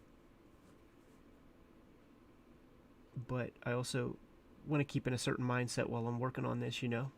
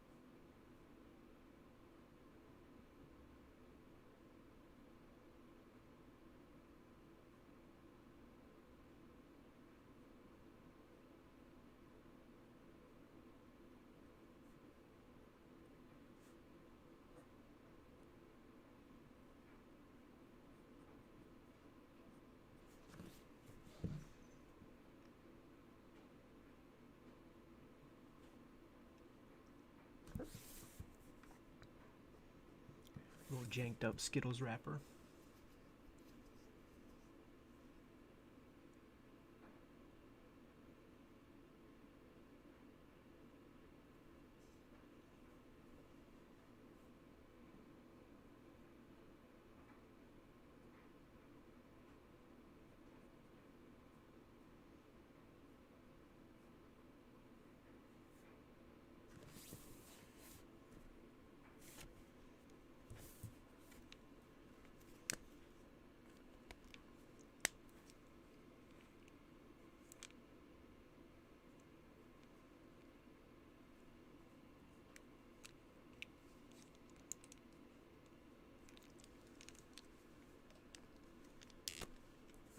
Jim will like that to hear that you got introduced to Al Columbia from the channel. That's a very cool thing. We try to do a mixture, you know. Dig a little bit deep here and there, but then come with the hits. Come with the hits. Reassess that stuff. See how it holds up.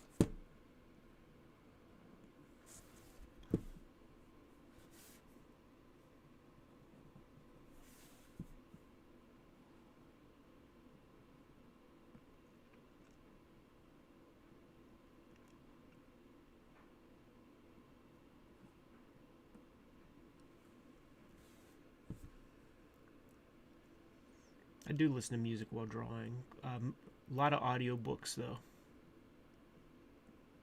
I could go through like 100 of them a year sometimes. Sounds like a lot, but it's really not, because certain, like some of the hits, some of the masterpiece novels and stuff are 3 hours long when read in audiobook format. Unabridged, of course. But that's what I like most. We're getting into a stage now where I'm going to get back in writing mode, and at that point I can't listen to anything. Like, there won't really be streams from me during those times, but I'll also have to do some drawing for other comic bits for Red Room. So maybe there will be streams. I'll have to divvy up my time in a creative way. To try to... It'll be a juggling act. I'll have to try to make things work.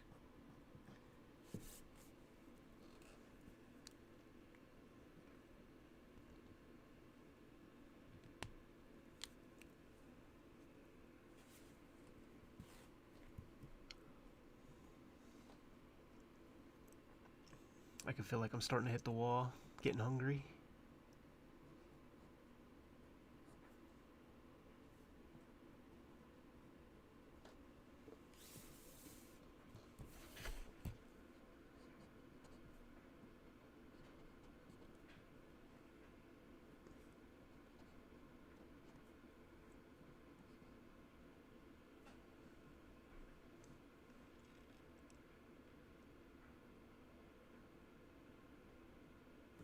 Radio cereals sound dope, like some Black Mask, Gumshoe, pulp radio joints, or like the Shadow.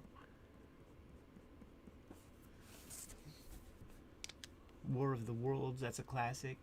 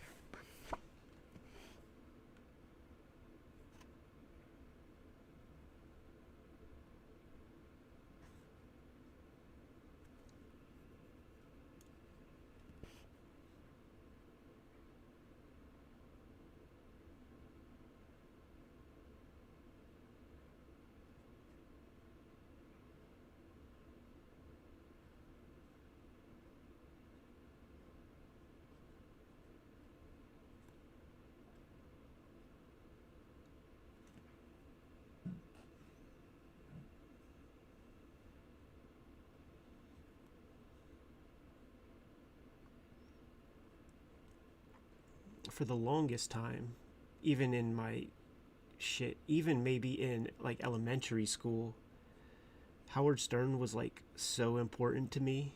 To just sit there, I would do my homework while listening to Howard. I drew thousands of hours of sketchbook drawings and comics while growing up listening to Stern. When people started collecting and recording the radio shows and digitizing them, I would like download those things off of Napster and Kazaa and BitTorrent. But after the Artie Lang years, that sort of weaned me off. Like I liked when Artie was on the show a bunch, but the last bit with all the suicidal ideation and all that scary stuff, like it was riveting and fascinating to listen to, but the value that I got out of that program was to sit there and effortlessly sit in a chair and like laugh for 6 hours a day. That was taken away for sure.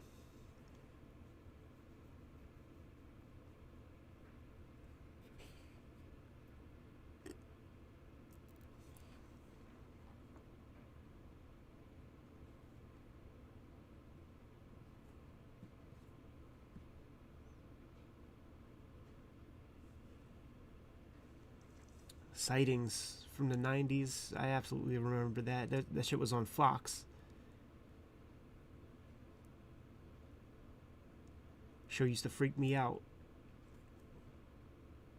I remember the Alcatraz episode where there was a ghost that had no bottom jaw, and that was something that I would think about, that like in bed on school nights and shit, give myself anxiety about a ghost that has no bottom jaw. What would that even look like?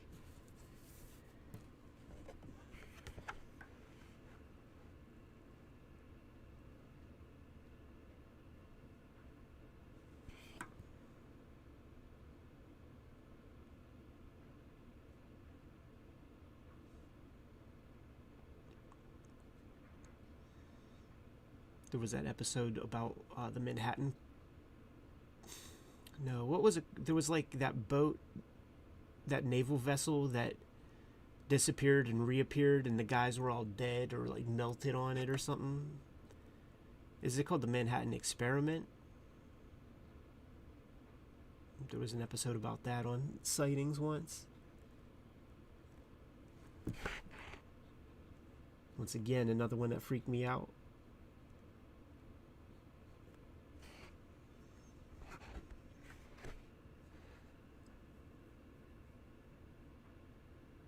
Lovecraft Country. Cool. Noted. Philadelphia Experiment. Thank you.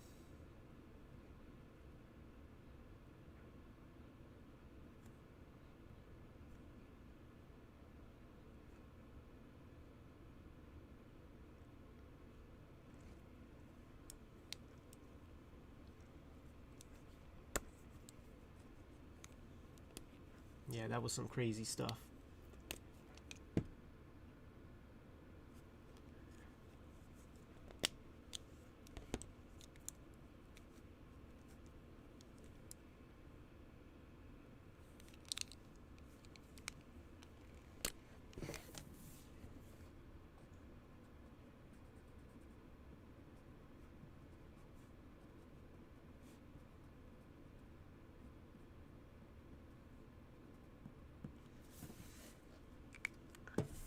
One other thing I remember from Sightings was some paranormal investigator people were talking, and apparently the solution, like the liquid solution to ward off spirits, is lavender and water. I still remember that. So if you got a ghost in your house, lavender and water, it's gonna push them bastards next door.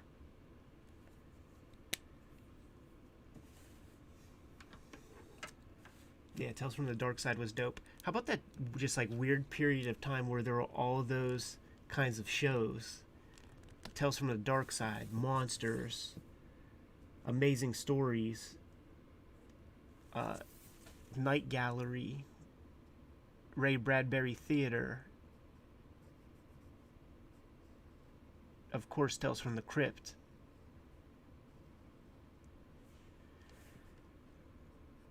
I know that some of that stuff, like that Rod Serling show, you know, that was just in syndication, but at the same period of time, like, all this stuff was on.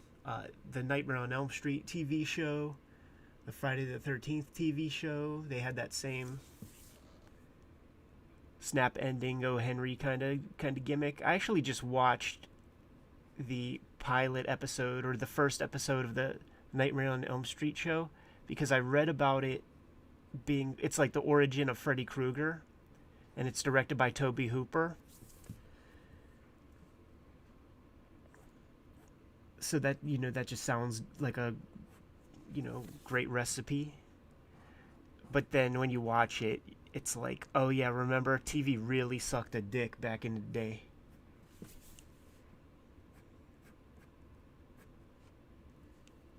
Like the acting and the budget. How soon we forget. Shit, and if that first episode was the best, then they must have really been trash. I watched it a couple, but none of it left a mark.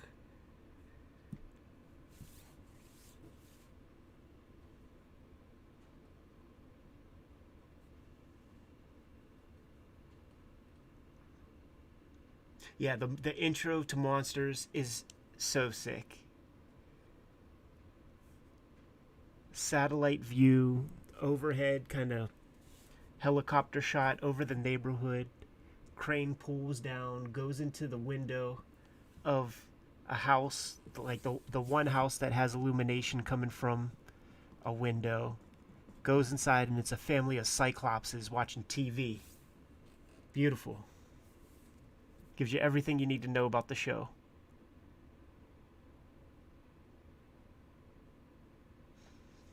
And then there were even like little kid versions. Are You Afraid of the Dark? That counts. And Goosebumps, the TV show. They were the same.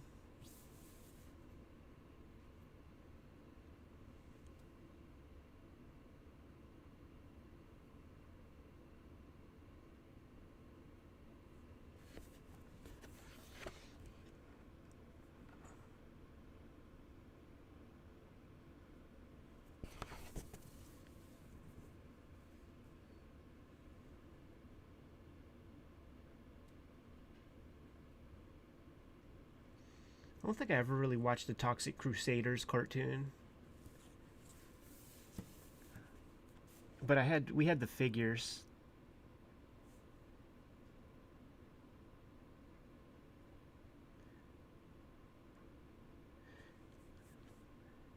That's another wild thing to think about. All the kind of like R-rated movies that had cartoon treatments.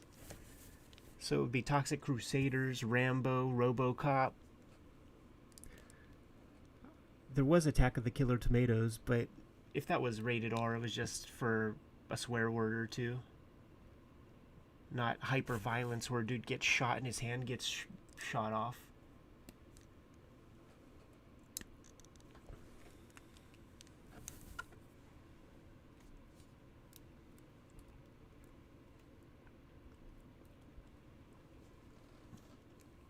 The Toxic Crusaders is the funniest though because so much like boobs and stuff in those movies, just full bad taste.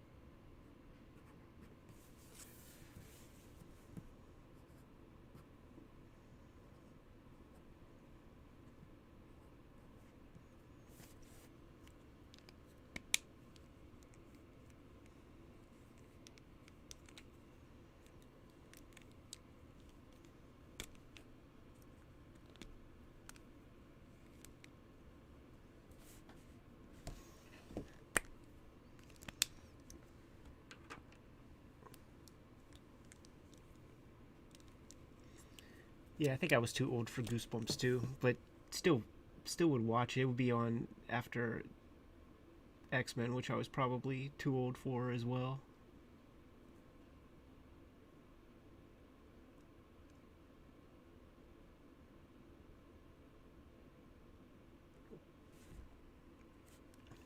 and I would watch every episode of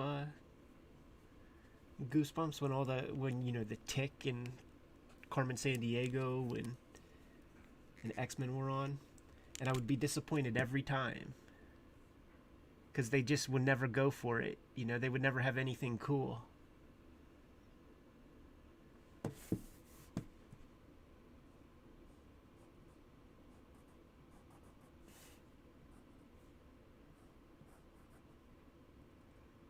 But R.L. Stine, he's a factory, you know, like he's sort of barely a writer.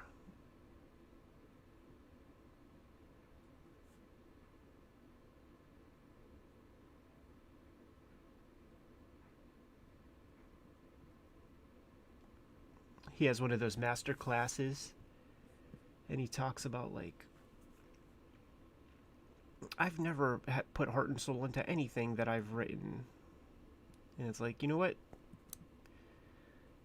I think I could have guessed that, sir.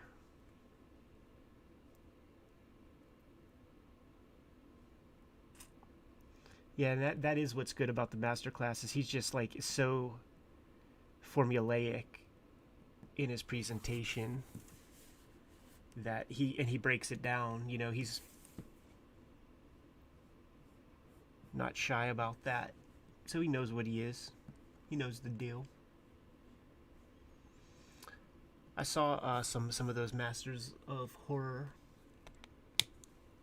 Really good. I saw that Takashi Miike one. I saw the one with the Boondock Saints guy,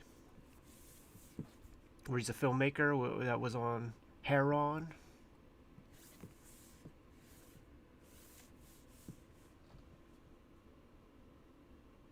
That was a good one as well.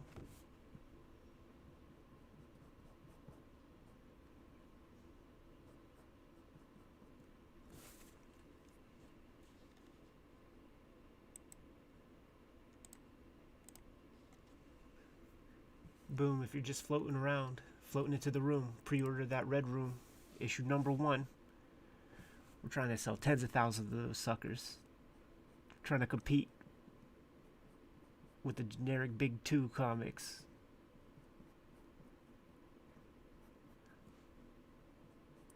Now that DC has pared down their line, nature abhors a vacuum.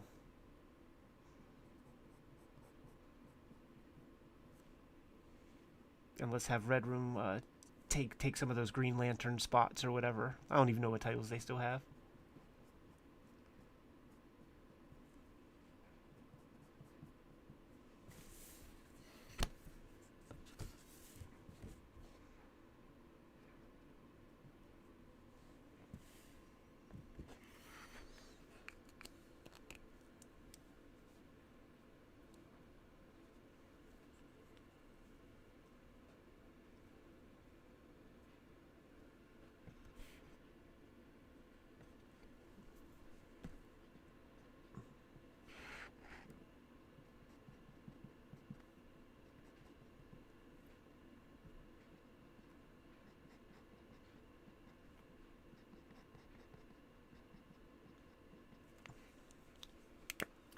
All right.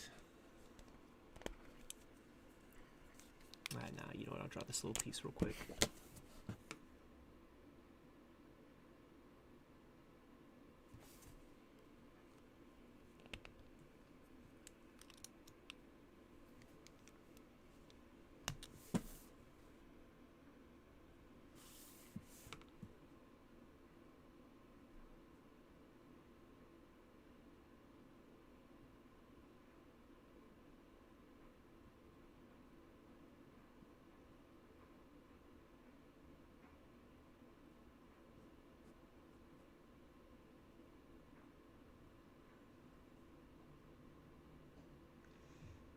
Uh-oh.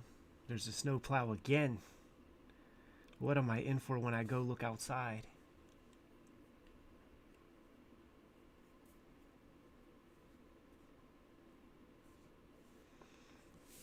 Alright. That'll be it for now. Awesome. Kayfabe crew, thanks for coming through. Thanks for hanging out. My much appreciated. For all you guys who have pre-ordered Red Room 1, I can't be more thankful. Very, very much appreciated. We're going to keep rocking the videos every single day. There's fresh new stuff, and as I continue to have more pages to ink, there will be more streams forthcoming, so we could all hang out, put some work in, do some meaningful stuff while hanging out. You know, like my big sacrifice with COVID was just not having as many studio mates as I did before the bug. I would have people come through all the time and just use that opportunity as like my just kind of social my social part of the day or something. And I figure, fuck it, I'll just transfer it to this. Show you guys the comic as it's being made. We'll hang out, we'll chat. I'll keep reminding you guys, because I'm going to bang that drum forever. Like, pre-order those Red Room comics. But such a pleasure to hang out with you guys. Sit here and make these comics. 4.5 hours. And got 90% of the page inked up. Can't beat that with a baseball bat, ladies and gentlemen. Or, as the demographic data behind the scenes on YouTube suggests, gentlemen and gentlemen. Anyhow, be good, stay cool. I heard that the Royal Rumble's on. Go watch that. Go eat dinner. Go pre-order those Red Rooms. And check out the new vids tomorrow and every day. Peace.